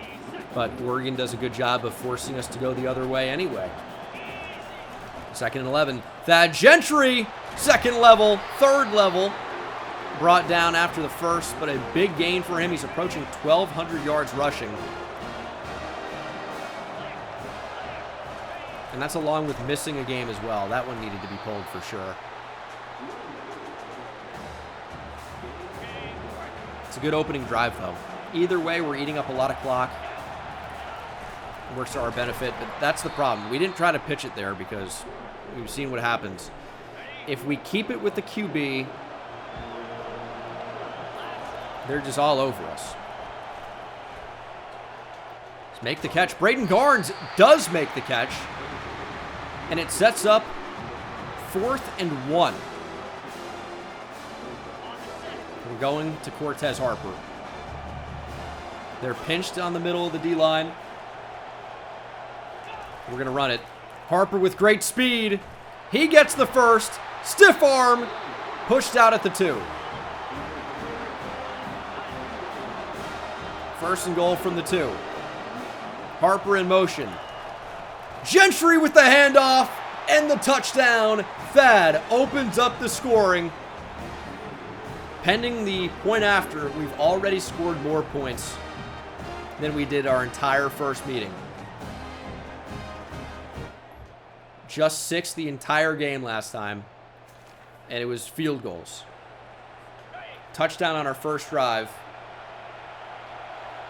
Here's 3rd and 4 for Oregon. We forced interceptions in the last game as well. Touchdown, Oregon. Shot right up the seam.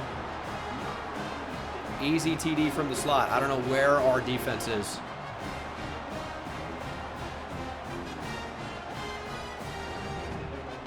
I don't know how that was such bad coverage. Good drive for us, though. Inside the 2-minute timeout. 1:57 to play. 7-7. No need to freak out in this spot. We're doing okay. Just go down, Rich. Don't do anything crazy. Don't want to give Oregon the football back either.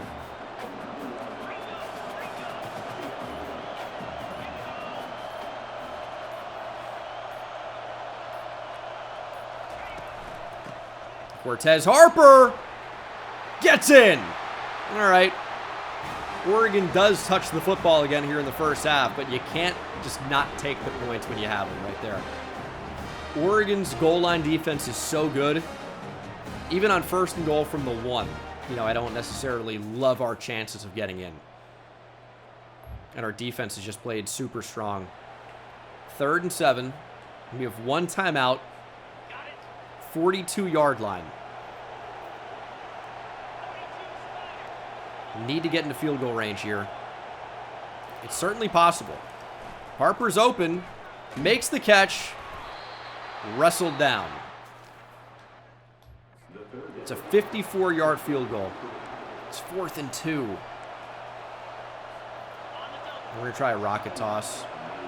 QB spike. If we need to. And then field goal if we get it. Although, that might not even come into play. Cortez Harper down the field. We're going to play it conservatively. We're going to play it conservatively. I know one-on-one in that spot. If we can just make one man miss, it's a touchdown. We have no timeouts. We want points here. And we're going to get points. It's a 2-possession lead. I think that was important. If we go for the spin move there or the juke and we don't get it, we get tackled in the open field. Oregon's got some great DBs. Suddenly we have 0 points now on that drive, and I just don't think that was going to ever be worth it. That's the half.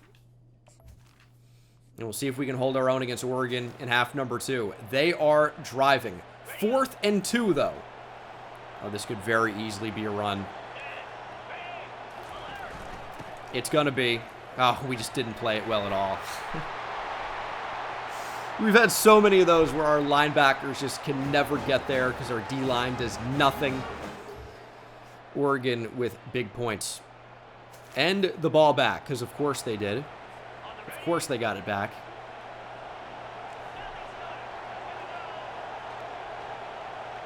Third and 5 for the Ducks. It's a design rollout, and we force the throwaway. Will Oregon go for it on 4th and 5? They won't. But it didn't matter because they got the ball right back. 11-yard punt return. Puts Oregon on the 42-yard line. Our 42 as well.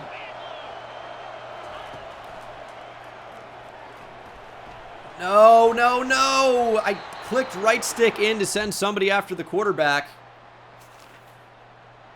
Although there was a huge play in the game there. And we're up 17-14. Oregon with the football back, though. 3rd and 13. It's a check down.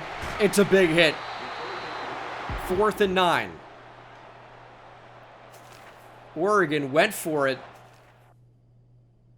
No, he missed a field goal. Oh, my goodness. A 48-yard field goal missed at this stage in the game. That's an incredible miss. And we are not snapping the ball for the next 30 seconds. I'm going to tell you that for free. Got to close it out with the run here. Here we go. Cortez Harper gets a block. Big spin move in the open field for Cortez Harper. That takes us to the 2-minute timeout. Or it should. Is chew clock not on? Up 17-14. Oregon gets 4 more stops of the clock. The 2-minute timeout right here, which will not be a factor as we're not snapping the ball on first down. A first down really could do it here. Something tells me Oregon's run defense is about to step up in a huge way. I mean, they had like 8 in the box there, minimum. Bringing everybody up. This is where you want to like call some type of toss. Nowhere to go for Richard Gregg. And it's 3rd and 10. Richard Gregg keeps it! And Gregg all the way down to the 1. We're sliding. Oregon calls their final timeout. Unselfish. As Navy, the midshipmen, are back-to-back national champions. They said it couldn't be done. Some people probably. Literally, somebody in my chat earlier. Actually. But not one. You got to let that go, buddy. Shave it off. Back-to-back national championships. We, of course, will continue to play it out and simulate out a bit. Why does that guy look so familiar? The one that looks like a real robot? The crazy whatever? I don't know. Thad Gentry is your player of the game. 52 yards rushing and a touchdown. Interesting choice. But a 17-14 win is a big one. Defense played well enough. Our offense was awesome. Gregg 5 for 7 for 38 yards passing. He also had 109 yards on the ground. Touchdown for Harper. Some of those rushing yards I think are being misattributed with the rocket toss to Gregg instead of Harper, who earned them.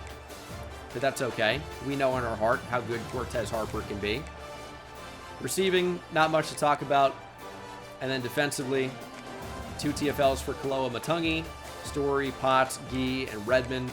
2.5 sacks for Scotty Utek. What a performance for the senior in his final game. Kaloa Matungi with 0.5, and then a pick for Byron Lewis.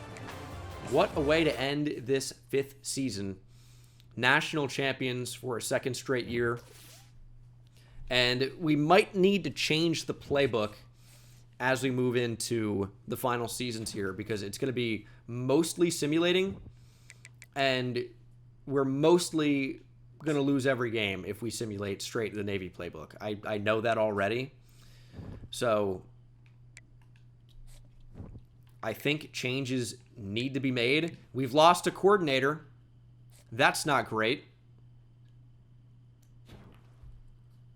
We have unlocked CEO, though. Problem is we have no coach points. I just realized the reason why I was saving those was in the event that we won a national championship, I would buy CEO for 30 and then delay Sunday. First round projected players are less likely to leave for the NFL to keep Donovan Harper. Instead, I guess I picked or chose Donovan Harper to leave for the sake of upgrading the rest of the team. It was an interesting decision. I think I would do it again, I suppose. But we are national champions for a consecutive time. #1 ranked team in the country, and rightfully so. And players leaving, it's actually more than I thought. Cedric Crick projected to go round 1. Big starting right tackle. We actually played him on the left side. Donovan Harper, our best DB for sure, maybe even our best defender. Jawan Story, we will be able to get him back.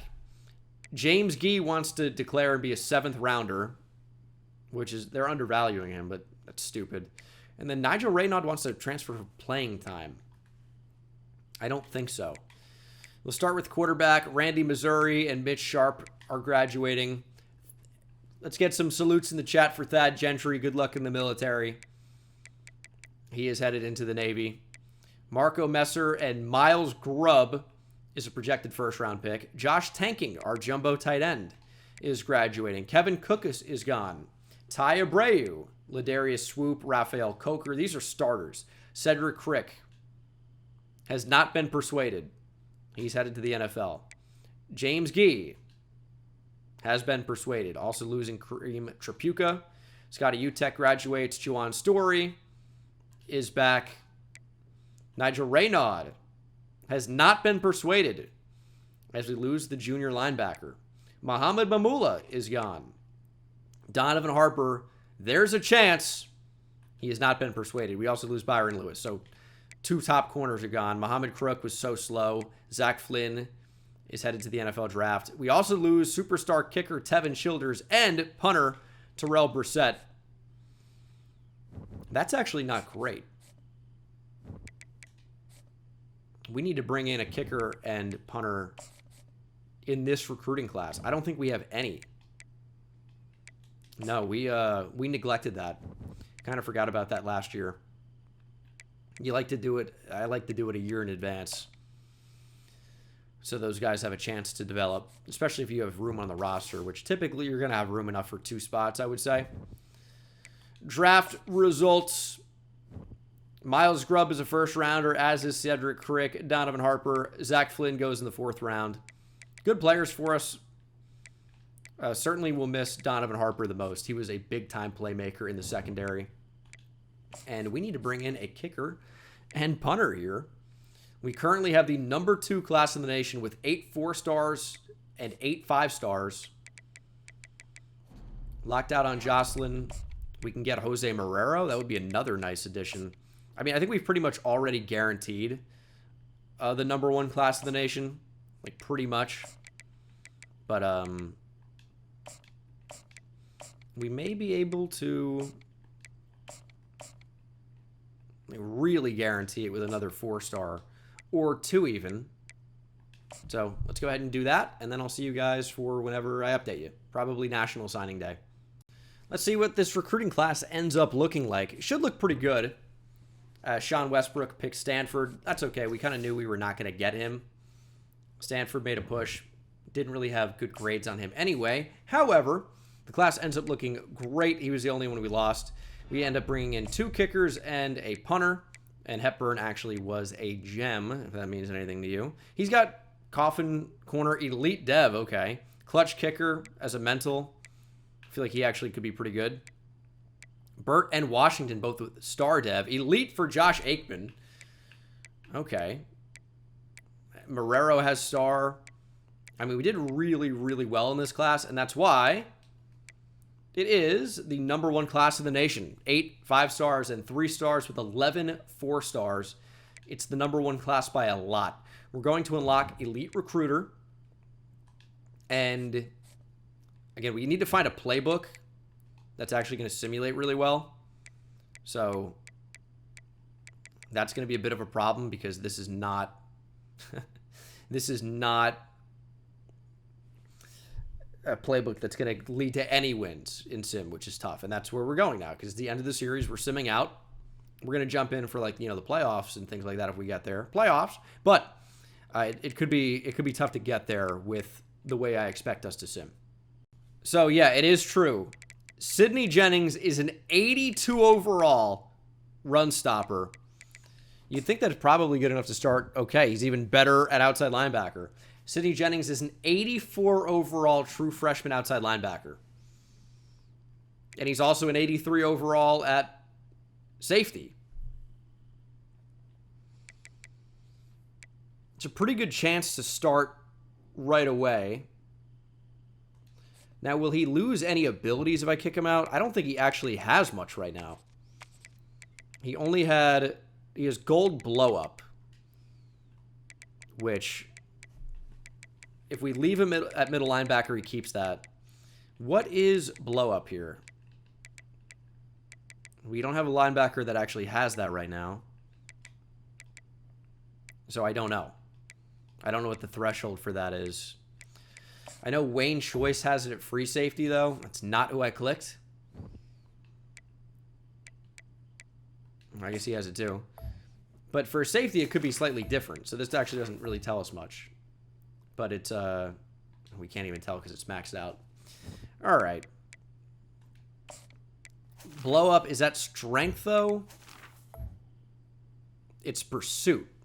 He's got 87 pursuit as a true freshman. I kind of think I'm going to move him to outside linebacker because he'll have a chance to play early. I don't know. With the offseason development, maybe we just keep him at middle linebacker. That limits his overall. So MLB, it's 84 block shed. So he's got 84 block shed. So he has that actually already. We're going to leave Sidney Jennings probably at middle linebacker, which means he's not going to play as a true freshman very much. He is insane, but he'll be awesome as a true sophomore still. It's just, it would be tough to get him on the field, I think. So he'll be an 82 overall. He's still insane. Yeah, it would be a super fun player to use. I mean, 94 acceleration's ridiculous. That's the type of guy you'd want to actually have rushing the passer if you could develop him in that way, but not sure that's actually doable. But either way, we're looking really good. We're going to try to win 3 in a row. I don't think Navy's going to be able to simulate well enough. So as I've mentioned, we will try and find a playbook that works. And, you know, we'll see if we can do that. Jacksonville State seems to be the leader from what chat is saying. Spread option playbook. It's pretty good. Ooh, Lamar Broyles. 78 overall free safety and strong safety. But we need depth at receiver. 5-star recruit. I mean, a 6'6 safety would be insane. But we're going to play him at wide receiver. Got a lot of running backs to add. In terms of the team, and we're an 86 overall pre any type of an upgrade. I feel really, really good about, you know, where this squad is. But it's just, I think the playbook could absolutely hold us back. And that is certainly a little bit disappointing. 3 in a row would be awesome. How many did we win in a row at the end of the last Dynasty I did? JMU. We ripped off a lot in a row. So we'll see. All right, my favorite part. We're going to get a ton of coach points for the upgrades right now. And when we unlock Elite Recruiter, which is right now, we should be able to spend money in a big way. Do we only get 10? That would be crazy. I guess we're a really high level now. It should be higher than 10, though. I would think. Elite Recruiter has been unlocked. We have 32 points now. And training results is here. Get to see the revamped team. Richard Gregg is up to an 86 overall. He's been changed to a field general archetype, which is pretty awesome for Sim. Means he's going to be a lot more accurate. But he is maxed out. 86 overall for him is pretty good, though. And he's still obviously incredibly fast. Just does not have Magician anymore. At running back, Cortez Harper is up to an 88. Major Blades at an 86. Obviously, a lot of true freshman backs that might appear. But Cortez Harper, this was a low 3-star in the low 60s overall-wise. Low 60s. That is now at an 88 with room to grow a little bit. Juke move is never going to be that great, but yeah, he's an awesome player. Definitely the worst player I've developed into being one of the best. 98 speed, 93 acceleration. Really, really fun player. Braden Garnes up to an 87. Devontae Kitchings has upgraded a lot. Receiver, obviously not incredibly important for us. Montel Hyman has moved out to left tackle where he's at 94. Javier Ivey and Omayale at an 87. Big upgrades here across the O-line. Dorsey's only an 85. He might not even start. Suafree, 87. Tucker Clinton's an 85. George Kaloa Matungi is up to a 92. It's a 91 for Gonzalez. Demetrius Herndon's an 85. I mean, got great depth. James Gee, was moved over from D tackle to defensive end. He's got 90 speed and acceleration. I'm pretty sure he can handle it. 99 finesse moves. Block shedding is only a 75. Just felt like the right move, to be honest. So we made that decision. I think it's going to work out really well for us. Evan Potts moved over from D end to D tackle, where he is now a 96 overall. Block shedding and tackling is great. He's not really a great pass rusher, but with 88 finesse moves, he's pretty good. Miles Campanaro really never developed that much. Mike Mons is 86. He looks awesome. D tackle's a strength for us. David Redmond up to an 87 outside linebacker. Jawan Story up to a 94. Lambo up to an 85 middle linebacker. Maggio is an 84. There's Sidney Jennings. Maybe should have played him at outside linebacker, but Armand Lavrone's an 85 with 94 speed, 95 acceleration. At corner, Clausel and Lester are our two best, but, I mean, Dragusevic is not being upgraded at all. Very disappointing. He's not getting anything. In fact, we're kind of weak at corner. Wayne Choice is an 86 at free safety. Jeffrey Daniels an 88 at strong safety, kicker and punter, starting true freshman. But very good upgrades for us. And our coach, one of our coordinators left us. It wasn't our good... No, they didn't. No, never mind. No, we're still looking great then. Willie Franklin, having elite recruiter, is awesome. But we're going to be able to unlock that here for Gene Dangus. We have 17 points. And... I mean, O-line, I guess. O-line, DB. Additional interest for every 10 hours spent. At this point, we're kind of going on cruise control. So, we'll try to win a third straight natty. The three-peat. It's a possibility. And we'll close the book on Navy Dynasty. It's been a good one. I know it's a very different vibe to where we've been lately. A lot of air raid, a lot of throwing the football.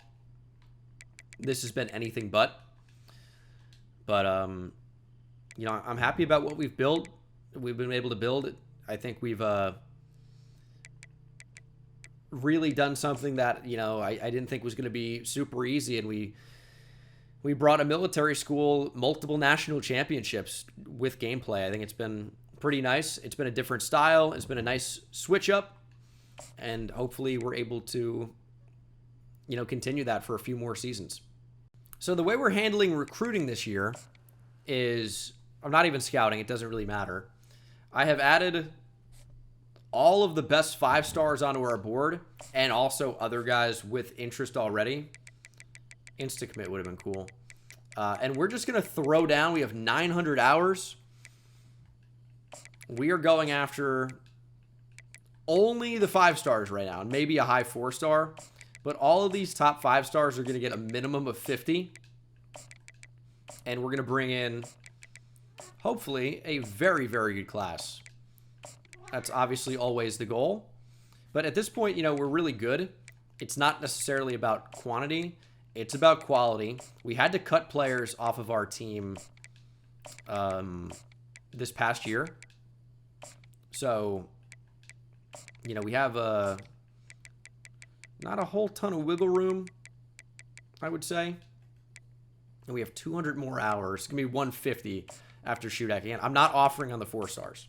Just not doing it.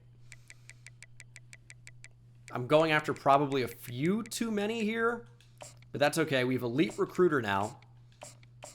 Should certainly help us. And we're going to bring in a wild class and hopefully simulate well. I'll probably something like week 8 or something. I don't know. Well, we've already started getting recruits here. Here's a 5-star Colin Zimmer. Now, because we simulated like week 4 or week 5, and I haven't actually been going through and recruiting week by week, as we're 4-0 with Jacksonville State Playbook, you know, we are probably not in the best position to get every single player we want, as we lost out on the quarterback, which sucks. Getting a 5-star quarterback there would have been huge. But, yeah, it's just I'm not going through and really heavily recruiting these guys. Like, I haven't been hard selling.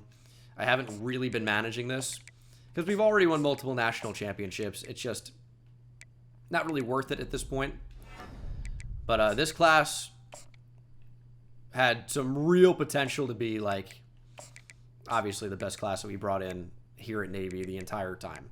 Just because we have Elite Recruiter now, we have more hours. There are more players just off the bat who are interested in us. You know, we have a pretty good potential here to bring in still an insane class, but losing out on the quarterback really sucks. But yeah, we're looking great. Okay, simulating here to the end of the season, pretty much. We hopefully went pretty well, as Tremaine Ahmed from Ohio State had a fantastic season and wins the Heisman as a result. We are playing in the ReliaQuest Tampa Bowl. How do we go from 4-0 to this?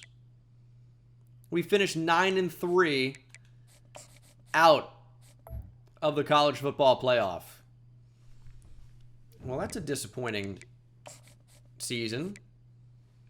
Now, in terms of getting 5 stars just in simulation, we've done pretty well. Didn't get everybody. And I mean, these 4 stars I never even went after at the bottom.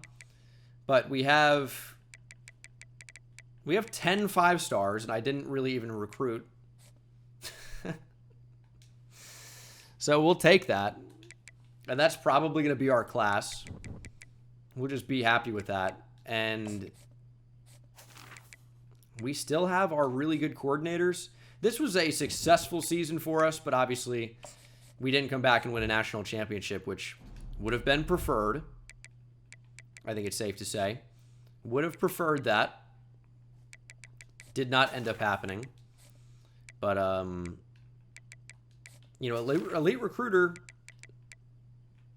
maybe helped us out a little bit. Didn't really use it that much.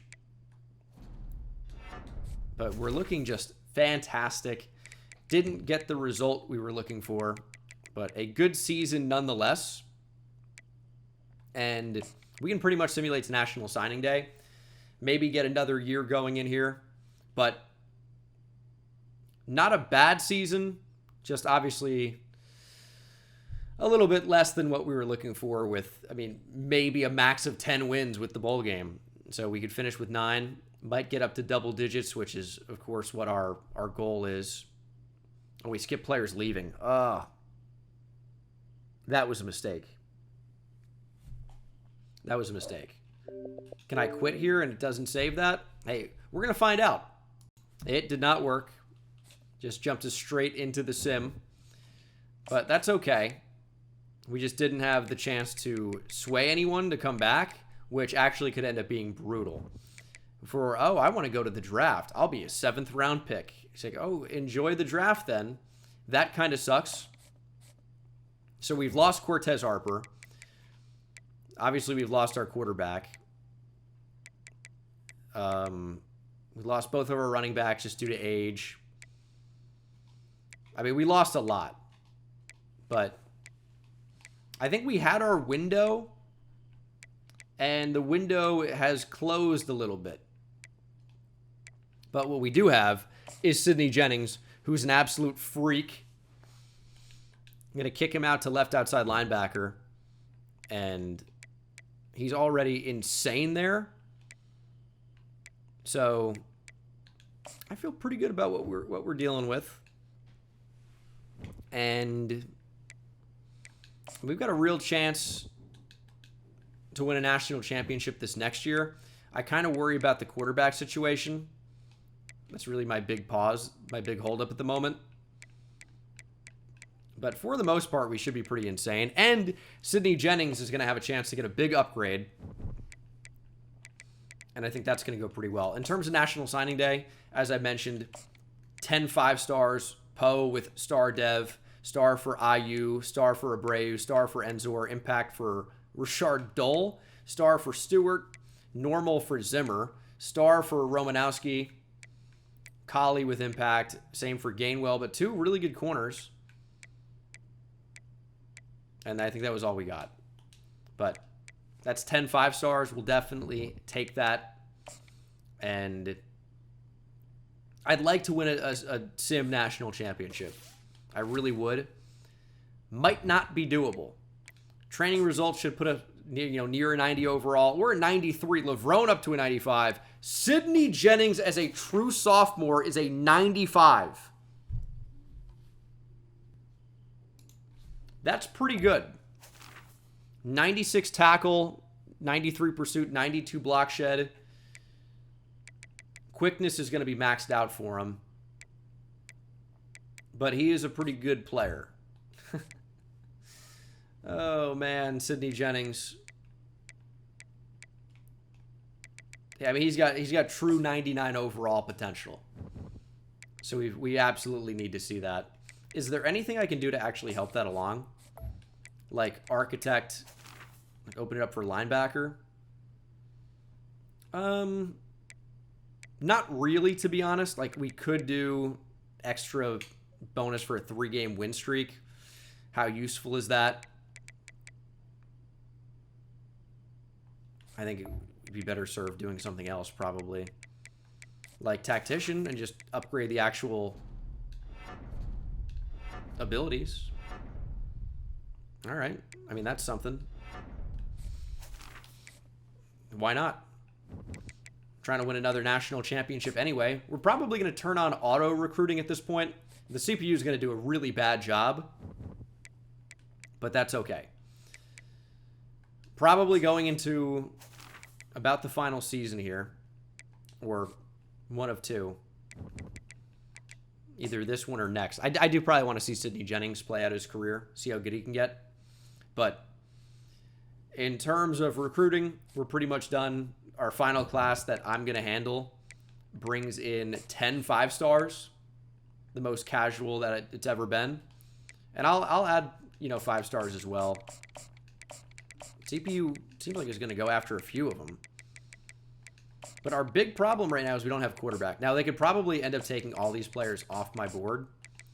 That's a very CPU recruiting thing to do. But we'll see how they handle it. Maybe they bring in a great class. I'm going to say it probably isn't top 50. We shall see. The team is going to be very good, though. Preseason ranked number 8. We're really high overall. Quarterback is not in as good of a spot. No question. So what's our ceiling with a not-so-great quarterback? It's going to be really interesting to see. Hopefully, pretty high. See if we can win another natty. All right, we'll see how the CPU actually did with recruiting. We went 8-3, 6-2 in the Big Ten, but we did make the Big Ten championship against Michigan State. Okay, what does our recruiting class look like? We did get a 5-star, Hayden Costanzo. 1 5-star, 8 4-stars. Don't ever use auto recruiting. Doesn't matter if you have elite recruiter. Doesn't matter what happens. Do not use it. It sucks. So, it's terrible. Don't use it. Season stats for this year. We're throwing the ball now, which is maybe our downfall. Okay, so Jacksonville playbook spread option playbook is actually not running the ball nearly as much as I was hoping for. And I think that's the problem. We're not actually set up to defend or to play through the air. That's not what this team is good at. I will say, though, good season for Sidney Jennings. 3 sacks, 3 picks, pair of TFLs, 48 tackles. He's up to a 98 overall right now.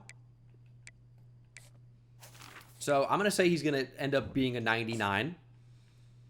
That's expected. And we've got a real chance to win a national championship. Beating Michigan State in the Big Ten championship would be a really good start in order to make that happen. We will play Alabama in the Rose Bowl. We love to play Alabama in the college football playoff, I'll tell you that. So I guess we did win the conference championship. First round bye. Alabama on the schedule again. We didn't get a lot of XP, which means bad news. Although Quentin Leo lit it up. 4 touchdowns, no picks. And we lost 44-35. Damn.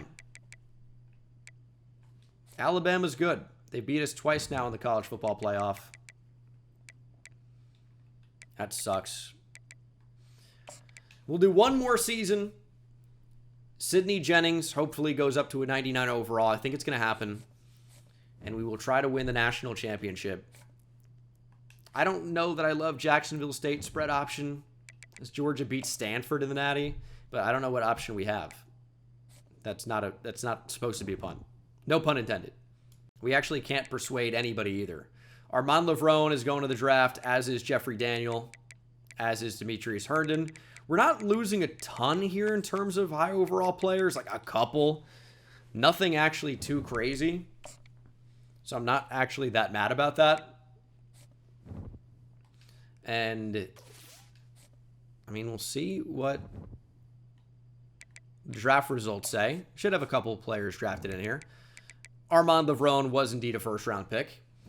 And we're going to go back into Architect here. And I think upgrade again. We have 13. It's actually not going to be useful at this point. It's not useful. Back to Tactician. We need to upgrade quarterback. If we're going to have any chance here. But the CPU recruited at like an all-time bad level. That is auto-recruiting for you. So we really didn't even get to use the benefits of Elite Recruiter. Never really built into that. Really focused more on Architect this time around. I think that was useful. I mean, they're bringing in all the 3 stars now. I guess filling out the roster. One of them looked like Dobby the house elf. I'll let you guys decide who. Also, yeah, they're doing a Harry Potter reboot TV show. Why? Why are they doing that? We finished with a top 10 class, by the way. 13 4-stars, 6 3-stars, and a 5-star. That's not a really bad class for Navy. I guess we'll take that. Sidney Jennings is a 98 overall. 97 overall field general linebacker. He actually has lost blow up. How is that possible? Because his archetype has changed. Interesting. Well, he's going to end up getting a huge boost here. If he's not a 99 overall, I will be absolutely shocked. I'd also like to get Russell Coulter to be a field general type. That will increase how good he can be. Scrambler archetypes do not upgrade. They don't. Okay, we have 100 running backs. That's cool. But if you can get that quarterback to be a field general, which oftentimes you can, bang, they will actually be good. So Russell Coulter can now upgrade his accuracy a little bit, and we might have a better chance here. So heading into the final season, let's see what Sidney Jennings is up to, because that's what this episode's about now. 14K XP. Training results, Sidney Jennings, 99 overall. Playing up to it, but still. It counts. 99 OVR. It's tough to get a 99 overall. It really is. Pass coverage got upgraded a lot, which now will make him a sub-linebacker. What a freak player, though. 99 overall as a true junior for Sidney Jennings. There's a 0% chance he's not going pro. So we can put that to bed right now. And this, I would love for it to be a natty. We have struggled a little bit here in Sim, but we can do it this time around. We're a preseason number 6 in the nation. Our quarterback is up to an 83. Wow. But this is the year. Show me a national championship. Come on. Advancing to our bowl game. How did we do? Let's see. Well, there's Mike Mond. Week 16 against USC had 2 sacks. Remember recruiting him. Enrique Tancho of Alabama with an incredible season. Ends up winning the Heisman as a result. We go 12-1. We are the number 1 team in the nation. Anchored, like that, by Sidney Jennings, 99 overall. Absolute monster player. And run stopping actually has now been uncapped, as that's been upgraded through Architect. Like that. Team's looking nice. Russell Coulter playing up to an 86 overall. This is a good season. And we've got a chance here. We've got a legit chance to be national champions. Very good season for Russell Coulter. Our running game is not exactly where I want it to be. Although Roderick Tongues, our running back, leads the team in catches, yards, tied for touchdowns. He's probably our slot receiver, which is interesting. Double-digit sacks for Mike Mond and Mike Kearns, both in that same recruiting class. Sidney Jennings is going to do this. 3 sacks, 3 picks a year, seems like. But really awesome player. Again, the best recruit I think I've ever seen. And he's certainly living up to that. So we will try to win our 3rd national championship. That's Jeff Eagles, not to be confused with New York Giant punting legend Jeff Feagles. Also was an Eagles punter. And it's USC in the Rose Bowl. So we played them in the Big Ten Championship. Now in the Rose Bowl, #1 team of the nation, 12-1. Will we win another? That's an interesting amount of XP. 1,300. It looks like we won. We're headed to the semifinal.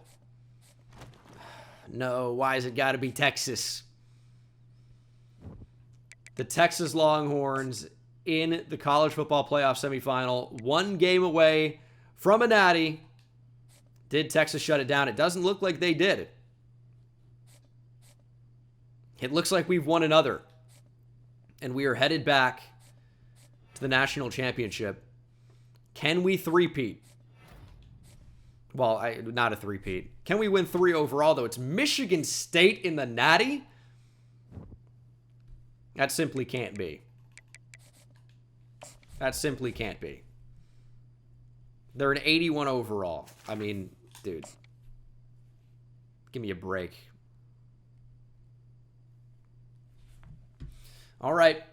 Michigan State. We beat them in the Big Ten Championship last year. They're trying to stop us from winning a national championship this year. Let's go. Come on, Navy. We're down 7-0. We're down 10-0. All right, there's a touchdown. We've allowed another one to Michigan State, but scored another. It's 17-14, 20-14. Going into the 4th quarter, it's 23-17. 7 minutes on the clock. A lot of new names here. Tongues is our slot receiver. Oh, no. We might be cooked. We might be cooked here.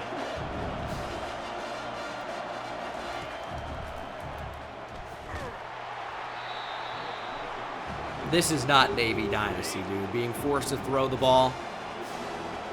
This is not what we built. There's Bohorquez up the seam. There we go.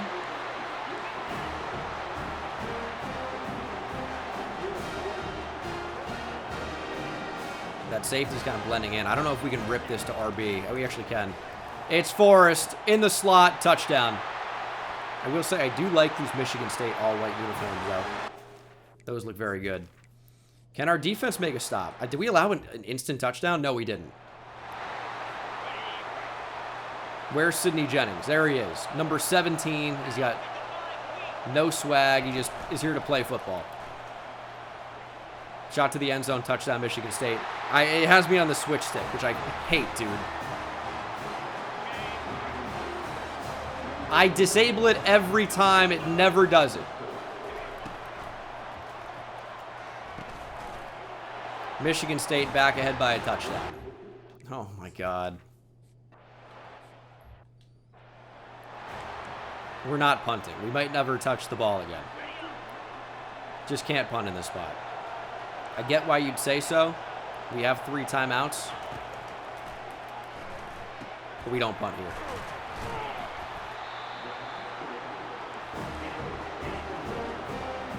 Very interesting. I mean, we're not going to see much of Sidney Jennings, unfortunately. The big-time recruit, best I've ever seen. We're barely even going to play, you know, any snaps with him. Which, that's just the way that goes sometimes. Coulter with enough speed. Good spin move.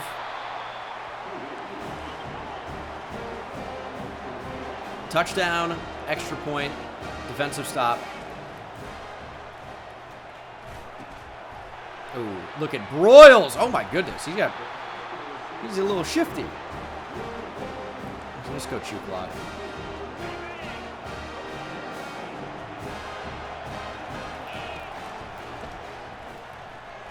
This is why Magician's big. You can actually move in the pocket. Right now, Coulter's a little bit slow to get out.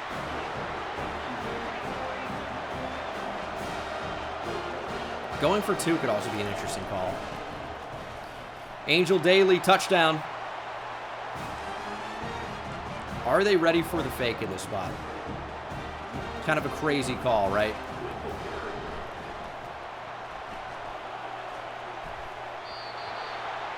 They were ready for it. We got aggressive, though. Now we'll go for the onside kick. It's a beauty. We're going to dive on it. What a spot to be in. What an onside kick.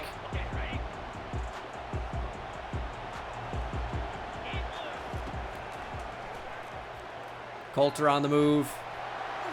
Don't fumble, please. Ball don't lie moment. We probably easily just get the 2-point conversion if we play proper offense. Opted to not do that. But now a field goal wins the game. And we can win our 3rd national championship with 3. Now, however, our kicker's actually much worse than what we're used to. Taking off. Timeout, Michigan State. Let's just take their timeouts off the board.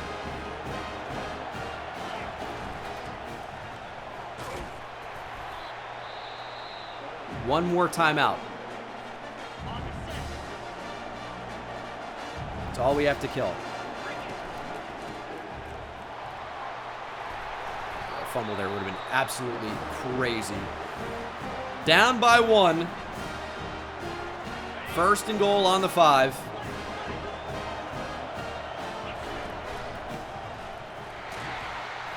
They get the stop. Oh no. Devastated by that. Why would we pass in this spot?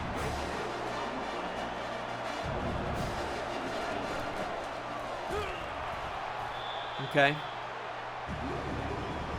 3rd and goal. They have no timeouts. One more play.